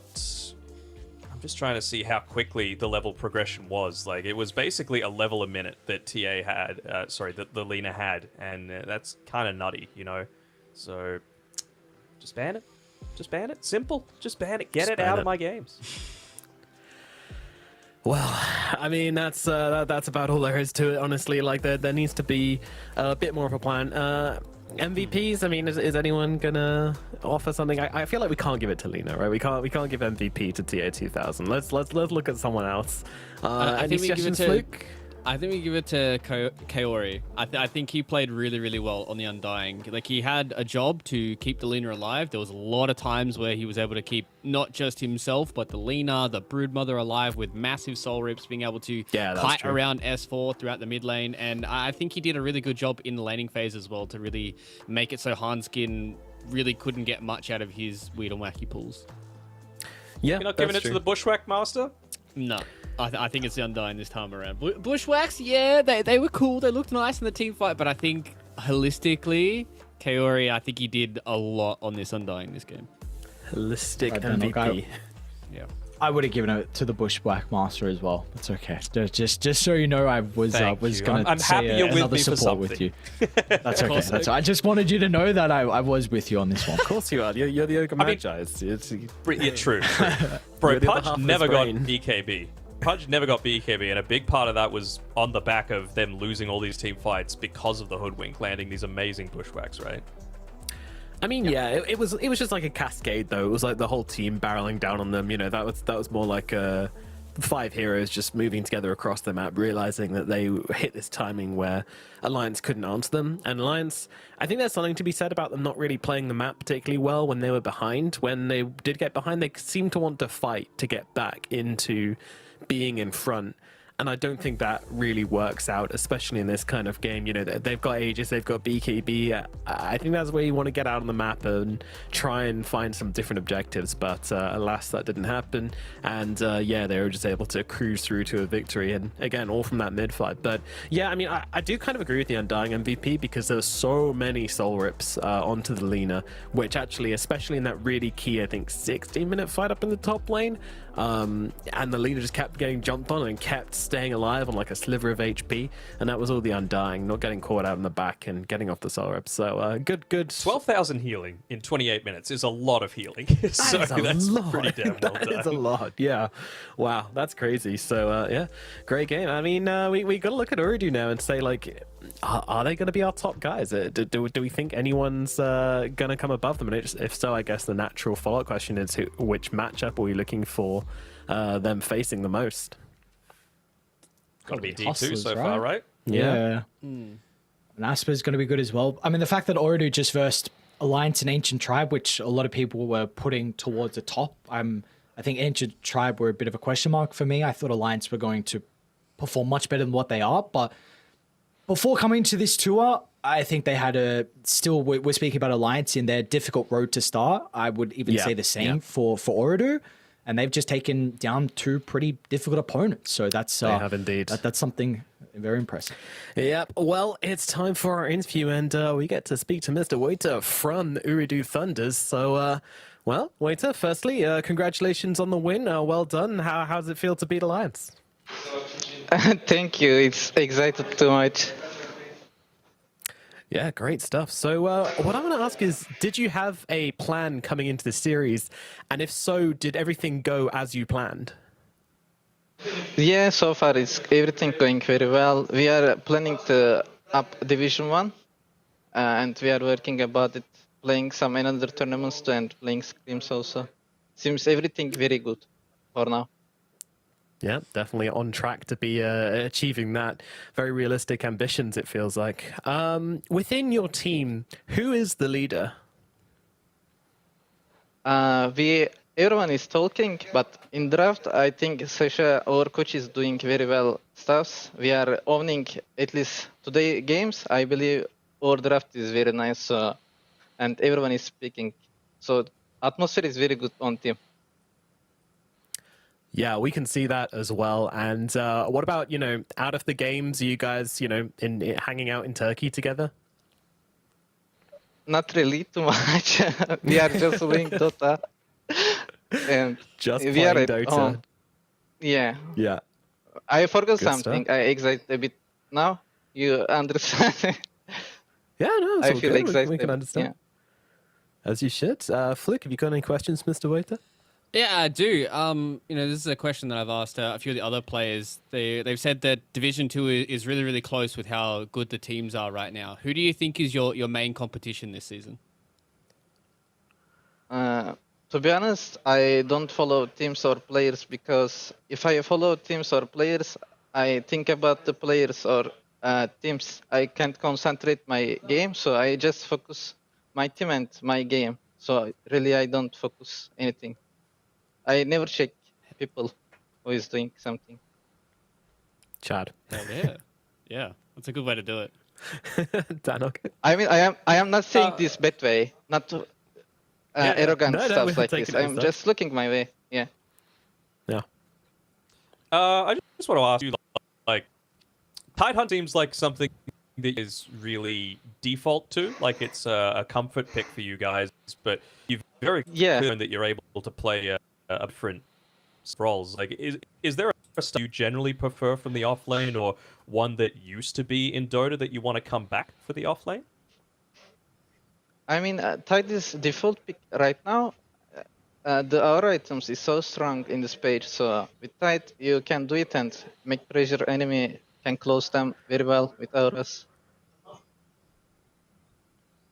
Aura build, always good. Have you, Aries, any questions? I'm just intrigued on, you spoke about you like to focus on yourself. I wonder what your process is to improve as a player. Is there anything you like to do to better your own game? Yeah, I think my different part is after Dota, except Dota, I am reading so much books and I combine books and Dota. I mean, psychology books and Dota. If I combine, I feel like I play so much better.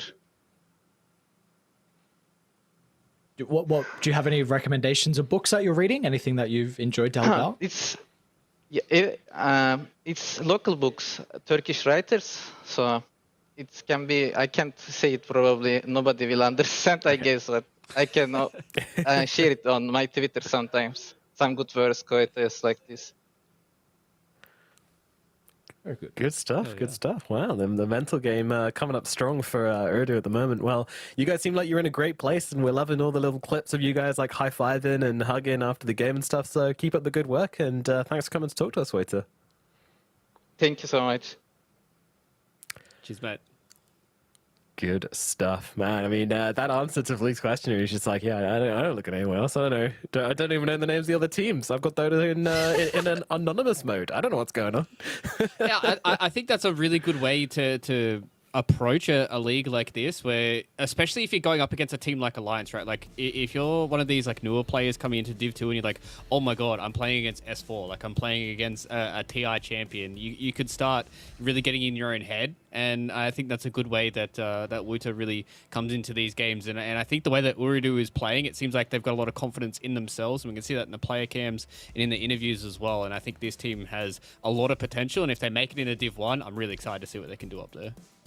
Yeah, and clearly that is the aim. I mean, there's no stuttering there. You know, what is your goal for this series? And he's like, my goal for the season is to get to Division 1. Don't think about the series, you know, it's just straight in, go on for the gold. And I think that's a great mentality. I mean, clearly it is. You know, the guy reads his psychology books, and he seems to have a very good idea on how to get the best out of himself and his team. So, yeah, great stuff from Urdu Thunders as they take down Alliance in a clean 2-0.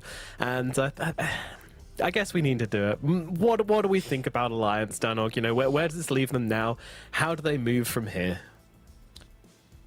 I think they just need to, and again, we're on the outside looking in, right? We can't possibly tell exactly what's going on, but to me, there's maybe too many evil happening at once, or like we were thinking before, so I think either win or lose, whether you think it's a silly idea or not, one voice, listen to that voice in the team fight cohesion. If it works out, fantastic. If it doesn't, at least you're doing it as a team, you know? So that's probably step number one. Alrighty, well, we will leave it there. Thank you so much, Danog and Aries, for joining us. I believe you're heading out now, but we'll have ODPixel and Trent in for the next game.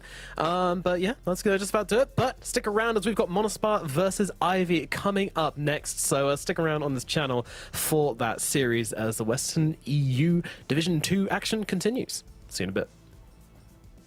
You can just hit the jump miss and jump in here. I'm tipping. I will show you. Yeah. I'm ult. Nice. Panda? Nice. Mid on the brute, maybe I can go him.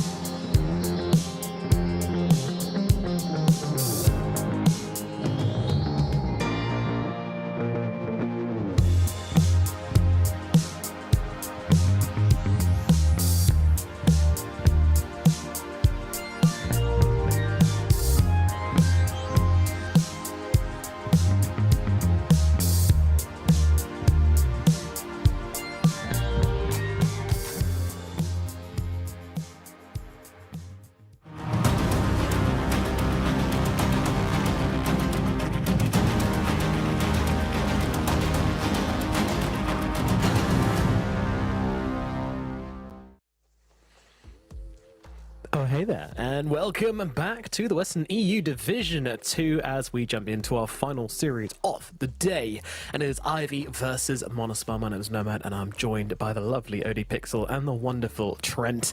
Trent, yeah. How's it going, bud? What's up? What? Things are really good. Definitely, yep. Just excited for some Dota between Manaspa. Oh, I lost. Okay. Guys, look, it's really rude to leave your games when you actually thought the timer was on with different ones. So I didn't want to leave my opponent in the lurch there. Hi, everybody. Welcome to the show. Thanks, PGL, for hiring me. Yes, we're here for Ivy versus Manaspa here.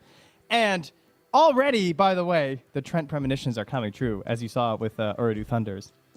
Best two teams, guys. Manaspa, the Thunders, the two qualifiers. They're looking hot. I'm feeling worried for Ivy.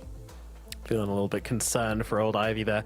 Yeah, I mean, they looked all right yesterday, but yeah, I mean, Monospar just looked really good. They took down Alliance, who we thought were going to be one of the stronger teams. But yeah, Monospar looking pretty great. Coming through the closed qualifiers and now kicking Alliance's butts and looking to do the same thing versus Ivy now. Owen, what's your thoughts on these two teams? Yeah, I think I'm going to go with Trent overall. I think Manaspa's coming into this one as the favourites. They're already looking good this season, and you know we know the lads. You know, X-Brain. It's a good team. It's a good team. These guys, they've got what it takes to usually be in the top two. Ivy, though, on the other, they have been improving, and they have, of course, had a bit of a change-up from sort of the Ivy that we're familiar with in the previous tours, where we have the new carry player, right, Pio 65, rather than low skill.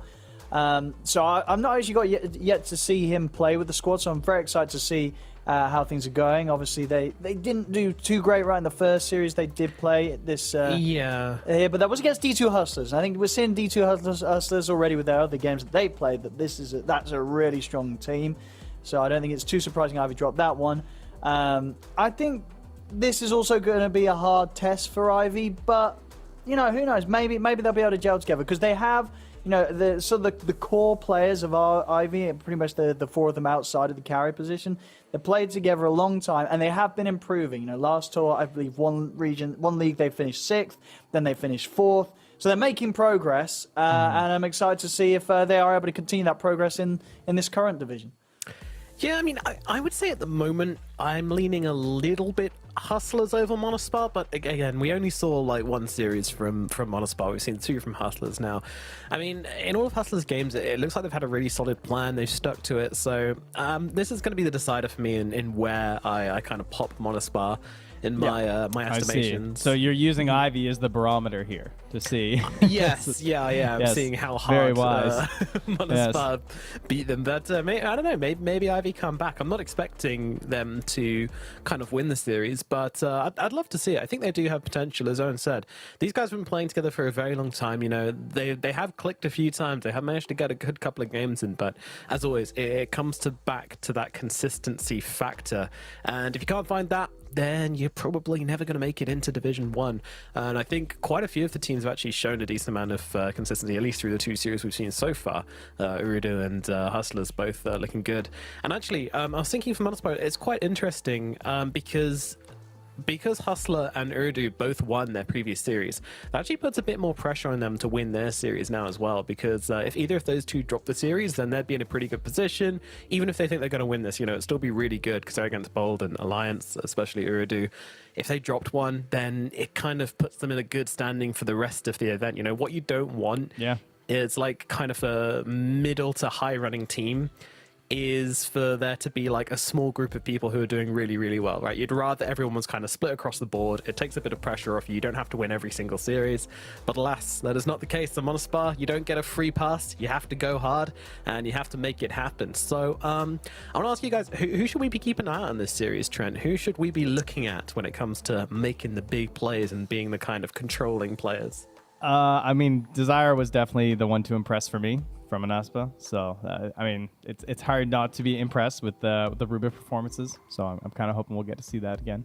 Very solid stuff there. And for Ivy, you know, Cube, I mean, all I know about Cube is he just wants to play Pudge. So I don't know. Pudge and Tusk, yeah. Pudge, yeah. So, you know, just give me one of those and life's good, right? Yeah, no, I'm down for that. I do feel like it's a really good patch for supports to be kind of showing off, you know? Like, for once, Rubik is actually... You can actually pick Rubik without griefing your team. And every pub, too. I think it's like a quarter of pubs or something like that he's in. It's just... it's nonstop. Rubik's all over the place. Even in high tier. They can't get away from him.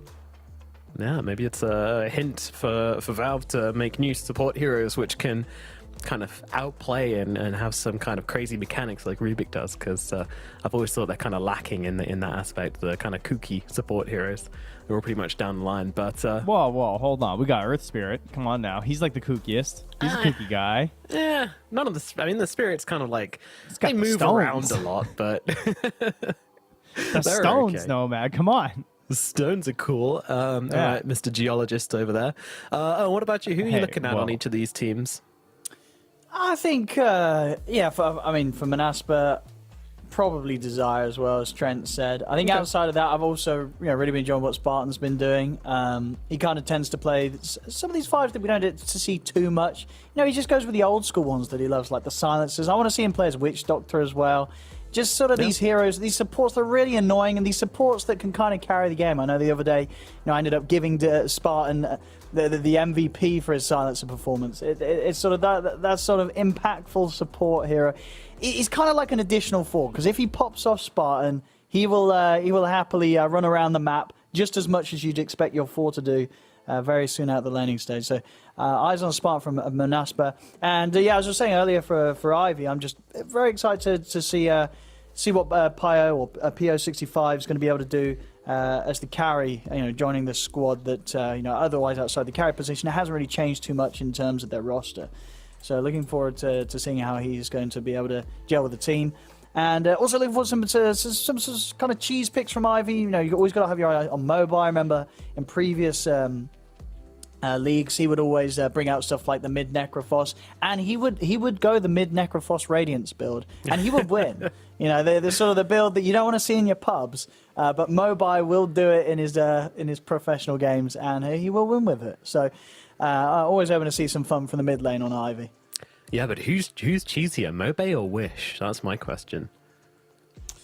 That is true. Yeah, Wish Tink. I mean, yeah, I don't know how we've not even mentioned that at all yet. But yeah, Wish Tinker, it's gonna be banned. I don't know. I don't care who you are in this division. If you're playing against Manaspa, you've got to either have a draft that does not care if Tinker gets picked against it, or you just ban Tinker, because he is a beautifully disgusting player on it, as we got to see the other day. Yeah, I would say in that game where he popped off, it wasn't even like a great Tinker game, or just, it was fine. It was pretty average. There wasn't that much. He did utilize, I think it was the boar, right? Or there was some summon he kept TPing to. It might have been the boars. There was something that he was abusing very nicely with the early boots of travel, which is always great. But I think those last couple bans of the draft, if there's any chance, maybe throw one on the Tinker. Yeah. Make sure you don't set them up for it. I mean, surely it'll be on their minds. Let's jump into the draft. It's got to, yeah. Yeah, let's jump into the draft for game number 1. It is Monospart versus Ivy, and see what exactly we're gonna get picked and banned in this one. I mean, starting things off, it's probably gonna be the normal things, but again, you kind of have to leak one of these heroes through. That's the thing with the meta at the moment. Other than Lina, I don't think there's any like hard bans, and even still, we're still getting the occasional Lina leaking through for some reason. And there's our Rubik. I mean, I would guess at least first overall. Radiant side, first pick. Easy. Absolutely. There it is. All right. So we've got the Bat Rider, of course, up as an option here. Wouldn't be surprised to see Ivy grab that one. It's a pretty safe pick. Ooh, interesting. Okay, so they're sticking with their plan from the previous series. There was a lot of Enigma in those games, and then immediately into a Lycan. Okay. Oh, were they watching your stream today, perhaps? Dude, I tell you what, this hero, it's really good. Dude, Lycan, I was on a lose streak today. I played 4 games in a row, lost all of them, and then the last game I got beaten by a Lycan. And not only did I get beaten by a Lycan, but a Lycan that was completely dumpstered in the laning stage. And then he just disappears, he gets his Helm of the Overlord, and then suddenly he's getting an ultra kill. And from that point onwards, I picked Lycan every game, and I won 5 games in a row. So the moral of the story is this hero is busted. I love it. And you got to do something about the Lycan. And I don't think you can do something about the Lycan in the laning stage, because the laning stage means nothing. This hero's going to recover. He's going to get his items. You got to have something to deal with him when he's coming running at you with his army of summons, and he will overwhelm you. So I'm going to be interested to see what Ivy's take is on dealing with a Lycan. And Owen looked like he had no idea what he was doing, and it was still working. Yeah. I was just, I was click dragging over all my summons and A clicking down lanes. I don't even use hotkeys. The micro was bad, dude. Yeah. It was I don't even. The hotkey he had a needs control group for his wolves. He was winning. I don't even know what a control group is. You don't need it. The hero is that busted. Honestly, I swear. It's got a really good win rate. All seriousness as well, I believe it's like 55% win rate or something. It's one of the higher win rate heroes across the brackets. So yeah, Ivy's got to be prepared to come out with some answers for the Lycan. And Trent, what are some good answers to Lycan? You know, what kind of problems does this raise, and how do you solve them? Oh, well, it used to be these ideas of like lockdown that movement can't escape you from was often discussed. So like I remember Arena was considered pretty good for a while. Too bad like Mars is kind of awful, and also we have an Enigma here, so we're probably not gonna be looking to the offlaner. A safe laner who can actually punish you would be nice. Like Owen said, sure, he is recovering the jungle, but ideally, like, you want to slow him down in lane and then take a lot of the map before Lycan has the Helm of the Overlord or has either into like the BKB or the AC, whatever he's after as his next item. So just general ideas about control are always nice. Punishing the wolves in lane can be pretty good too. Yep. Gotta make sure he can't just run around and kill your supports as well. That's pretty important. I do like the Tinker ban as well. Of course, you were mentioning summons earlier, and Lycan Wolves are definitely something good which a Tinker can TP to, and also very good for scouting, giving you vision for those rockets to come on through. Yeah, it's the second pick from Manaspa is normally a good indicator of whether they were going to pick Tinker or not. You know, we see like I think previously like they get like Undying, and this game, as you say, the Lycan with the Wolves. So anything that provides vision.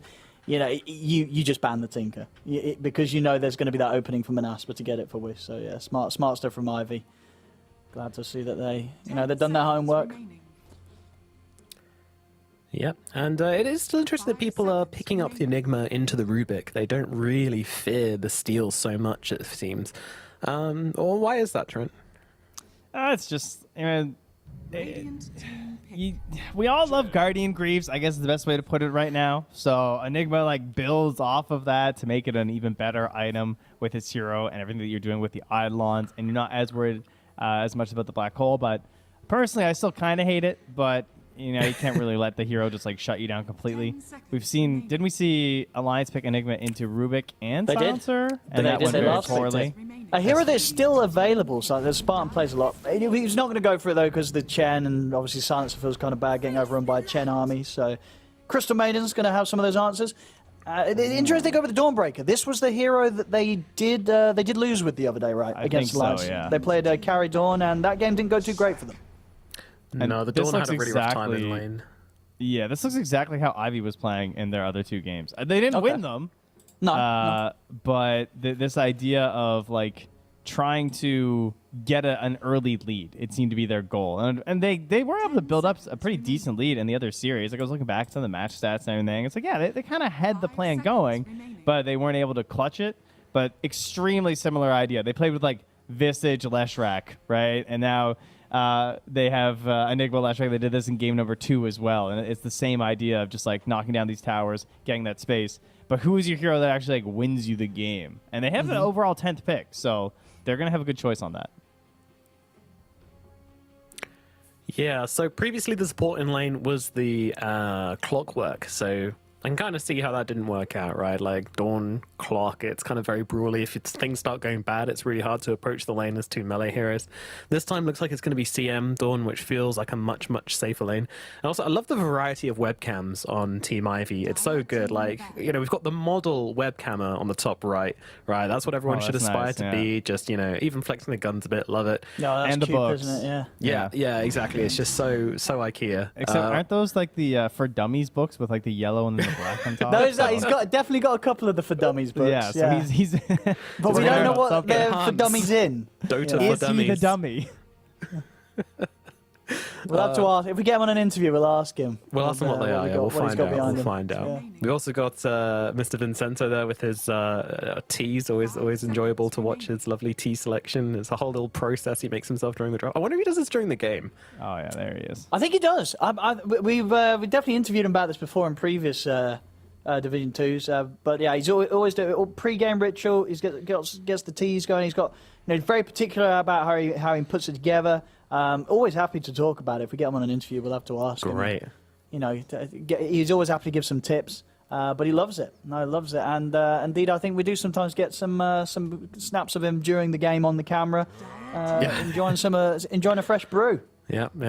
It's great for a sport player as well because if you die, you can just be like, oh well, I can have my tea. Perfect. These last bands, though, how about that? Mirana and Kunkka. Pretty varied there. All This right. idea of it could be the mid-tiny, but they also want to cover the Kunkka versus the Lycan and all the units, I guess. Pretty decent reasoning. As well as the boat That's with true. Dawnbreaker. Yeah. Dawnbreaker telling me Solar Guardian, you just chuck boat. It's not going to be a happy landing. Oh, what's Wish going to get? Yeah, I mean, what does his team really need? I do feel like they need some magic damage in this draft. That's what I'm looking at, so Yeah. I'll go with the OD and the Invoker for that. Kind of depends if they're scared of Ember, I feel like. Yeah, that could be a decent option. They could also Puck, who hasn't fallen off Yeah, I a was little bit. thinking. Yeah. Or Quap could also be the option. Oh, I don't know about. I'm not a fan of that hero. No? Is Pango still in? Yeah, he's still hanging around. Pango's still in, isn't it? I feel like Pango's always nice. It would definitely help the two supports. It's easy to play around a Pangolier as Rubik and Crystal Maiden. He makes a lot of nice little spaces. You have your low cooldowns you want to spam, but sometimes it's kind of scary to get in there. Yeah, he hasn't played it in at least a couple of months though, but they did used to. But I mean, Pango's a pretty good hero. Good at clearing out and dealing with some of these pushes from like the Chen and the Enigma. Yeah, there's a lot of units for you to just blow up. Yeah. Maelstrom through them. Also if you plays a want. lot of Zeus. Wish is it a good Zeus game?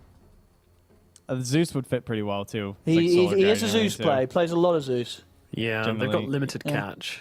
It's like no cheap catch, It's either blinking with the Tiny or blinking with the Enigma, and then it's like, we've used everything now. Still one more pick for them, I guess, but yeah. We didn't really talk about the Chen, by the way, because we were too busy Yeah, there we go. waffling. Zeus Yeah, nice is call, nice. Zeus. Yeah. Yeah.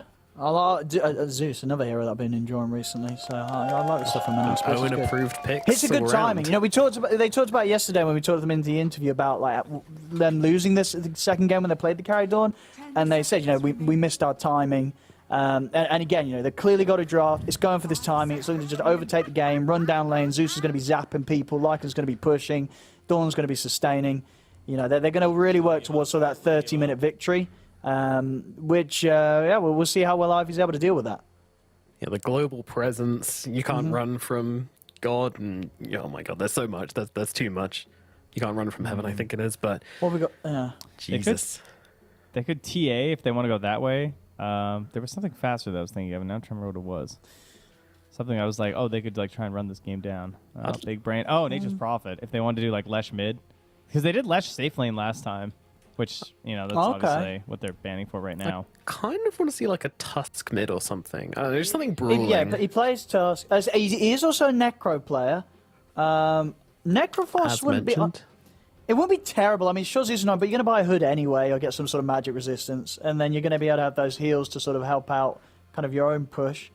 You got a chance of living through the burst. It's not too easy for the Lycan to go on you. He's not going to get a nullifier until very late in the game, and at that point, they've kind of missed the timing on Manaspa. There it is. Okay. Keep it simple. Yep, keep it simple, stupid. Well, that'll be the final pick coming out from Ivy, and it just kind of completes the draft quite nicely, I don't think anyone's been massively outdrafted here. I do think Monospire just have kind of a lot more to play with. It feels like I want to be I want to have this Monospire draft when I'm looking at these two. What do you think, Trent? I'm a bit of a Lycan hater, sort of. Sorry, Owen. I don't know. No. I Driving just- a wedge between my casters. Yeah, I don't know. The hero as Owen said, it can recover pretty well in the jungle and stuff, and then it shows up with the become the Overlord. But I often find in professional matches that it struggles a bit in the lane, and then it absorbs a bit too much of the farm of the other cores. But they picked it really early this time. They have an idea as to how they're going to play around the ultimate, I'm hoping, with the Zeus and the Dawnbreaker. But Lycan no ulti makes me kind of sad. I kind of like Ivy's heroes a little bit more, but I do believe in the lineup of Manaspa, like the players. Okay, all right. What do you think? I think overall, I would have to say I do prefer Manaspa. I do think that they've got a better draft for sort of hitting that timing they're going to want to when you run. So this lineup with the carry Dawnbreaker. I think sort of the lackings of the Lycan off lane are kind of covered for the rest of the team. Everybody else on the team is a do something hero, right? You've got these two active supports, Crystal Maiden and Rubik setting up action. Dawnbreaker and Zeus, they're going to be very ready to be involved in very, very early skirmishes. So Lycan's going to get to have that space to get his key items and then start to push objectives. So, it's going to be very interesting to see if Ivy can match that sort of pressure that Manaspa's going to be putting on. But I think Manaspa's is going to be able to overrun Ivy in this one. Yep, I think I'm going to agree. I think their lineup feels very snowbally, very hard to play against once they get ahead. And once they hit their timings, it's going to be very hard for Ivy to get back into the game. But hopefully it'll be a nice and close one. I'm going to leave you guys and let you get on with it as they cast this game number 1 between Manaspa and Ivy. Bye. Yeah, thank you very much, Nomad. Yes, looking forward to this one. Of course, we do have, as you said, something that we saw the other day from Ivy, right? Playing this safe lane Lesh on Pyro 65. Overall, how do you sort of like the core setup that Ivy has now? Now that we see the Ember last pick, Trent, having sort of the Lesh safe and the Ember mid. How do those sort of bounce off each other from your viewpoint? Much like I'm a bit of a Lycan hater, I'm definitely a bit too high on safe lane Lesh. I think it's something that probably could have been abused a little bit more ever since it sort of fell off out of popularity. I think it is something that teams could bring out a little more often. It's basically just a safe lane Nature's Prophet that's not as good at making those rotations, but it's got a lot of similar like early game pressure and pushing power that I enjoy seeing. So I'm going to believe it. I'm going to believe in it, but they have to get the Roche. They have to, just like you're talking about how Manaspa are looking like they want to snowball, like very similar ideas here from Ivy, right? Like their timings are just like crazy important when it comes to like Bloodstones and BKBs here. Oh, Pyro 65. Don't walk up these stairs. Manaspa. There. Oh, there we look go. at that. Take the wolf and send that in. There you go. I'll give them the info. They know what's going on up there now. Nobody's going to be stepping up into those parts of the woods. Oh, we were praising the Grandmaster Desire Rubik, but Zento here. Grandmaster Chen player. That's dedication. He is a bit of a Chen connoisseur. We got to see this a fair few times in the previous video. It's definitely, if it's there, they'll go for it. It's the perfect hero for him to play. It's kind of chill. I mean, there's a lot of micro involved, but you send your summons in or your neutral creeps that you've grabbed, and you can enjoy a hot cup of tea, as JM will be doing. Oh, that's smart. Yeah, you sit just in the send them back, to one side. Yeah. Pop some heals. A lot of chance to sort of relax and be as zen as you want to be. As JM is, very relaxed individual, very nice to talk to in the interviews. Always very much been having a good time. I mean, Ivy, they've been in quite a fair few of the Division 2s we've had, and they also play a lot of smaller tournaments, so they get a lot of games. If you look at sort of how many games some of these teams in Division 2 have played, Ivy's probably up there as one of the ones that have kind of the most competitive games in sort of the recent times with the amount of leagues they play in. Well, we're all hoping that the leagues will foster that kind of growth. That's sort of the idea here. So hopefully they'll become a stronger team over time. Absolutely. No, we'll see with the lane setups. I mean, I believe what you were saying as well. Bottom lane this time round, having the Dawn with the Crystal Maiden. You feel this is going to be a pretty easy time for Manaspa? I mean, how much pressure, if any, can Ivy put onto this safe lane Dawn, or is it just complete free farm for Nande? Yeah, I think you're seeing what the plan is, right? Yeah. Just Cube's going to grab the waves, run away with it, and not a whole lot else you can do. You can convert your Eidolons, but I'm sure you guys have all played against Dawnbreaker in lane with a Celestial Hammer. It's not really that much fun to have a bunch of units, especially when there's also Crystal Nova. So, the ability to get in there. And odds looks like favoring Ivy a little bit more than they were earlier, I think. Not sure about that, but it looks pretty good to me. I'd say. There we go. Shout out to partner esportsbet.io for providing those. But yeah, indeed, overall, Monaspa, the team to be the favourites in this series, in this game at least. We'll see. And as we were mentioning, this is Monaspa going for a similar strategy that they did lose with yesterday against Alliance when they ran the Carry Dawn. See if they find a bit more success here today. Well, Cube grabs another wave. Success. Not able to get a pull off there or anything, so.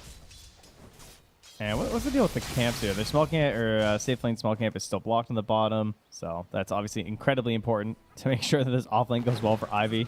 Just allows them to actually contest and deal with it if you have to go in that deep. Imagine trying to get that deep versus Dawn CM. Like, even this close he dies. Yep, that's going to be first blood there. It really is a killer lane here from Monaspa, and you can certainly see that with Spartan's inventory. He's got many mangoes ready to pop, so they can go for any sort of kill if Onmi and Cube get just a little too far down the lane, which is, as we're seeing, it's very tempting to do. They need to feel they need to try and do something with the manipulation of the creeps. But anytime they step forward, and especially with the level advantage now going to fall into the hands of Monaspa, they have such high kill potential from these two heroes. And I'm wondering if Ivy can find a similar amount of kill potential up top here. Just because, like, you can sort of take away the wolves and deal with that as Vincento here, as he's getting a lot of damage with this stolen range creep right now. Jeez, Desire, relax. And it goes back. But maybe like level 3 on the Leshrac, perhaps they can actually start like comboing some spells onto Skylark and maybe have a chance for a kill. But it looks like they're more dedicated to try and save their bounty runes. What a nuisance. He's been very annoying here with the micro. Skylark always has been a fan, of course, of these micro offlaners. Plays a lot of Beastmaster, and of course plays a lot of Lycan. So you know that whether it be boars or wolves, he'll be putting in the effort to make sure that those summons are really messing with you in those early points of the game. And mid lane, Wish having a great time. Just, you know, versus a melee hero who can keep doing these harassing plays over time, but he's got 2 points on the Flame Guard, so yeah, the Sleight of Fist isn't too bad right now. And he's just grabbing himself some lasses with the Arc Lightning. Life's pretty good. At the same time, Ember's also just doing his thing. It's not, you're not winning the lane, but you'll get by. And you're hoping to make some rotations at level 6. Well, maybe not level 6, but you know. You want some decent plays early on to try and enable this Leshrac. Well, for sure. I mean, so far 4 minutes. Only owned me who's furthest behind on the CS, but I think with the lane setups that is to be expected. He's definitely drawn the short straw in terms of lanes to be starting the game in. Matchups to play against. You can see here, I mean, now that level 3s are on both the CM and the Dawnbreaker, they really will be ready to pounce if only or Cube get too far forward. I think Cube might need to think about going mid or something here soon. Like trying to make a play, like get sync up with the level 6 on the Ember and see if you can grab a kill into Wish. Maybe send a Chen creep or something. I feel like that should probably be the play, because sitting here as Cube isn't really going to be that helpful at the moment. Unfortunately, he's still level 2 and doesn't have Avalanche since he was using the tree, so kind of wants to get level 3 first. But up top, Desire. Oh, nice toss. Easy. Bottom. Cube. We'll look for the toss. Onto Nande. Gets him under the tower. Avalanche as well, but Nande too beefy to take down even under the tower. He's able to withstand that. Turns with the combo back to Cube. Not quite enough to finish him. The nuke from Spartan as well. Just so close to bringing the Tiny down, but not enough damage. That'll do it, though. Level 6 is hit. Thunder God's Wrath's at the ready. Cube gets taken down. Onmi will manage to bring out Spartan in return. So a nice trade to be found, at least here for Onmi, who was suffering the most out of the lane so far. Oh, man. Yeah, that was really close to him going down as well. And see him kind of sticking around hoping for something, but the Eidolon damage was just too much to deal with right there. And now Nande just going to chill out until his CM is back. Well, see 6-minute power runes hit. Yeah, that's a big one. Regen up top, though. A Wish. We've got much more here from Mobai. He's got another Remnant at the ready. Diving in. That'll do it. Slight Fist and the Flame Guard burns down the Zeus. TP in from Desire. But won't be able to take down Mobite. Mobite's going to be more than fine. So a nice little chase down there. Both teams bring in some efforts around the power runes. And as it was, both mids ended up scouting out the bottom one. Much to the demise of Wish. Bottom lane. The toss, but Nande, he's more than happy to be in this position. He says, all right, Starbreaker's there. And in fact, ends up being the one getting a kill. Celestial Hammer back up. Pulls himself across towards Cube. They're diving under the tower. Spartan, he'll want to continue this going. He's got the Frostbite. No mangoes left, though. Has finally run out of mangoes here on the Crystal Maiden, so won't have enough for that final blast required to get the kill. Didn't even know it was possible. Now, Cube's thinking there was so much mana. He's very reluctant to move away. Maybe hoping to catch Spartan with something there. Doesn't even get in for the body block on the stack either. So now there's a big old camp here with all these creeps. What's Skylark doing up top? 32 last hits to 37 on Leshrac, so been pretty fine. Good threat in there to make sure he doesn't die. But I mean, that was a very low commitment amount of damage, though. Pretty heavily harassing on the Pyro there. Radiant's middle tower is under You can see how annoying it is, though, when the Ember decides to dive Wish, because it's very much dependent on the rotations he can get in time. Because at that point, he just didn't. He was like so close to being able to kill Flame Guard. Ooh, nice kill on that bottom, though. Nice. Cupid owned me for honestly how difficult this lane is to play. They're getting some good trades out of it. It's very even at the moment across the map. 3 for 3, less than 1k gold difference. Close start here between Ivy and Manaspa. Dire's middle tower is under attack. And both ultis are up now as well, right? Thunder God's Wrath is back up, and the Solar Guardian, kind of scary. But we also have a black hole potential, and he is in the middle of these trees right now. Well, I mean, he might find a chance for this here, own me. Look at the walls, Nando. They've got the combo from Tiny, and yeah, he'll drop it. Black hole's there to make sure that Nande will get taken down. Ivy really continue to step up the outplay here from this duo on this bottom lane. It was a hot start for Spartan and Nande, but they're kind of losing a bit of that momentum, and momentum that we know is incredibly important when you're running this Dawnbreaker safe lane. You know, these early deaths, they really hurt. They slow down your game. Yeah, it feels like he just got a little bit greedy, right? He saw all those Eidolons of the tree line. He's like, well, that's just free gold, right? I got all my spells now. I got big damage in the AoE. I want to farm them up, and got punished pretty hard for it. He also TPs right back into a ward here, too, so they're going to know exactly what's going on with this Dawnbreaker, and if she goes for a Solar Guardian play, they'll be able to warn somebody as well, which is also pretty helpful. Wish playing a bit cautious right now, as there is a remnant sitting by his tower too, so he might just run home because it's just not worth it with no mana to be out here right now. They're playing very safe. Looking to see where Mobile's going. I want to try and dive if they catch sort of any information on who's around. Nande will step out, but he's got backup coming in. Wish TP's down to the bottom. They want to try and defend onto this tier 1 tower. Already from the side, Spartan shows himself. Mobile and Omi turns straight towards him. Spartan's got the backup of Nande. Jumps across with the Solar Guardian. Hammer forward to try and chase down Omi, but won't quite be able to get the full control off onto him. So he's able to step back. Spartan just smoke to save himself there. Just from the illusions of the Ember. Radiant's middle tower is under attack. And, oh, unfortunately the rune's going to spawn top, but denied by Desire. Does he escape from this, though? Oh, straight TP. It's not quick enough, though. Remnant damage from Mobai. Takes down Desire. Doesn't get the haste rune, but he does take his life. A little bit of a better prize there, I would say. He starts working in towards that Maelstrom. Already has the Orb of Corrosion, Ember's favorite item. Top net worth. A solid game so far, Mobite. And both mids pretty much dead even, actually, in the net worth. Very, very close in terms of what both heroes have managed to take out of this mid lane matchup.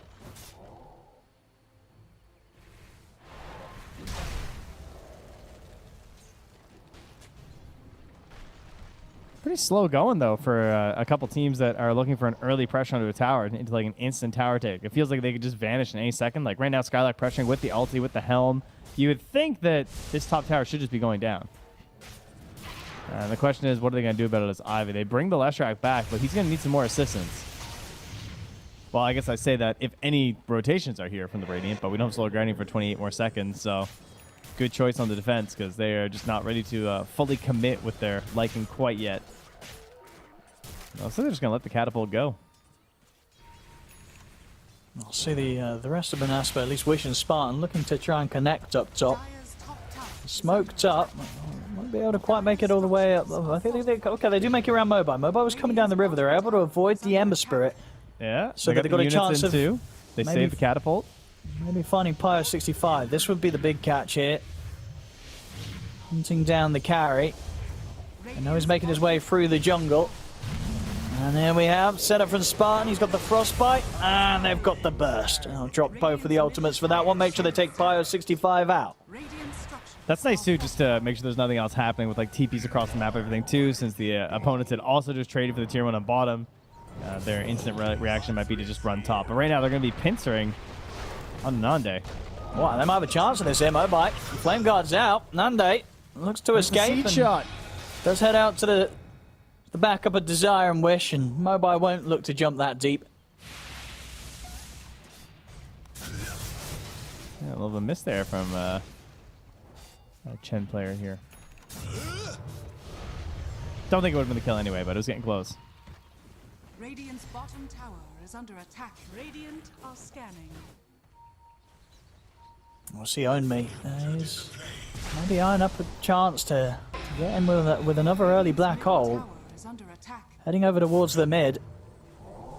Mobai already trying to get some sort of reaction here from Monospar. The space is there, Owned Me. Finishing off the tower. That was really nice zoning by Mobai. Just running back and forth, sliding, seeing what they're up to. Tower falls pretty easily to him. Skylak's trying to contest a little bit in the jungle here of that last rack, but not much he can do. If he tries to rush down the last rack, the ulti's going to be there. Pretty hard to utilize, so... Paya will have Bloodstone in about 500 gold right now, though, so... On bottom. TPs are coming in, Cube. They may have looked a little too deep if Fernando. I mean, Ownby is watching from the side. Considering maybe getting in for a black hole. He's stepping up. Malefic's onto Spartan. Also have Chan by his side. Spartan just sort of dying to the Eidolons here as he will get taken out. Nande steps back up, but there's the toss back from Cube. That's Nande going down as well. Owned Me with a double kill as Ivy. I mean, this early game, they're the ones getting the lead here. 4K advantage. Playing it really nicely. I mean, I just had that one death in the lane, Owned Me, but it very much recovered after just that one death. He's completely taken over this bottom half of the map and is making some nice early movements here as the Enigma that are well supported by the rest of Ivy. Really helping to take over this half of the map from Manaspa very early. Yeah, and what are they doing with this space? Juicing up a Leshrac. He's farming up some Ancients right now, has the Bloodstone, and will be able to join relatively soon if they want. Keep also close to a Blink Dagger, but this time he doesn't need it. He just walks out the Spartan. See if they can punish him. They're trying to chase. They will use the Thunder God's Wrath to get the drag back, but the Hand of God's there. Cube's healed up. Mobai, he's thinking of going in deeper here to chase down Desire. Oh, carefully, he has Avalanche. Let's have a look. Desire returns with the burst of the Avalanche and the Fade Bolt. Not quite enough to take down Mobai, and he's prepared with the Remnant off to the side. He'll safely get away. Skylight's attempting to chase them down with a Shapeshift. Own Me, he's chilling on a cliff. He's got a black hole for the cliff, though, as he's ready to drop it. Catches the two of them. Skylight and Wish falling low, but not quite low enough. The heals coming from the Solar Guardian. The Starbreaker slams down Mobai. As Manaspa, they'll hold this fight.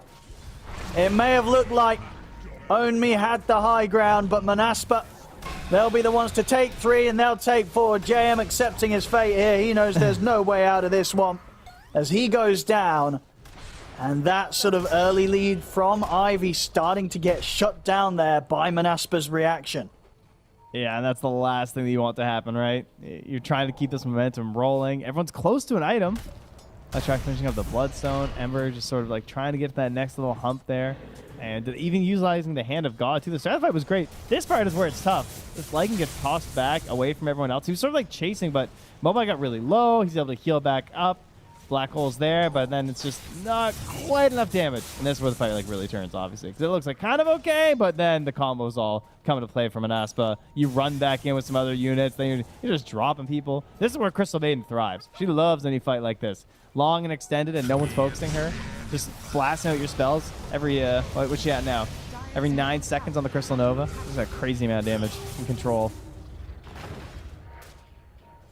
It's definitely going to feel rough for Ivy. I mean, something I believe they struggled with in the previous series they played. You know, series where they do get a bit of a lead at the start, but you know, once it starts to sort of drift away from them, they do struggle on kind of regaining control of the game.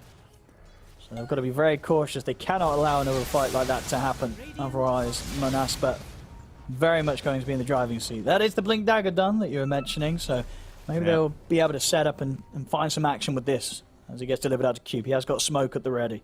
It's also a really cool Wraithback game. We haven't really talked too much about that, but I think it was a nice idea here from OwnMe. Maybe it seems a little bit crazy to get it before Greaves in the year 2023, considering how much we all love Greaves, but versus the Lycan specifically, it's obviously going to be pretty helpful. And the Dawnbreaker too, the way she's going to be in the middle of the fight, so there's a good chance you're going to get some effectiveness out of it. Interesting one here. They're going to group up, smoke up, and all right, 1 kill into Roche. Oh, not CM though. Who's got wards? Oh yeah, Spartan. He looks to be the one to tank this gang, which is not bad news for Monaspa. They can use this information to maybe turn things around, in fact. They're able to get in and take down Cube. Nande jumps across with the Solar Guardian. Starbreak hit onto the two of them. Wish he's been able to clean up both JM and Cube. They will lose Nande, as the rest of Monaspa couldn't quite get over to sort of help him with, as DPC ended up going with the Solar Guardian. That's a buyback from Spartan. 2 for 2. Monaspa having to spend a bit more money, though.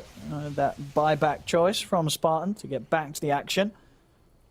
I feel like that could have gone so much better for Ivy, but the way they initiated that fight by just running the Leshrac and the Ember up first, like, Cube just didn't get to do anything. He's got this Blink Dagger. It's the best time in the game to be a Tiny with this Blink, right? Because everyone's pretty low level. You still burst for like 800, 900 damage. You can get a couple right clicks off despite being a support hero. It's crazy. But he walks in. His team have broken the smoke at this point. He wasn't the first one in, and he was pulling the Observer Ward too, which is the worst part, because like you want to place the ward and then jump as the Tiny, right? But like the fight's already started. He tries to play at the ward. He gets hit by one Lycan unit, and he throws Avalanche, instantly stolen, and he just dies. So it's, you know, he just gives away the best spell to Rubik right now, as he keeps getting the Arcane Supremacy. Avalanche is like one of your favorite steals in the current meta. Ivy, they're going to look to go again. Smoke here. This time they have got the Black Hole from Owns Me ready to go.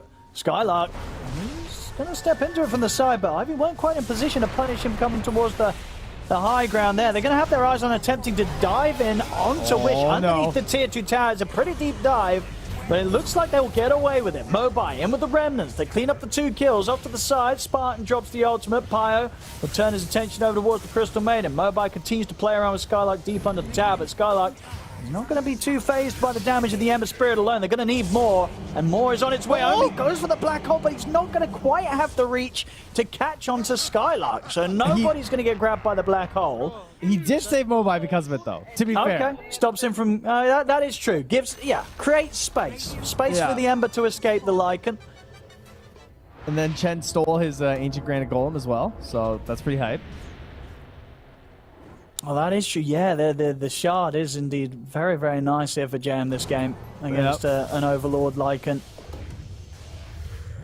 Oh, man. The health, it's so, like, nickel and dime right now. It's so close between, like, Zeus ulting and Chen ulting, and you just can't think about your hero dying right now, I feel like, if you're on either of these teams. You just need to, like, keep playing. Don't ever assume you're about to die or you're about to survive. You just need to know that it's all hanging the balance of Zeus versus Chen, and you just gotta hope for the best. Without a doubt, that last move there from Ivy getting them back with the comfortable lead that they did manage to grow earlier. We'll see. Monaspa going for the smoke themselves this time. We just had 2 back-to-back smokes from Ivy. We'll see what Monaspa can do in return. It will be a little harder for them. They have a blink coming on Nande too, which is always such an interesting item on the Dawnbreaker 1, I find. Because it's a heavy investment into something that you're kind of hoping to set up for anyway with a Solar Guardian. It's a broken Ember. Not that it really matters for him, but that'll do. Very nice clean combo there. Holding nothing back as they take down Mobai. Look towards the Roshan. There's no Black Hole. Ivy could still consider trying to interrupt this.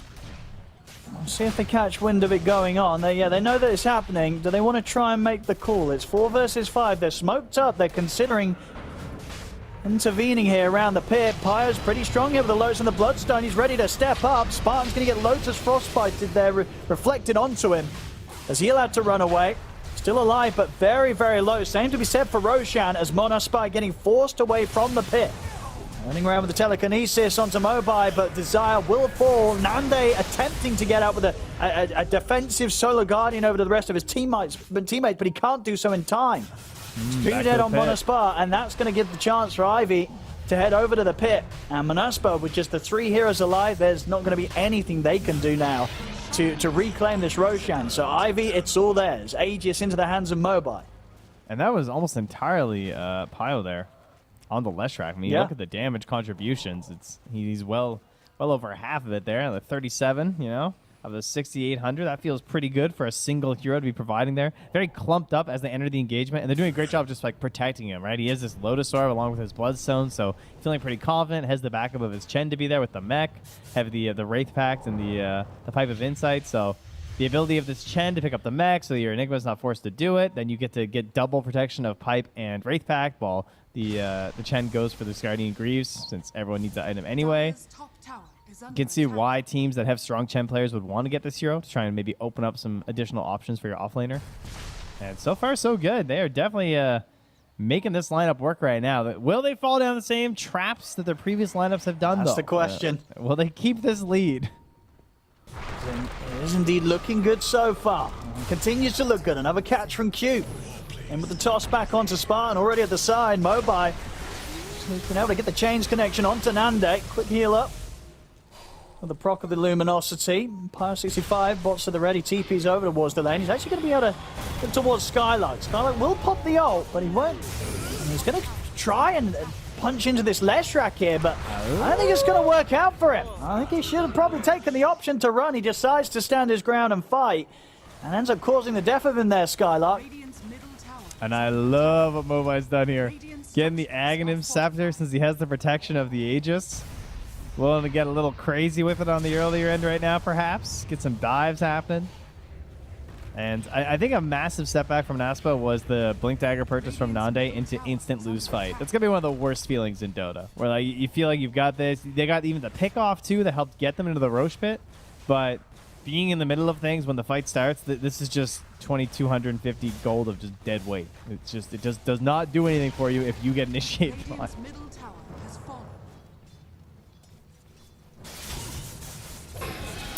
Still nearly 3 minutes on this Aegis. Ivy, I won't feel the need to sort of leave Monaspa's half of the map anytime soon. They're ready to bring in that top lane. Take some of these further towers. Still, they're taking the tier 1s and tier 2s out elsewhere. They're ready to start dealing with the top. Nande trying to not give them that option, though. Cutting the creep wave. Playing from the tree line. Same to be said for Skylark, but he might get found. Ivy, they know he's around, and Cube, he's into the trees, gets the toss back. See if there's any escape for this Lycan. There won't be. Pyro 65 bots over. Has the follow-up stun. They shut down the Lycan once again. Yeah, the creep wave is back behind them right now, though, as they march towards the base. But, you know, Spartan gets burnt up there and melted by the Ember Spirit. Are they going to try and drag away over here? I mean, they got 2 minutes of Aegis. I don't know. Feel pretty good. Looks like they're in no rush, though. Are you ready to rumble? That is interesting. Why are we not pressuring right now?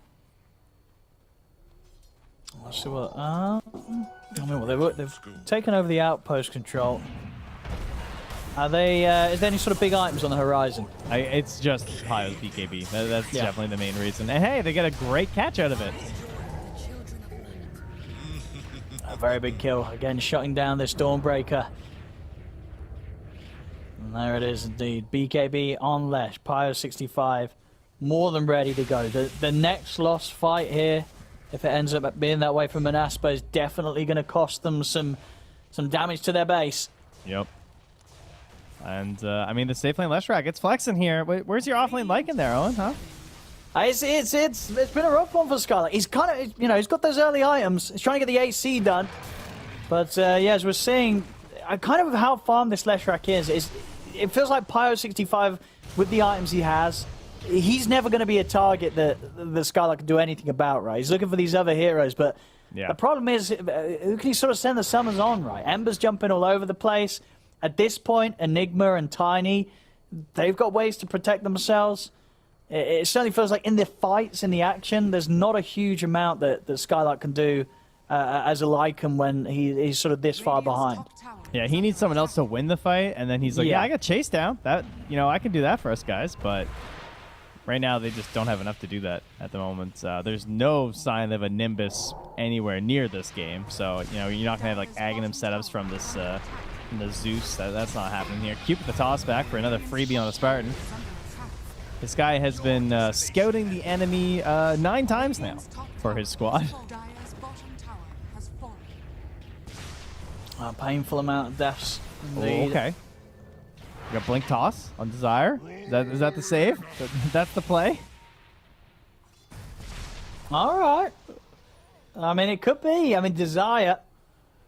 This is, we've seen some flashy games on Rubik. This one's been a rough one. Hasn't really had the chance to pop off so far yet this game. But hey, the game's still early. We're just 27 minutes in. They may be 18k down, but as you say, maybe some cool plays from the Rubik. Getting some heroes inadvertently diving into the high ground of Manaspa. I mean, they only have 1 BKB right now, and that's the Leshrac. Yeah. So there's a chance. Probably can't be the Ember, though, of course. But, tossing back the Enigma and hoping he doesn't blackball your whole team, that's pretty much that's the dream. concern, isn't it? Yeah. If you end up getting that perfect I've never setup. done that as a Tiny player, I'll tell you that. And you think I've ever tossed in a Tidehunter to ravage my entire team? No. That'd be crazy. Certainly has to be careful. Now, next big items. I mean, obviously, it will be nice when Skylark has the AC done. Looks like they're going to try and poke up Mobai. Don't think they'll get anywhere close to threatening him. No, he's more than fine. Hand of God's popped and a Remnant's away. And Spartan will be going down once again for that attempt. Oh, I love this itemization, though. You can just see they have to just run in fear of this Leshrac. Because what can they do? Like, between the Lotus Orb to help keep himself moving in the fights, the Bloodstone, and then a BKB just in case. And he has no sense of urgency about popping it, that's for sure. Feels like these fights are not going to be much of an issue here for old Pio 65. And all Skylark can do is just try and cut some waves and drag this game out a little bit longer. What they're dragging out for, I don't know. But drag they shall. I've again all those items to really put together the potential to push the high ground. Crimson Guard done on Owned Me. So yeah, pretty much the sort of the perfect trinity of auras here. The Pike, the Wraith Pact, and the Crimson. Ivy around this Enigma. They can group up and push up to the high ground, and it's just kind of hard to see where the damage is going to come from at this stage, considering the state of Manaspa's heroes. Yeah, sure is. More scouting missions complete here. Sleight of Fist talent as well there. Very painful one to face up against. These Ember Spirit players now. They're plus 65 on the damage. I feel like I haven't even seen him flex this Aghanims yet since he's gotten it. They've just been so far ahead. And then he moves from the Aegis to the BKB. Life's good. Radiant now, a wise Dota captain and player and TI winner once said, your lead is not real until you go high ground. If you can't go high ground, then, the lead's fake. Unfortunately, definitely looks like they can go high ground, particularly when you have the giant dive of the Ember. Ember is one of the worst mid laners at going high ground, and you have to be very careful what other cores you pick with Ember, because sometimes this happens where you can control the map, but you can't push the base, and then eventually your team just kind of feeds on a bad push. But I think Aghanims and BKB, when there's no great control through the BKB, is a major issue. Like, because he just dives the whole backline, provides all this vision, and it makes it so much easier for the rest of your lineup to go high ground. My thrift reward. Oh, with an Arcane Rune too? Come on, dude.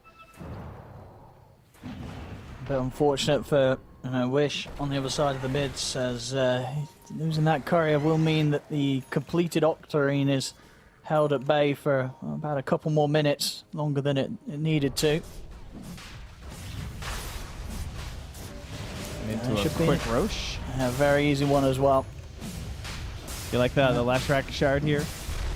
Oh no, we got Ember. Never mind. We have Ember with the Aghanims. Yeah, sure. I think Mobile. Yeah, he's gonna want to get his hands on this. The Leshrac feels so good when you're defending the base.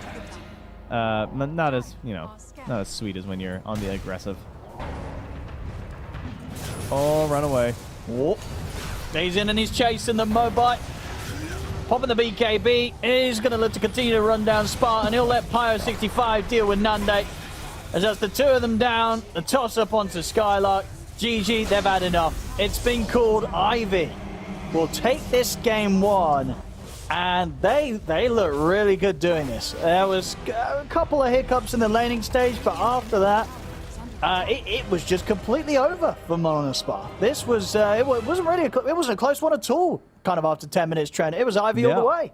No, I definitely was not so much of a believer in the Manaspa draft, but I thought I think they're the stronger team. I thought maybe they had better ideas about this than I did, but no, they did not have better ideas about this. Not able to really get much out of any of their cores. I'm trying to think of really any of their players. They were just always on the back foot the entire game. I'm trying to remember aggressive maneuvers they made, and all I can think of is Skylark farming the Dire jungle. Yeah, I mean, there was sort of a couple of moments where they tried with the smokes. And there's that one good fight when it was within their own jungle that Ivy went too far into, but Ivy they rectified that problem immediately, and the subsequent moves were pretty flawless.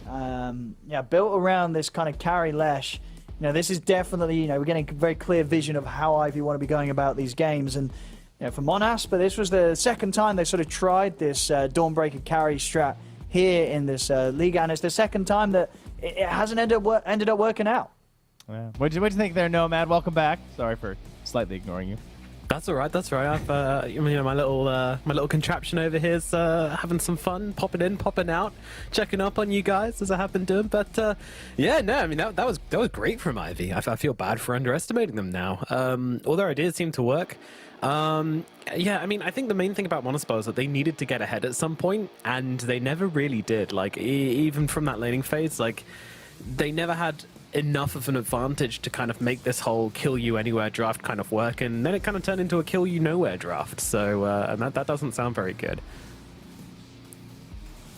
It was a similar struggle with the Dawnbreakers the last time, I think, too, of like trying to make this hero feel good and feel enabled. The lane went fine because it's Dawnbreaker. She's probably one of the best, even after the nerfs, one of the best safe laner heroes if you want to play it as a core. I think you're well guaranteed to have a decent time. Yeah. But the conversions from the Solar Guardians were looking pretty rough. Yeah, and you got to look at the team fight as well, right? Like he just had so much more, which made sense on the side of Ivy. Like so much more damage, so much more control, so much more catch. Especially Cube. Like I think Cube had a phenomenal game on this Tiny. Like he was just feeding his Leshrac kills, just constantly. Like here comes the airplane, and then tossing them back, and giving Tiny Airlines a new meaning in this one. That was really, really nice. They also just didn't have the damage to get through this Ember and Leshrac, because like the Leshrac gets this really early Bloodstone because he's playing in the safe lane. Pio was just taking his time, spending lots of time in the jungle, waiting till he got that in before he was really involved. And the Dawnbreaker not connecting a lot of the spells, the Lycan not able to keep the summons up. That meant a lot of the Zeus damage was going to have to be like the thing that killed the Ember and the Leshrac. And of course, Zeus is very bursty, but then it kind of runs out of steam. So if you're Bloodstoning or if you have Flame Guard up, it's very difficult to actually get something done. Owen, where did this Lycan go wrong? It's the 5 wins today. Well, as I would say, if I was playing the Lycan, I'd be like, guys, what the hell happened in the other lanes? It's not the Lycan's fault. Everything just fell apart too quickly. What could he do? He just wants to get his Overlord, his AC, and then he can help. But before that, he's going to be like, guys, can we slow down the feeding?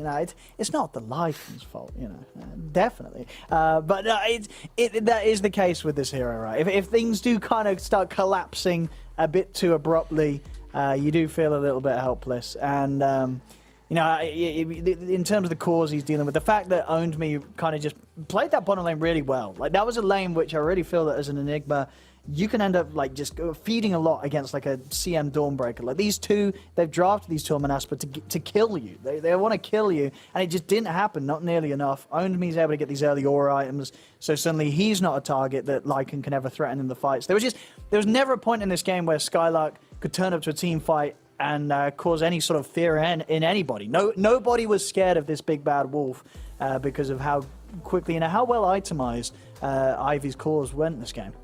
Yeah, not a big bad wolf, more a little good puppy, I guess.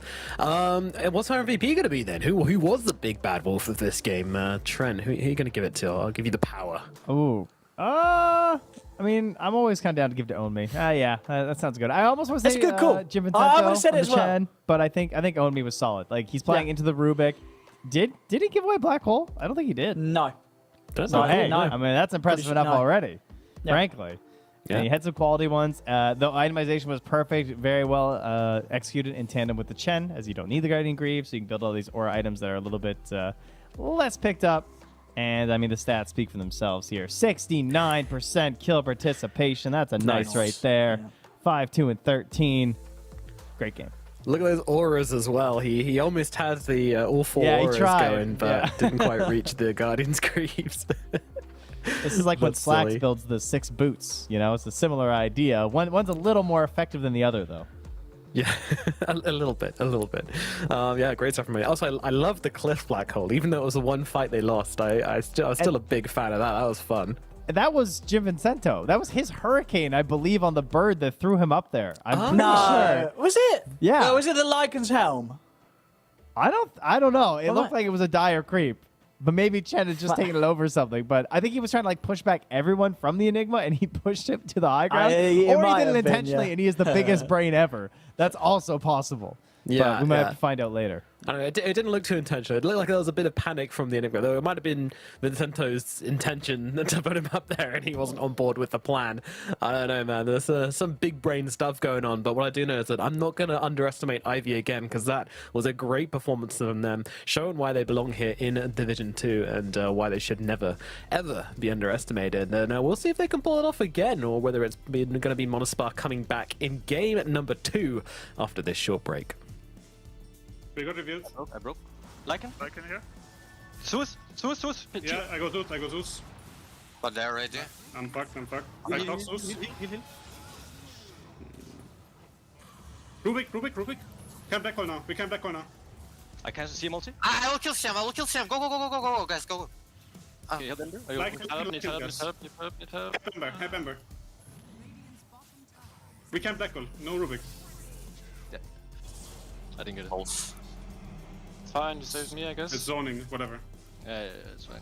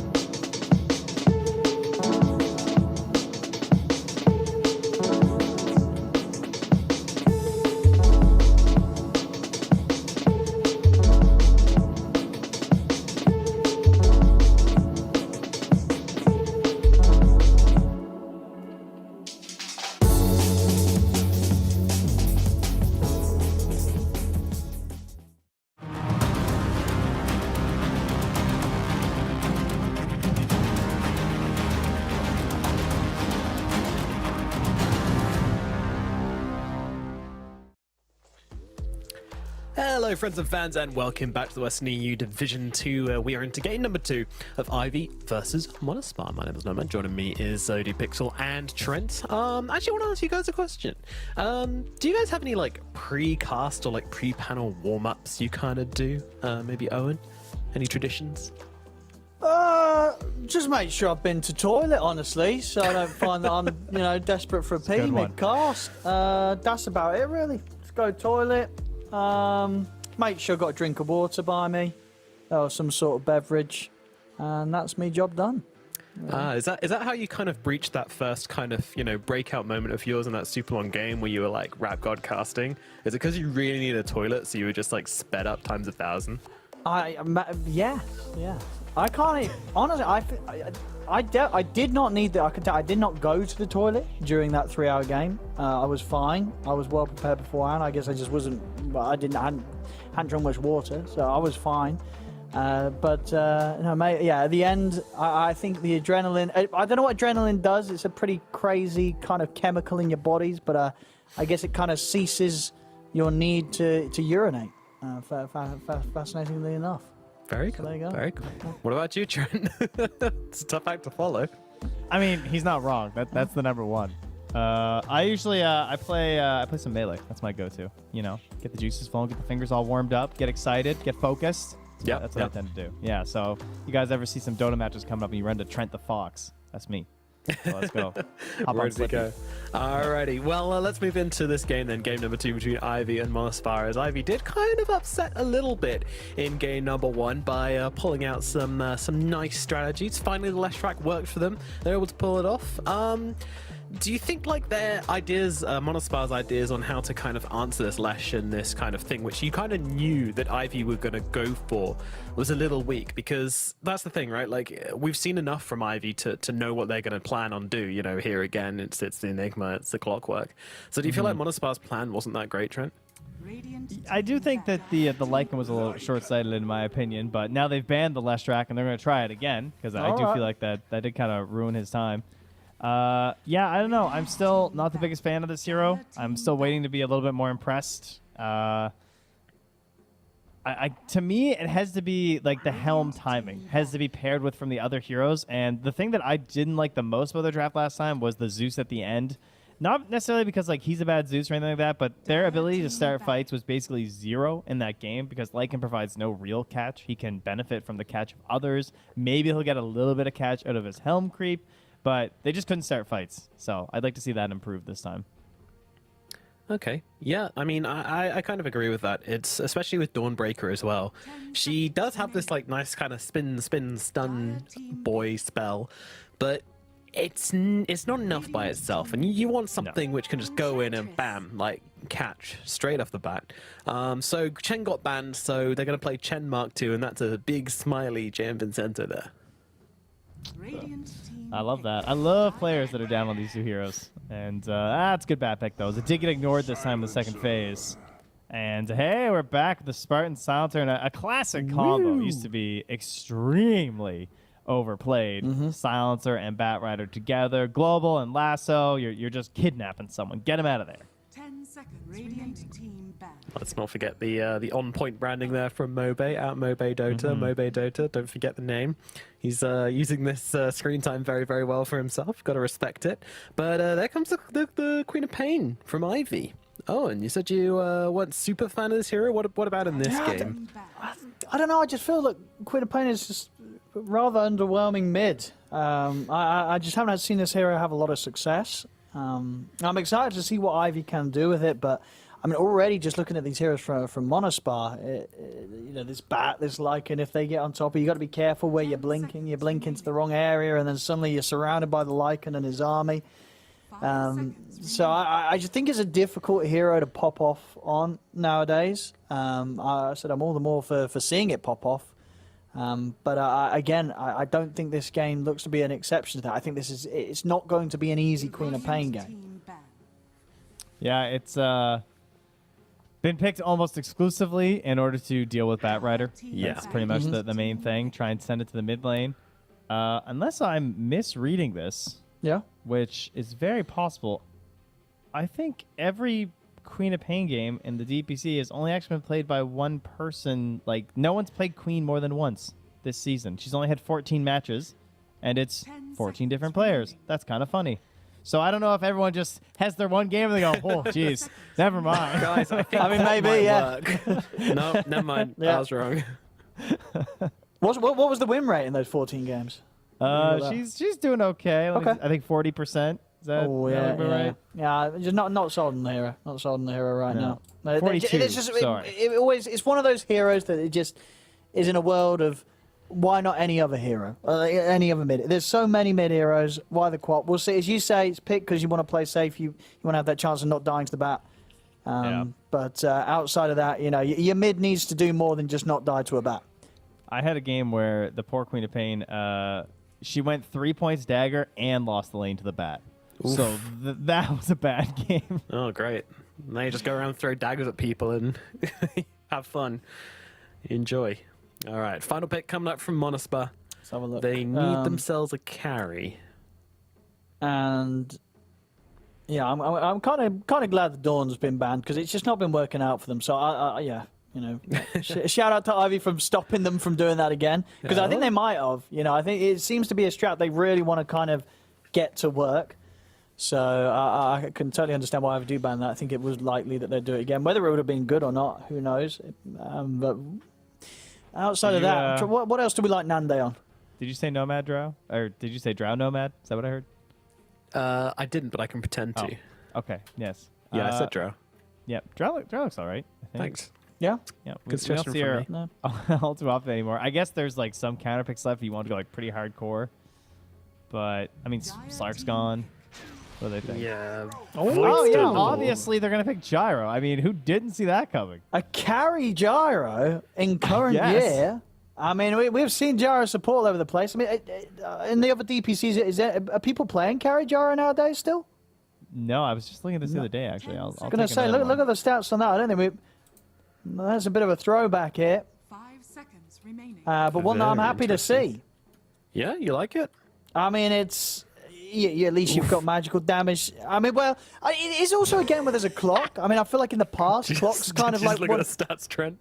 What's he looked at? Well, he's 1-5 so far. It's not good. Well, at least he won a game. And yeah, that one of those was supporting, and the other 4 were... Oh, God. Okay, no. All right, one of the cores did win, at least. Oh, there we go. So the only time he's won is when he was played as carry. Now, we've got Terrorblade here from Ivy. That's a bit more of a solid of a carry. It certainly is, yeah. But, I mean, if they okay, big brain time. It could be that they were anticipating this Terrorblade pick, and they wanted a carry which gives them physical and magical damage. Therefore, they decided that the best option in this situation would be El Gyrocopter. Oh. Gyro did actually play one game versus Terrorblade. Oh. And the Gyro lost. Oh. So. Well, but was that support Gyro? Trent, was that support Gyro? No, that was core. Oh, that was the carry Gyro game. Yeah, that was Skem's core safe lane Gyro. Unsuccessful. But I mean, this is exciting. As I say, nobody's really trying to make carry Gyro work nowadays. Probably for many, many good reasons. But I'm excited. Manaspa, they're proving to us that they've got these strats you don't expect, and strats that you don't necessarily expect to work, but they want to try them, they want to show them off, and looking forward to seeing if Nande can pull it off on the carry Gyro. Yeah, can he do it? I don't know. I mean, Trent, which way are you leaning? Are you going for the Ivy 2-0? No, I'm actually going to go with the carry Gyro. I think that it has a lot of logic to it, so I'm going to believe in it. Okay. I think for me, we're kind of overlooking one of the factors that they picked Enigma early on, and it's already been answered by Rubik and by a Silencer.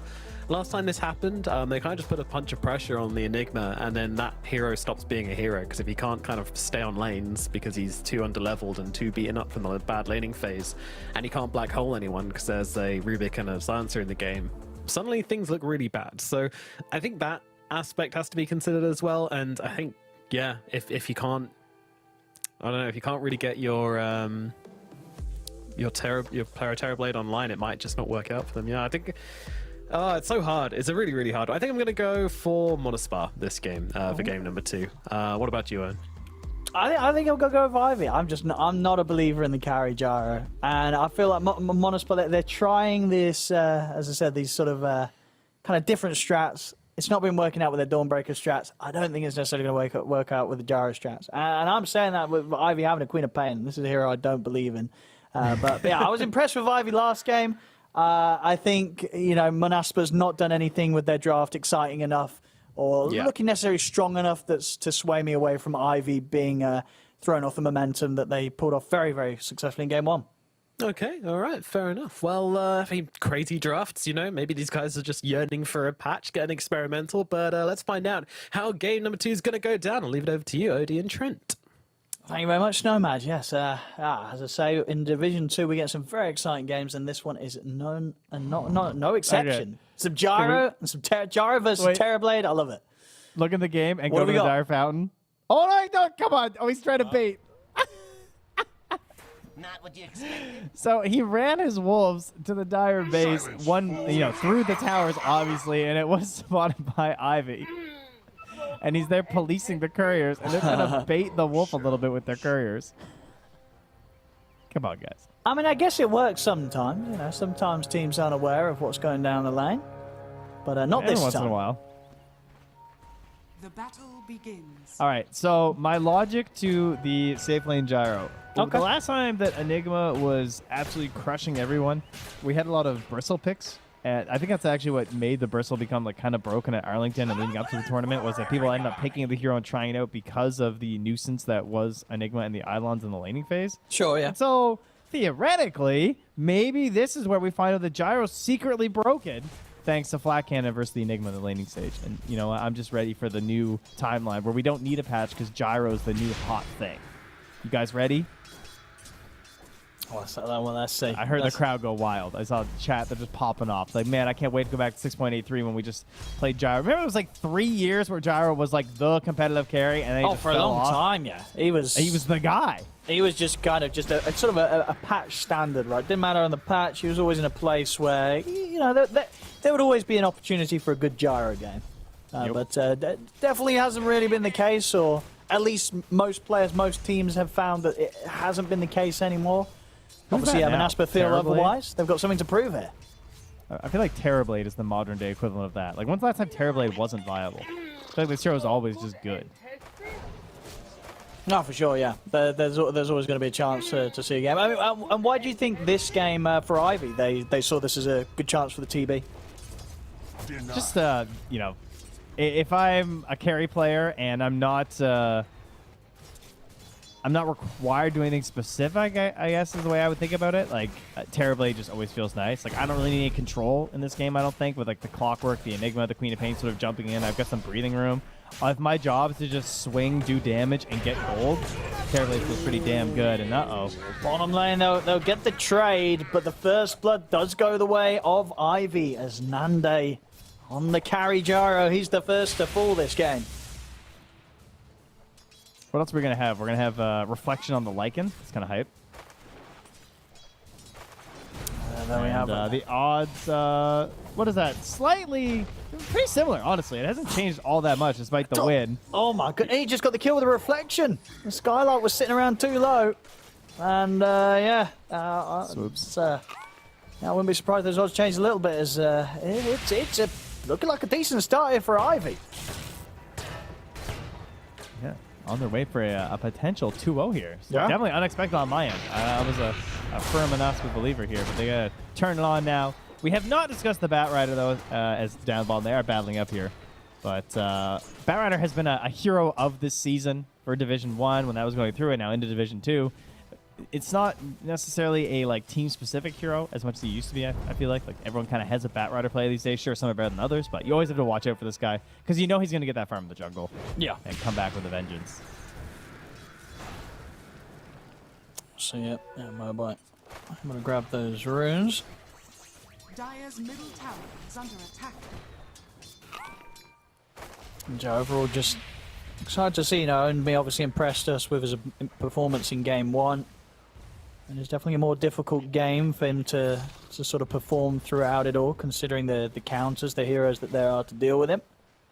But he did play very, very, very nice in that first match on the Enigma. See if he's able to do it again against the bigger challenge this time. Yeah, you would think it should be a little bit worse here for sure. Mm. But last time, I mean, most of the counters we're talking about right now are based on the black hole. The gyro is the new one to hopefully try and deal with the Eidolons themselves. And you are seeing it in play here. Not quite dying. I think even with the missile, he should be fine. But you're seeing the actual bullying happening. There is some bullying in the mid lane as well, though. As we do have the 2 points in the dagger so far, and that's what's driven Wish into that jungle. As it's not worth it being on the lane. He's got the Fairy Fire, but Cube's going to be able to take him down. Another kill here for the two of them. Ivy, once again, playing very nicely between the two of them, Cube and Owned Me. And look at Desire, too, driven way back up top. Is he actually going to find this courier? Oh, Ench. Oh, no. Oh, no. Ooh. So much stuff on it. Oh, it's a fat courier. It's too slow. It's too fat. The micro. Oh! It's going to make the delivery, though. Oh, he stopped it. Oh, my God. He's going to be able to save it as well. Oh, wait. Go back. Oh, my God.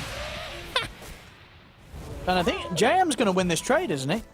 Or maybe he's not. No, he's not. He's not be careful. He got his items. He has the tango. This is the hypest support battle of all time. He lives. He's going to be fine. He's out of there. Oh, but Terrablade's courier. Oh, no. I mean, JM worked so hard to keep his courier alive. Meanwhile, the carry, courier down the lane, instantly dies. He was too busy killing like that is true. That is true. The carry can be forgiven for losing his courier there. Indeed, Pyre65 manages to kill Skylark again in that top lane. That is... It ain't going great up there. It's 31 and 14 here for Pyre65. Skylark, he's only got 8 last hits out of that lane, Trent. Yeah, I mean, his Rubik was a little busy, so... Alright, guys, relax. These bottom, here. and bottom, look at this. Nande was able to move in with Spartan to get the kill, but he will get punished for this. As Mobile will kill him off. Another courier. Dagger rotation kill. That's pretty hype. 1 HP. Is that what that was there? I believe it was, yeah. Mobile, he's going to get this kill as well. There's no running for Spartan, surely. So Mobile, very nice rotation. Sure, wasn't able to make it in time to save Owned Me, but coming in for the cleanup, getting a double kill. He's going to be feeling great. I mean, some of these lanes, I mean, the catch-up farm's been there from the back, 29 against the 27.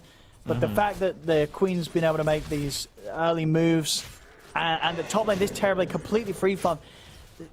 Manaspa's going to have some answers for this Terrorblade, because Pyre65 last game, we really did see him get out of control on the Leshrac. I think he just died for once, perfect itemization. It's mid lane as well. Big blast back here with a Sonic Wave. Not enough damage to kill. Oh, actually, the dagger might. They'll get the deny. They are able to deny Desire at least. But a lot of chaos already coming out from Ivy, and I think that just is only going to benefit the fact that Pyre65, I think he's going to get a concerning amount of space here to free farm as a Terrorblade. Yeah, and look, Spartan trying to runs right into Cube. This the last hero you want to see is a silencer. Wish though, the bounce out, maybe? Oh, he does the flame break. No, that's probably not going to happen there, huh? Let's see if he's able to get Cube. Should be able to. I don't think Cube... but Cube has got, Mobile and JM ready to help. It should be a pretty rough death for Wish. Wish has got to be careful. Cogs are down. We'll push him back. Mobile with the Arcane Rune ready to throw out another dagger. This is going to be Wish going down. The kills continue for Ivy. It's looking rough already for Manaspa to Trent. And at least in game 1, I think at this point it was pretty even. This time around game 2, it's fallen apart pretty quickly across the map, it feels. Yeah, and he went for the 4th point in the Shadow Strike, which I think is kind of interesting too. Yeah, that's true. You don't normally see that maxed all the way, yeah. I feel like it's not usually worth it if they're already kicked out of the lane. Yeah. But his rotations have been going really well, and you look at some of these heroes when they get daggered, and it's just like there's nothing they can do. Like Bat wants to work towards that boost of travel. Gyrocopter tries to like stand and deliver a little bit here though, but you can sort of kite him a bit with that as well, like through the tree lines and everything. So pretty interesting. We'll see if it bites him though, because level 2 Scream feels amazing. It doubles the damage the spell does. We'll see 8-minute power rune. It's going to be the regen top. Desire will go for the grab on that. Wish is going to start chasing down JM. They should be able to get the Enchantress here. I mean, yeah, they lift up. They'll get the kill. Nothing to write home about though. Nothing massive, and it did sort of take pretty much 4 heroes running towards that Enchantress. And Spartan comes back down here, instantly puts down an Ob Sentry combo here, trying to protect this Gyrocopter and wary about any rotations that are going to come through because this Queen of Pain is just out of control right now. And they've got Vision in the mid, also keeping an eye on her there too. They're going to see this bottle get refilled. So just knowing that he's fully stocked and pressured right under this mid tower without a worry, but bottom fighting there as well. Well, Naspa should be able to clean up at least one of these kills here. And How much of a fight is it? Well, he's actually into the trees. A Cube was able to no. Oh my goodness, they're both able to TP away. Oh, that's going to hurt for Manaspa. That looked to be at least one sure kill for sure, but they didn't get either of them, Trent. No, and meanwhile, in the Dire safe lane, Terrorblade grows. He's 1,000 gold ahead of the next highest hero, and it's his own mid laner. So Pio is completely uninhibited. He is massive, and you're gonna have some serious Terrorblade problems coming out here soon. That's a Yasha delivered.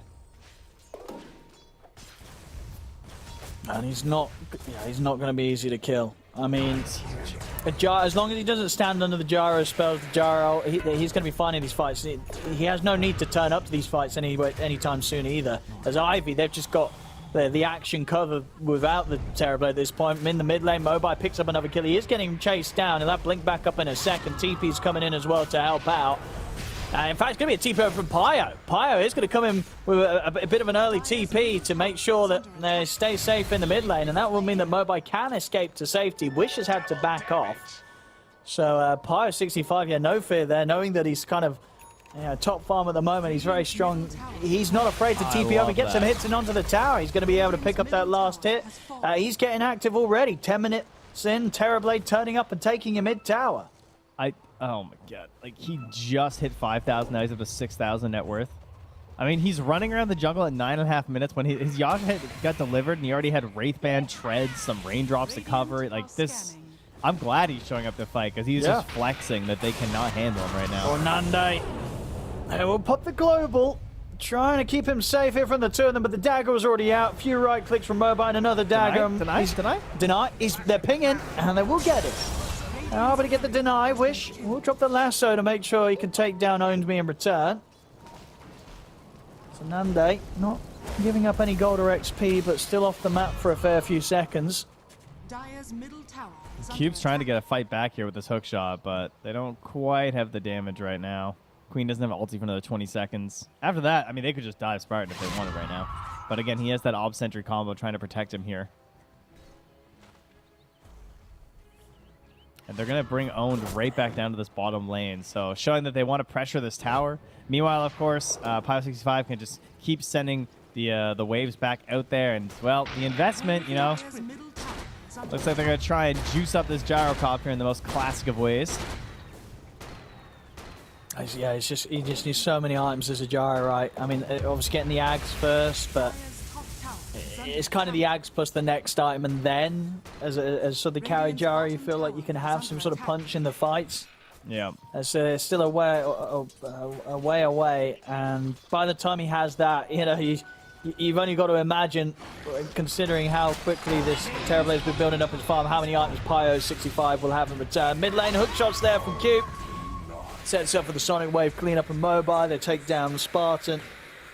But yeah, just yet to see any sort of answer for this Terrorblade.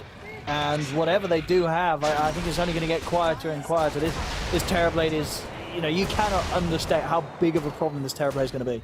Yeah, it's going to be on the job of Wish and Desire, pretty much, to try and handle him, I guess. You need some big spell steal.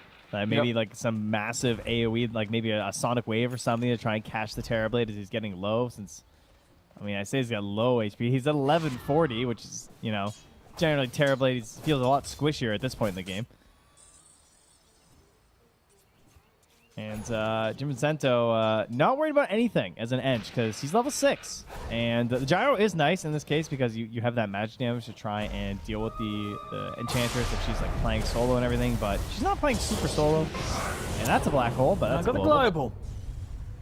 We'll put a stop to it. Oh, Get stolen the black kill.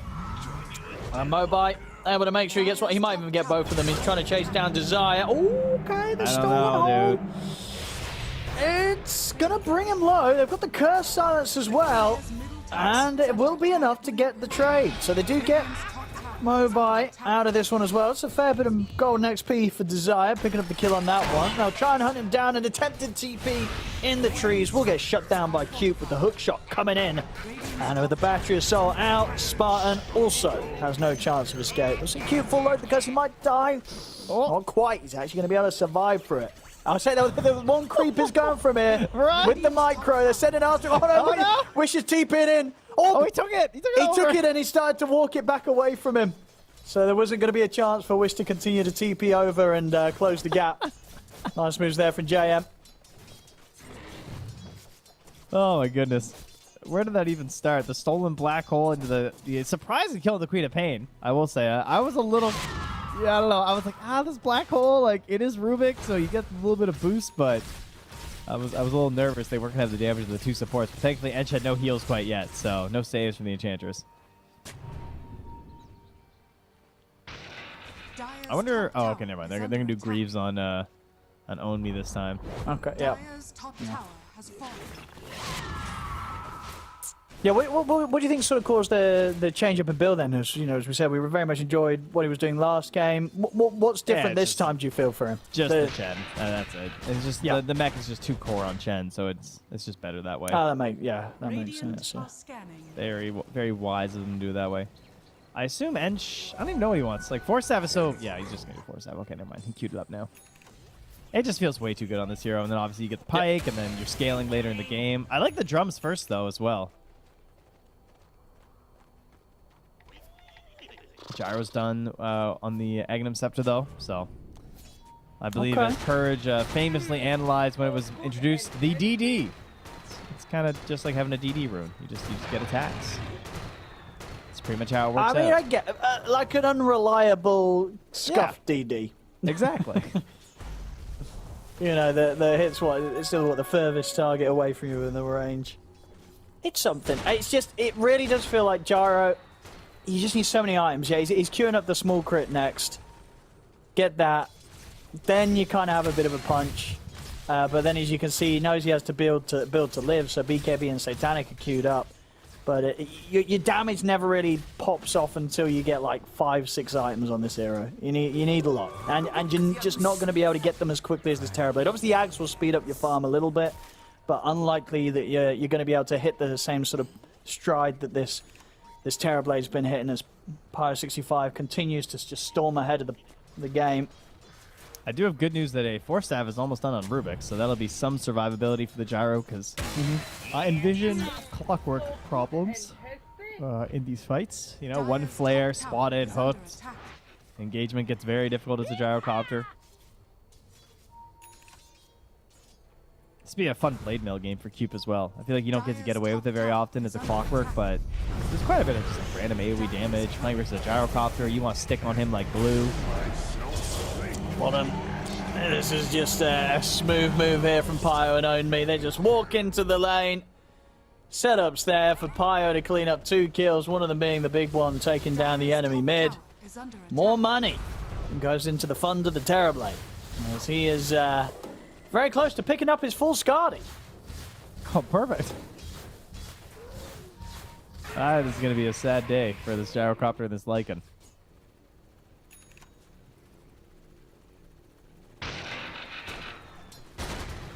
I mean, at this point, Mobai is level 12, so very, very happy Queen of Pain. You're sort of peaking at this moment, right? Especially when your BKB comes out shortly after. You have Kaya too, so maximum damage. You're not that survivable because your Blink's still level 1, but when your team's ahead like this, it makes it very easy to play. Hey, a good return kill down bottom, though, as they grab a last one to own. I mean, hopefully he dies. Yeah, that is indeed enough units to get this kill, as the shape-shifted Lycan was necessary. And that's right, they're going to try and turn this into a second. They have the Blink Dagger for Wish. He needs to get to his courier and then get to the Boots of Travel onto these Lycan units. And perhaps they could catch someone else unawares, but of course, without the lasso, it's going to rely on a Firefly just straight up rundown play, which is kind of scary versus Clock. Radiant's bottom tower is under attack. Oh, dangerous ward attempt here from Spartan. He's dead. It's going to cost his life for sure. And they did look into the pit, but I mean, there's no. That would be very ambitious from Monospa. There's no way they can go for Roshan. They did walk in and poke at it, but yeah, that's not going to be happening anytime soon, at least until they kill a fair few heroes. They won't be able to walk in there whilst Ivy's all alive. It's going to be so hard versus the Clockwork too, of course. One of the best features of this hero. Just constantly going, hey, he queued out the Blade Mail, let's go queue. It's a hype Blade Mail game. I hope he's able to get it. Item we don't get to see all too often anymore, unfortunately. Oh, yeah, he's... okay, that was a mistake. Yeah, he kind of got sort of trapped in there between the wolf and the dragon. It looked like it was stuck, no way out from those two. Yeah, you know, sometimes it's a stolen Malphite on a Rubik, you just can't move, and then the dragon does 1,000 damage to you. It can be rough. Dire are scanning. Mistakes were made. He'll respect it a little bit more next time. And he also just made so much space, of course, for his Queen of Pain to get a BKB. Sire trying to get another Malefice here. They should have it. Another kill here for Monospa. Shapeshift in 10 seconds. Maybe go for another smoke play. Blink Lasso is back up. Oh, it's smoking time for sure for the Radiant right now. There is an Ench Pinecone just scouting them and being a general nuisance. So they'll have to bring that down, but it is definitely time to get busy right now. I mean, there's a Chrysalis as well. Where are the smokes at? Someone bring a smoke. Because these guys are looking for a kill and to head into the Roche pit. Radiant's top tower is under attack. Radiant are scanning. I mean, Ivy looked pretty prepared there. Grouped up. Very much ready for a fight. And Q, that's a nice little angle to start things off. It's the opening on of Skylark. Mobile jumps in, he's ready to hold his ground with the BKB. Malefice is there. Skylark, he can't run with that constant interruption of the mini stuns. And good choice there as well from Omi. That was very tempting to Black Hole, I feel like, since you really just need like one core kill and you're pretty happy going Roche. But the Rubik was nearby, so they just had to rely on the Malefice and hope it was going to be enough damage. They also could have just thrown out the Sonic Wave instead. So they go right into the pit. They have the rally of the Dark Troll summons. They have to contest this as Monospa, though, or I think they just lose the game. As bad how as do this they definitely look like they're going to try something. They get the cooldown out, and they will manage to bring down Cube. Off to the side, Wish has finished off Owned Me. He's killing off the backplanners, but the problem is Pyro is just bullying back Nande. He'll turn over towards Desire. It's just him, though. They've killed everybody else, but can they get the Terror? All right, Stolen Sunder. Desire able to bring Pyro down pretty low. Is it low enough to kill him? Backup is now inbound, and Pyro, he's more than fine to keep punching into the heroes. Cube hook shots forward, Cogs to push back Wish. Wish being slowed down by the battery assault. Malefice as well from Own Me, causing issues for the Batrider. Black Hole's going to be dropped. It was not a bad start at all for Monaspa. They literally killed everybody apart from Pyro 65. But it wasn't enough, Trent. This Roshan is still going to be going into the hands of the Terrorblade. That is so painful. Pyro's weak and puny allies could not slow him down. He's still able to dominate this fight, despite Sunder being stolen, being sundered by the Rubik. Didn't matter. He has plenty of health bars and plenty of damage to chew through you as well. And, I mean, this is the result of the lane that he was given. Like, sure, Gyro, you can go farming eggs. You can try and get big. I'm just going to do it the old-fashioned way here, but pure creep kills into damage. And, I mean, the Manta, too, like, the Global Silence popped off. Everyone is cursed and silenced, and it's looking good. But Pyro's just there. The wall. Mantas and starts going to work. They really can't kill this Terrorblade. They could deal with it, everyone else, but even if they throw everything at this Terrorblade, he's probably not going to die at this point. Hook shot on the Spartan, as Cupid and Mate will find him in the jungle. We'll see a return fire here from Monaspa. They're going to try and take this fight, but already Pyro 65 is on top of Nande with the help of Mobile. The two of them take him out. Skylark is looking for Mobile, but Mobile's up on the cliff. Nothing that Skylark could do about that one, as his only option left is to run. Jam hits him with the slow, but the shapeshift, of course, still going, so he'll be perfectly fine to step. Max movement speed, 550, he's out of there.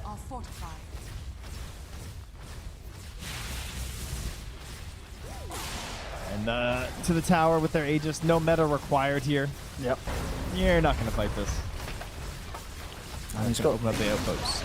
He's got the money for the BKB if he wants to grab that. I mean, and then, yeah, there it is. At this point now, Manta, Skadi, BKB. We're only 23 minutes into the game, we've got to remember, which is something to lose track of when you're looking at how farmed and how stacked this Terrorblade is at this early of the game.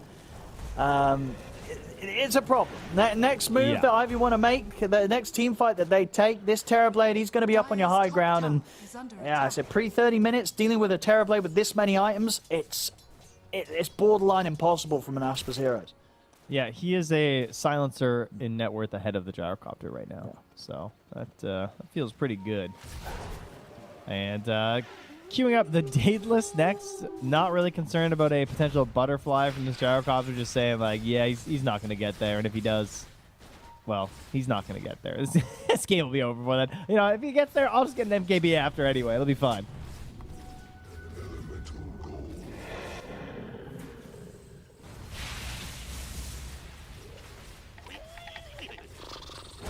Let's see. Monaspa, what do they want to do about this Terrorblade poking at their tier 2s? Ah, again, Q. He's had some lovely angles with the hook shots. He gets in onto Desire. Will be enough to allow Mobile to jump in, drop a dagger, and Pyro 65 to step up with the Metamorphosis, take down Desire. He actually has no buyback, and with so much meta left, you are tempted. Like, usually you would just back here, but, you know, you kind of want to poke a little bit with meta and Aegis. And I mean, he knows nothing can stop him. They'll force out a fortification at least. Yeah, they're just giving this up. They actually just cannot fight this at all. Trying to throw. Helping. Hey, that's impressive there as well, as you can see. Oh, yeah, look at that. Literally hasn't missed a hook shot this game, Q. It's all that pudge training. You know, that was all just like, that was like training with the ankle weights on, right? He had the slow hook, so once he had the fast hook, there's no way he's going to miss.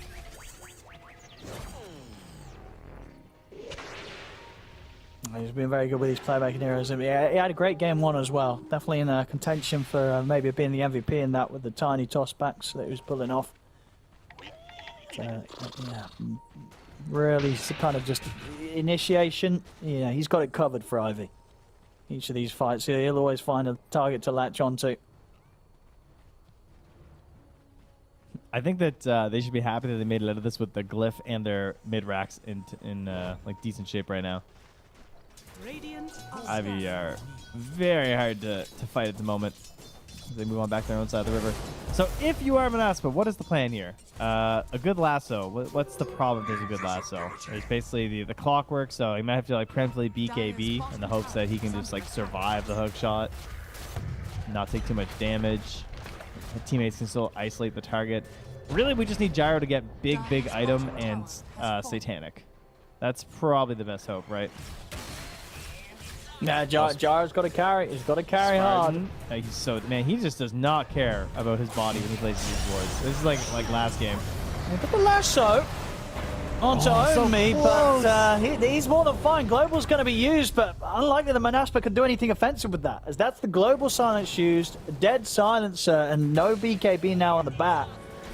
They use a fair few results, and QP's in. It's a deep one. Past the tier 2. He's got the cock set up on a Nande. Mobile stepping in with a dagger. Nande does have BKB if he feels threatened enough. Return with the cooldown onto JM. They get the lift up with telekinesis. They'll take out the Enchantress. But the space has been made for pressure to come in onto the tier 2. Fortification popped by Manaspa. But very much feeling, you know, how much pressure Manaspa's under. And Wish is trying to alleviate some of that here. Pushing this tower, force some rotations out. They will hold the tier 2 up top for at least a little while longer. Perhaps in an effort to have some options at the next Roche. Maybe that's what can carry them over here into something. Maybe, here we go. All right, the Roche spawns, right? If we get ourselves to an Aghanim Scepter Roche, maybe that's what we need. Throwing Aghanims on the Lycan. You know? Ask your Ags and then bite the Gyro. Could be nice. Yeah, that's our win condition here. The desperation plays. I've got Lotus stun now known to me. That's going to be very nice to to help him against some of these attempts that have been made on his life. And also those that have been made on the Terrorblade. Just having these items to be able to throw down onto the Terrorblade as they get to the point where Pyro 65 would like to be on the high ground beating into the tower. He's got his next item done, full butterfly, and of course, nowhere near any sort of answer for evasion from Manaspa's heroes. That is crazy. He's just churning out item after item here. And game plan here, I guess just wait for Roche. If you're Ivy right now, just kind of chill out a little bit, grab for yourselves. Now, kind of interesting, this is a rare game where we're close to 30 minutes, only one hero has their shard. It's just Rubik. No one else has a build that necessarily requires That's true, it. Yeah. Any that we expect to see. So, I mean, the Queen of Pains is rather nice, isn't it, having that silence? Yeah. So a little surprised that Mobile's not grabbed his yet. Maybe we'll see if that comes after his... He's also, getting a Lotus done, so... Yeah, I mean, very much getting these Lotuses, I think they're preparing to go for the high ground push. Next Roshan's going to be the next big push for sure from Ivy, and that will really be the sort of testing point for Manaspa if they can hold against that. As, if not, that could likely be the end of the game. They're trying to go on JM, but Lotuses come into play. Everett from that defensive dispel, and also make sure that he sends a rocket straight back the way of Nande. Yeah, they got to get the gem over here. I think it's time to purchase one on the side of Ivy right now. As that ward that Spartan almost died for, well, he eventually did die for. To place up there is what gave them that lasso onto the edge, but they just don't have the damage and that much of a distance with the allies that not nearby. So wasted lasso here. Is it is a late Roach. Still another 2 minutes and 20 seconds here that Ivy will have to take their time before heading high ground with his next Aegis, one would assume.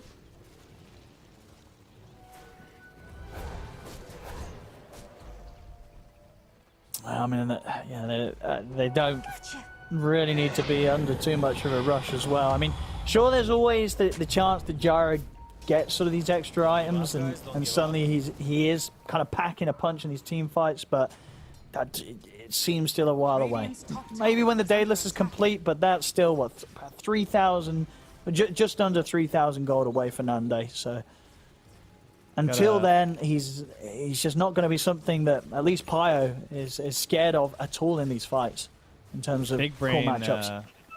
Big Brain plays here from the Lycan, using the Time Warp Aura Ancient Creep and just ulting, and, like sending it down the lane with his wolves. This is kind of cool. Himself a 10-second CD. Yeah, talking about sending wolves down lanes, that was also another shard that I feel, it's kind of like a pseudo-minded. It just makes you money. You know, so they're having these wolves. It's the dream shard. You don't have to do anything, and you just get money from these wolves randomly killing creeps as they push the lanes out. You don't have to micro them. It's one of the best shards in the game in terms of if you're a lazy player like me. It's lovely. Well, we'll see. He's got to buy the eggs first, though. Come on. That's true. I mean, indeed, because at the moment their chance of holding onto this game really is just making sure this Gyro can carry, and. Yeah, I mean, if he gets the Ags, that would be something. No, what, just dreaming of the Hex. He's very close to having the Hex Gold, Skylark. So may have that ready for the next fight if he can somehow get his courier out to the shop. He needs that Mystic Staff and the Void Stone, and he's pretty much got the money. I'd say it's probably worth it just to YOLO at the Roche pit. But they are here. They are ready for the spawn. You know what else? Honestly, the eggs. Oh, he's got it. Okay. Oh, well, his courier almost died, actually. Queen was chasing it. Oh, man. Who's courier? Lycan's courier with the scythe. Oh. They're trying to flare it. They're trying to find it. Oh, yeah. He might die for this. Oh, they got the lasso. But the BKB was off in time. Global Silence comes out after. Is there anything to save this Quap? Oh, he's going to be able to get away. He's out of there, and Pyre 65, he's in. BKB, Metamorphosis time, he's on top of the Gyro, Nande's out. Desire and Spartan on the retreat as they'll try and hide into the trees. Are these two going to be able to get away? Spartan will manage to TP out, and Desire, he'll also make it away just in time. But Nande on the Gyrocopter, dead again. And this Terrorblade, he knows no fear. He just goes in and Because what are you going to do? What can you do? This Terrorblade is far too fat.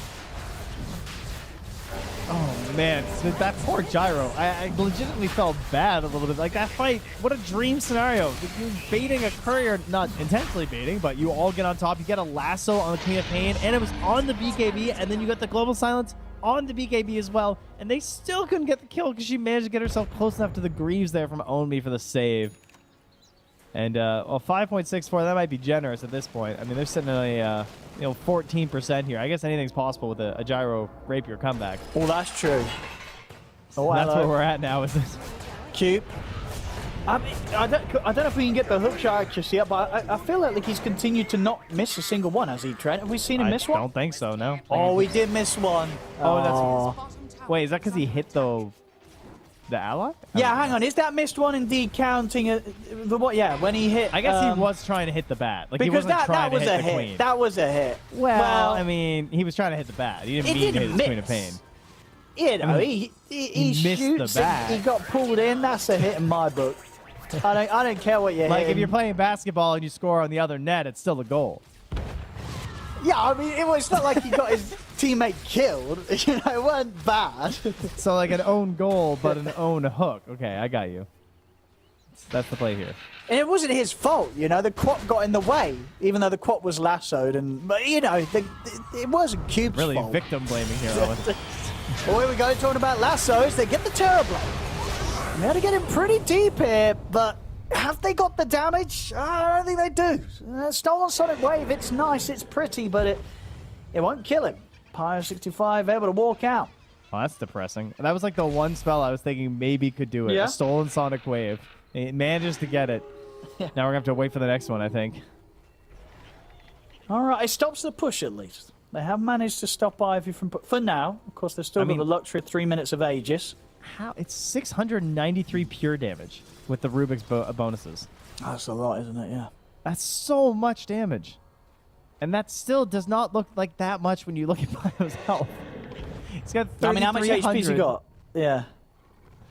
That's a Terrorblade with 41 armor. So that's great Yeah. that you've got one big pure damage. And you're going to Look how much money him. he's got as well. He's you know, well, not 6 slotted with big items, but visually 6 slotted. And he got 6,200 gold on top of it. You know, he can go for whatever he wants here, Pyre. Radiant's bottom tower is under Well, I attack. think he could probably go for the win here as well. Mm-hmm. Oh. All right, big plays. All right, gets forced in. He'll force himself back out.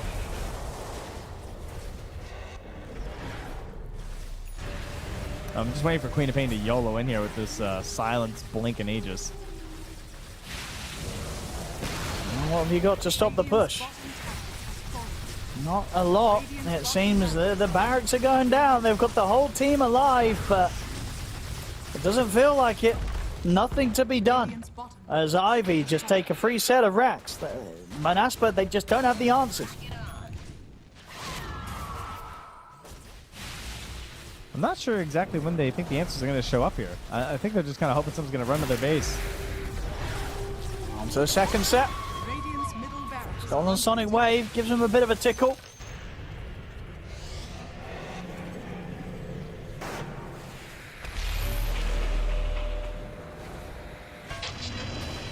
Thunder for the heal up. They're not going anywhere here. Pio continuing to just sit on his savings here. 7,400 gold that he doesn't even need to spend right now.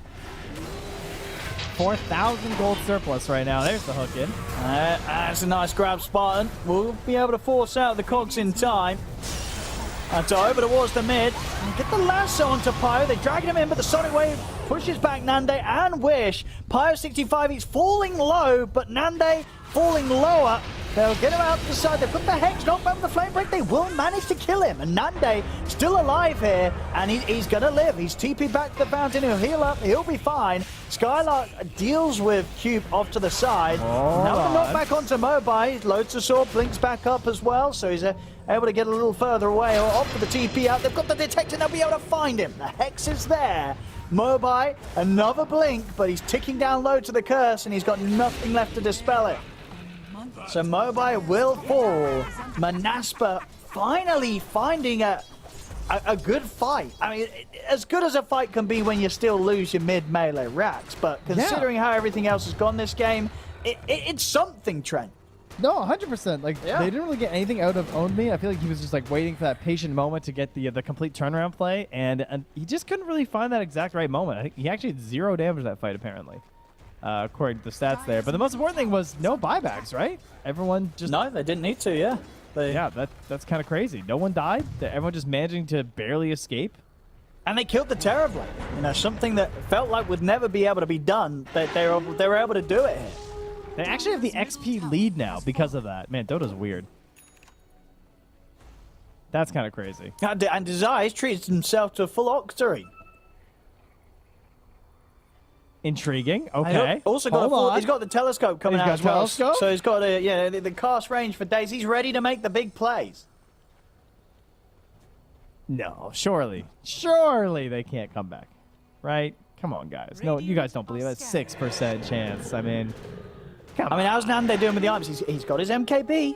He's queuing up the Daedalus. In terms of finishing it, he's got it done. Recipe 70 gold away, 60 gold away. He gets that. He gets Rapier. I mean, Gyro is still a gyrocopter. At this point, with this amount of damage items, it is an obnoxious amount of physical to just easily throw out with the flat cannon in the team fights.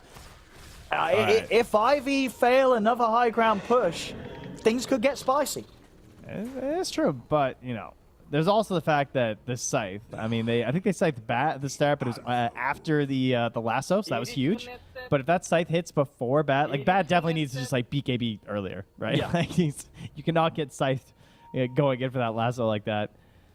I don't know, Wish is just going to be struggling a little bit, but if they can grab that and then get the double Force Staff again, they had a lot of nice plays there from Anaspa that we didn't even get to cover, really, because of how chaotic and hectic that fight was. The way it started as well, the hook shot into the silencer, forcing out the early Force Staff from Spartan, but not able to get the kill, right? Like, you're not getting that. It sort of created a bit of a rough start to the fight, I would say, for Ivy, despite like hitting the hook shot and getting inside the base. The way that it got spread out didn't really feel like it benefited them all that much. So they might be thinking about more cohesive ways to actually start the fights next time as well.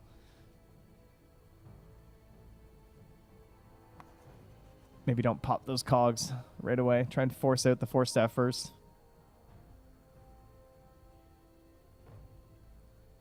It's Manaspa. I believe they said they're ready to go here, but Ivy needs a second, and going when ready now. All right, so we needed the what was the items that I wanted? Oh, Lycan. So we need want this to be the Ags Roche, right? Coming up next, surely. They fight their way out. They get the wolf bite, and Gyro becomes a beast.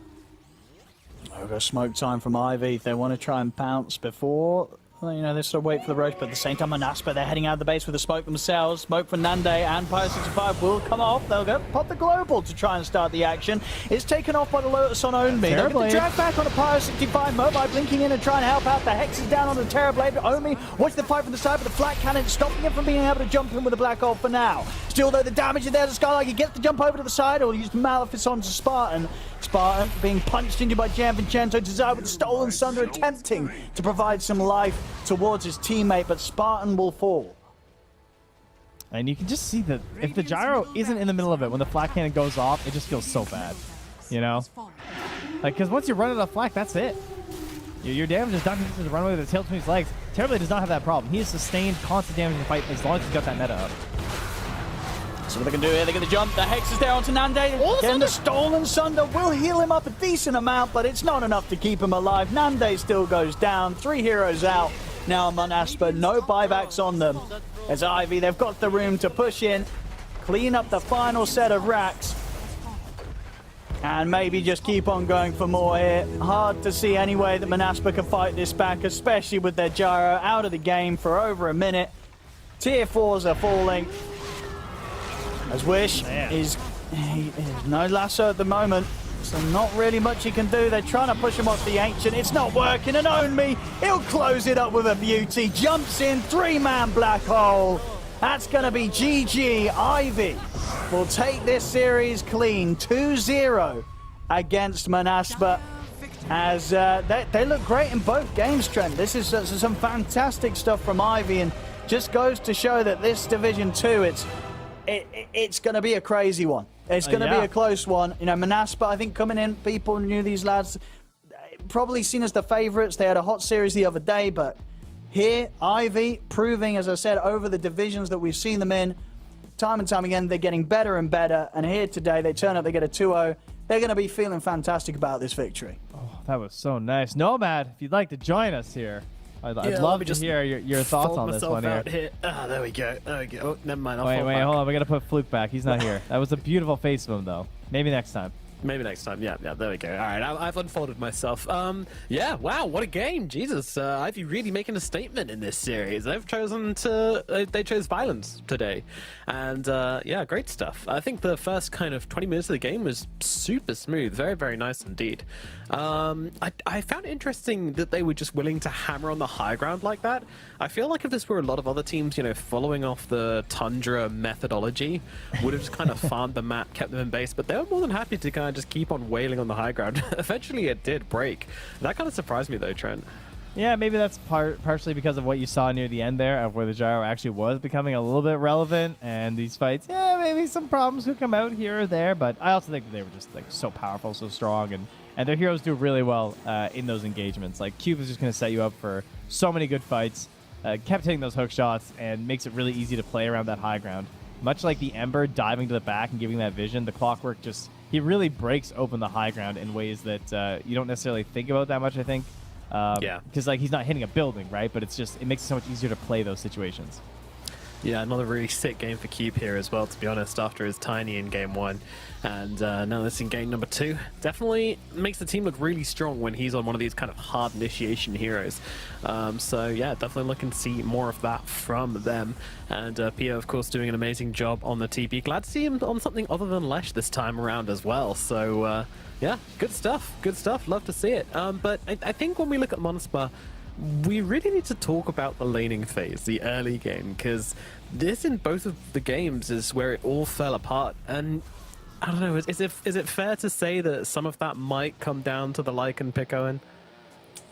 I mean, Lycan's getting a lot of hate today. I mean, it was the I mean, well, this time around it was indeed, you know, Sky, like, he had a very slow start, right? He wasn't able to farm at all really in that top lane.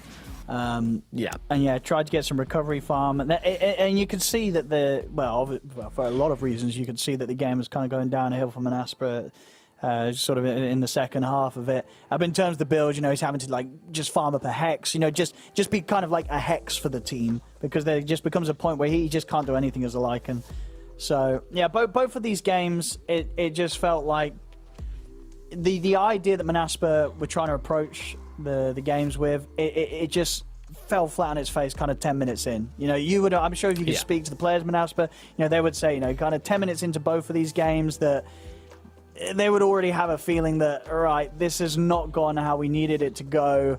How do we get ourselves out of this hole? And both times they just couldn't find a way out. No, they really couldn't. It was a tough situation. I mean, ideally you don't want to be in that situation in the first place, but yeah, when you are in that situation, then you need to have a plan. And, you know, it felt like they had some ideas on how to approach some engagements, but overall nothing really ended up working. And they did, unfortunately, end up just kind of bleeding out in both of these games. I mean, Trent, if there was any one lane to put this one down to, could you pin it anywhere? In the positive or the negative? Well, you know, I guess one is the other to the other team, so. I mean, pretty clearly it's definitely the offlane issues here in terms of just like what you're getting out of this Lycan and what's going to come from it. Like, at the same time, Wish also struggled quite a bit in both games. He didn't really get to enable his side cores that much either, so maybe we shouldn't be shifting the blame to a single individual all too much right now. And honestly, it reminds me of looking at Ivy's games where they had a certain idea and it didn't work, and they lost to Division 2 Hustlers, and I came into this thinking, oh, I don't want to see that again. But then they pulled out pretty similar style, the Leshrac, the Enigma, the early push, going for the win, trying to hold it from there.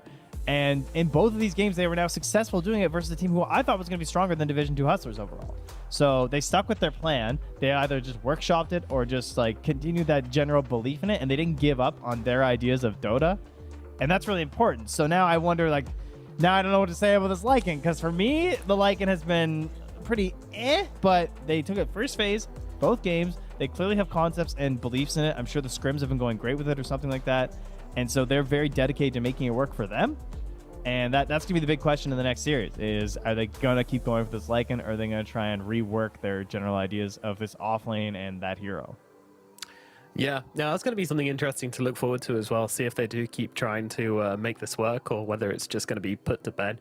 One other thing I want to say as well is, when you're playing against this Enigma, right, it's so tempting whenever you already have the Rubik to go for the silencer as well, right, and just get in that like double 1-2 wombo combo, lay him out, you know, stop him ever being able to black hole in his life.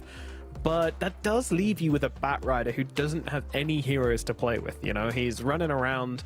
He's got a Lycan in the off lane, and then he's got the two heroes on the supports, which is a Rubik and a Silencer. So like, no one's really there to go in with him and kind of make these plays happen. They're all very backlines, or kind of Lycan just running around doing Lycan things. But there you go. Our match MVP for this game will, of course, be Owned Me on the Enigma. Still able to have a game. Still able to have a huge impact, actually, despite being picked into two big counters. And this is not something which is unusual about Enigma these days, Trent. No, it's that's just some quality stuff right there. It's building the offlane items. I love their Lotus Orbs both games, by the way. I feel like they are, maybe this item is getting more and more popular, but both times when I saw it being built, I was like, ooh, this is like the perfect time to be doing that. Like, just generally great timings and everything. But hey, you know, you can buy whatever you want, because you're kind of huge and well ahead in this game, while your Terrorblade controls the whole map. And everyone else gets to farm pretty much whenever and however much they want, right? They got to pick and choose all the fights, because again, that was a big struggle for Manaspa, was just like starting fights. It was all on wish, like you were just saying. So they didn't really have any great way to force their own tempo, and I look forward to seeing what the plan is next time. Maybe if that changes a little Absolutely.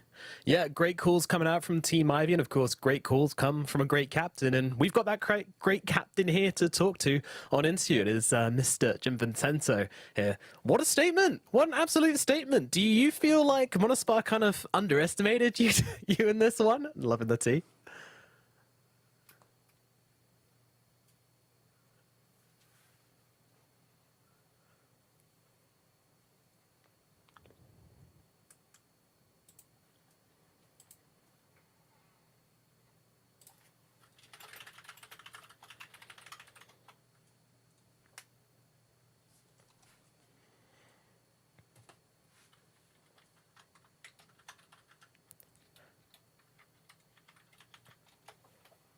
Well, I don't know if you can hear me, but it does seem like we're having some technical difficulty.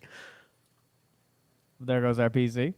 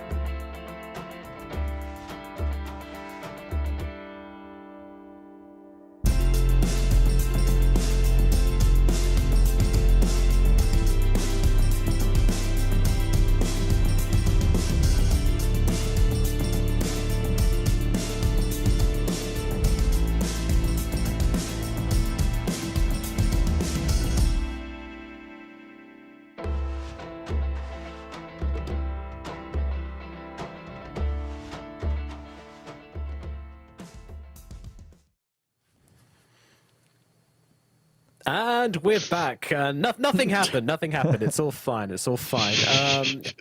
Anyway, I believe we were talking about something about how Monospa kind of underestimated you, or did they, or didn't they? What's your take on it, Mr. Vincento?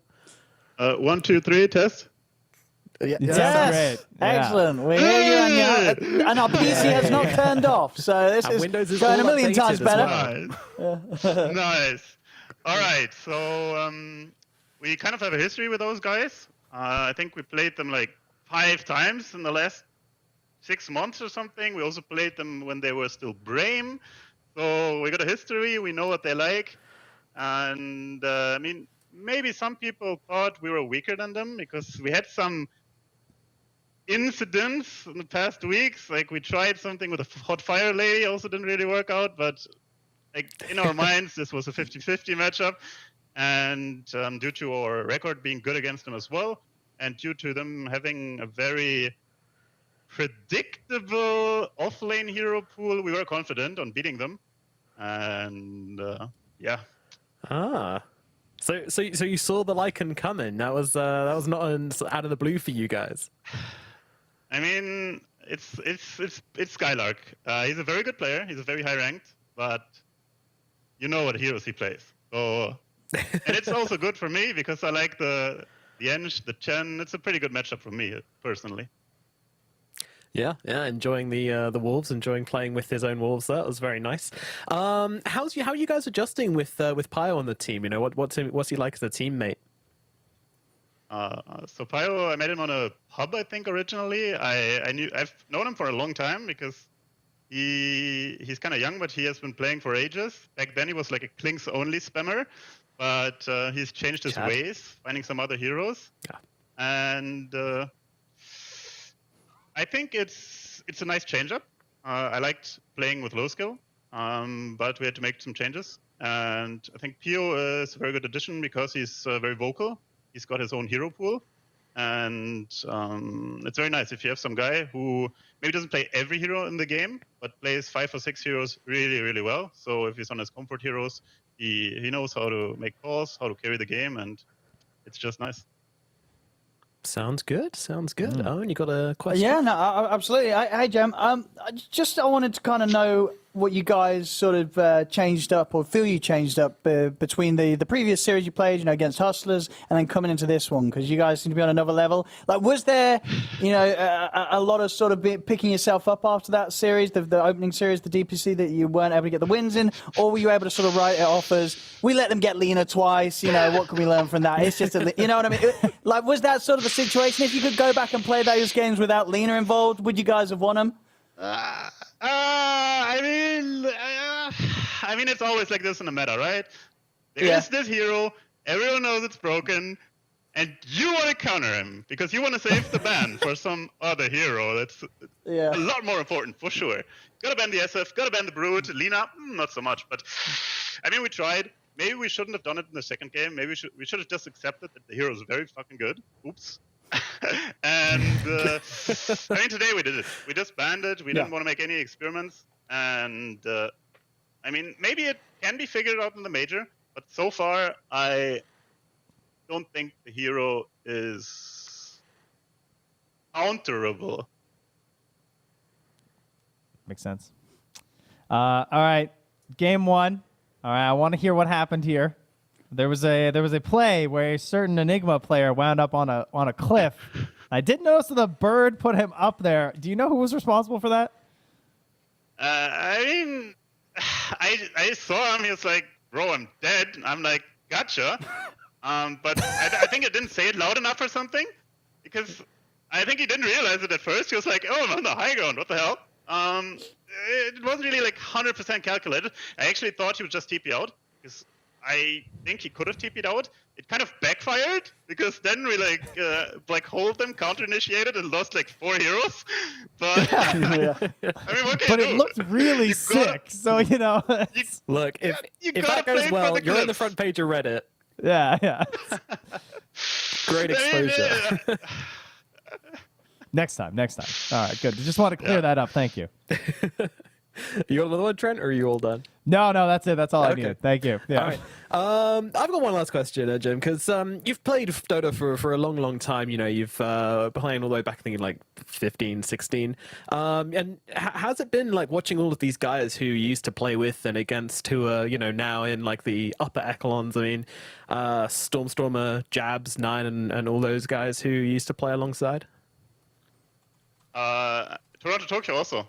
We actually played together 1 year before we won TI in a German National League. We didn't win, by the way. Wow. But I mean, it's kind of fun because like for me it's kind of delayed because I was like studying and finished my studies, so it's a bit funny because like I'm kind of old already, but I kind of saw all of those people I've been playing with like have success, and now I'm like full time playing Dota. And it's kind of funny that I'm like coming into it right now, like catching up to those guys, and it's just really heartwarming when like your friends, your teammates, your colleagues have success. And especially for Nine, I was so damn happy because he struggled so much to get to TI. He was very close. Like he had a good major placement even, and like basically secured TI invite. But then COVID happened, so it was like I was so happy for him to even get to TI, and then having this performance, man. Mwah, Kuss geht raus, Bruder. You don't know what I said. Beautiful. I have no idea, but I'm assuming it's safe for broadcast. Yeah, it is. Totally. Good. Alrighty, thank you so much, Coach Sortos, Jim Vincento. Always a pleasure, and enjoy the tea. Thank you. Shout out to all fans, by the way, an alle deutschen Zuschauer. Love you, and yeah, watch our games. I'm sure they will, especially after that performance. I'm sure they will. Thank you very much. Always a pleasure. Absolutely. Always a pleasure with Mr. Jim Vincente there. Yeah, I don't know. It's one to watch out for as well. One of those players, you know, he's definitely grown up in a very competitive environment in Dota, I mean, which seems like he might be on the path towards the up and up. So keep an eye on that guy and the rest of Ivy as well, as a couple of stars forming perhaps in this Div 2. But yeah, what do you think, Trent? I always like someone who, like I mentioned earlier, kind of gets the Chen and the Ench is in their pool, and it's like a strong option for them because that is something that is becoming less and less common over time. So it's always something that you want to bring out from your bag of tricks. So big 2 thumbs up.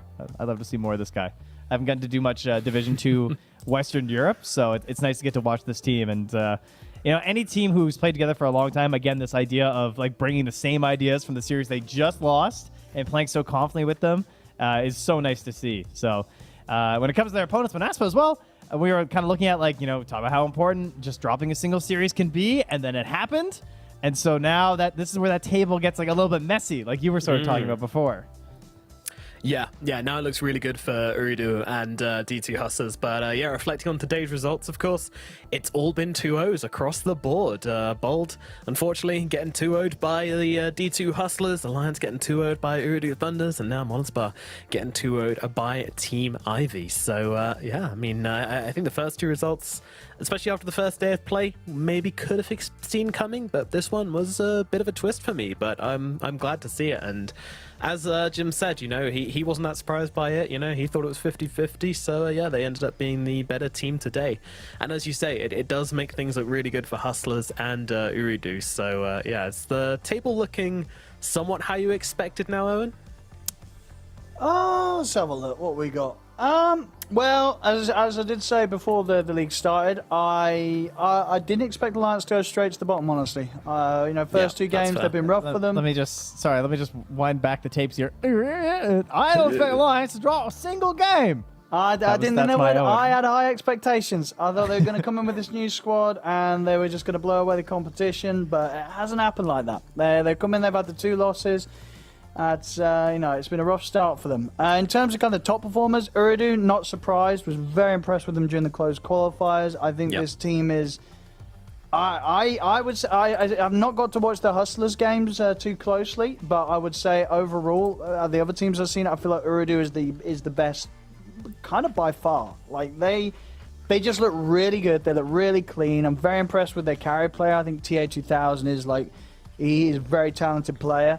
So yeah, I'm excited to see if they are going to be able to, you know, which team is going to be able to get kind of like a clean a clean streak of wins here? Because I think one of them will. We will get that, whether it's Urdu or Hustlers. One of these teams is definitely got the potential to not drop a single game in this Div 2.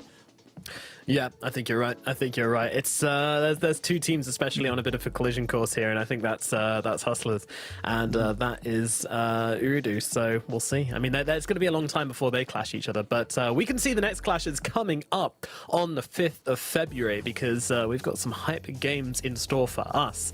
The first of which being Alliance versus D2 Hustlers, which kind of feeling like it's getting towards the last chance for Alliance to kind of seize their own fate here and make sure that they can get up to Division 1 by their own means. Otherwise, they're kind of relying on other results if they don't win the series, and it's a tough one, Trent. It happens fast, you know?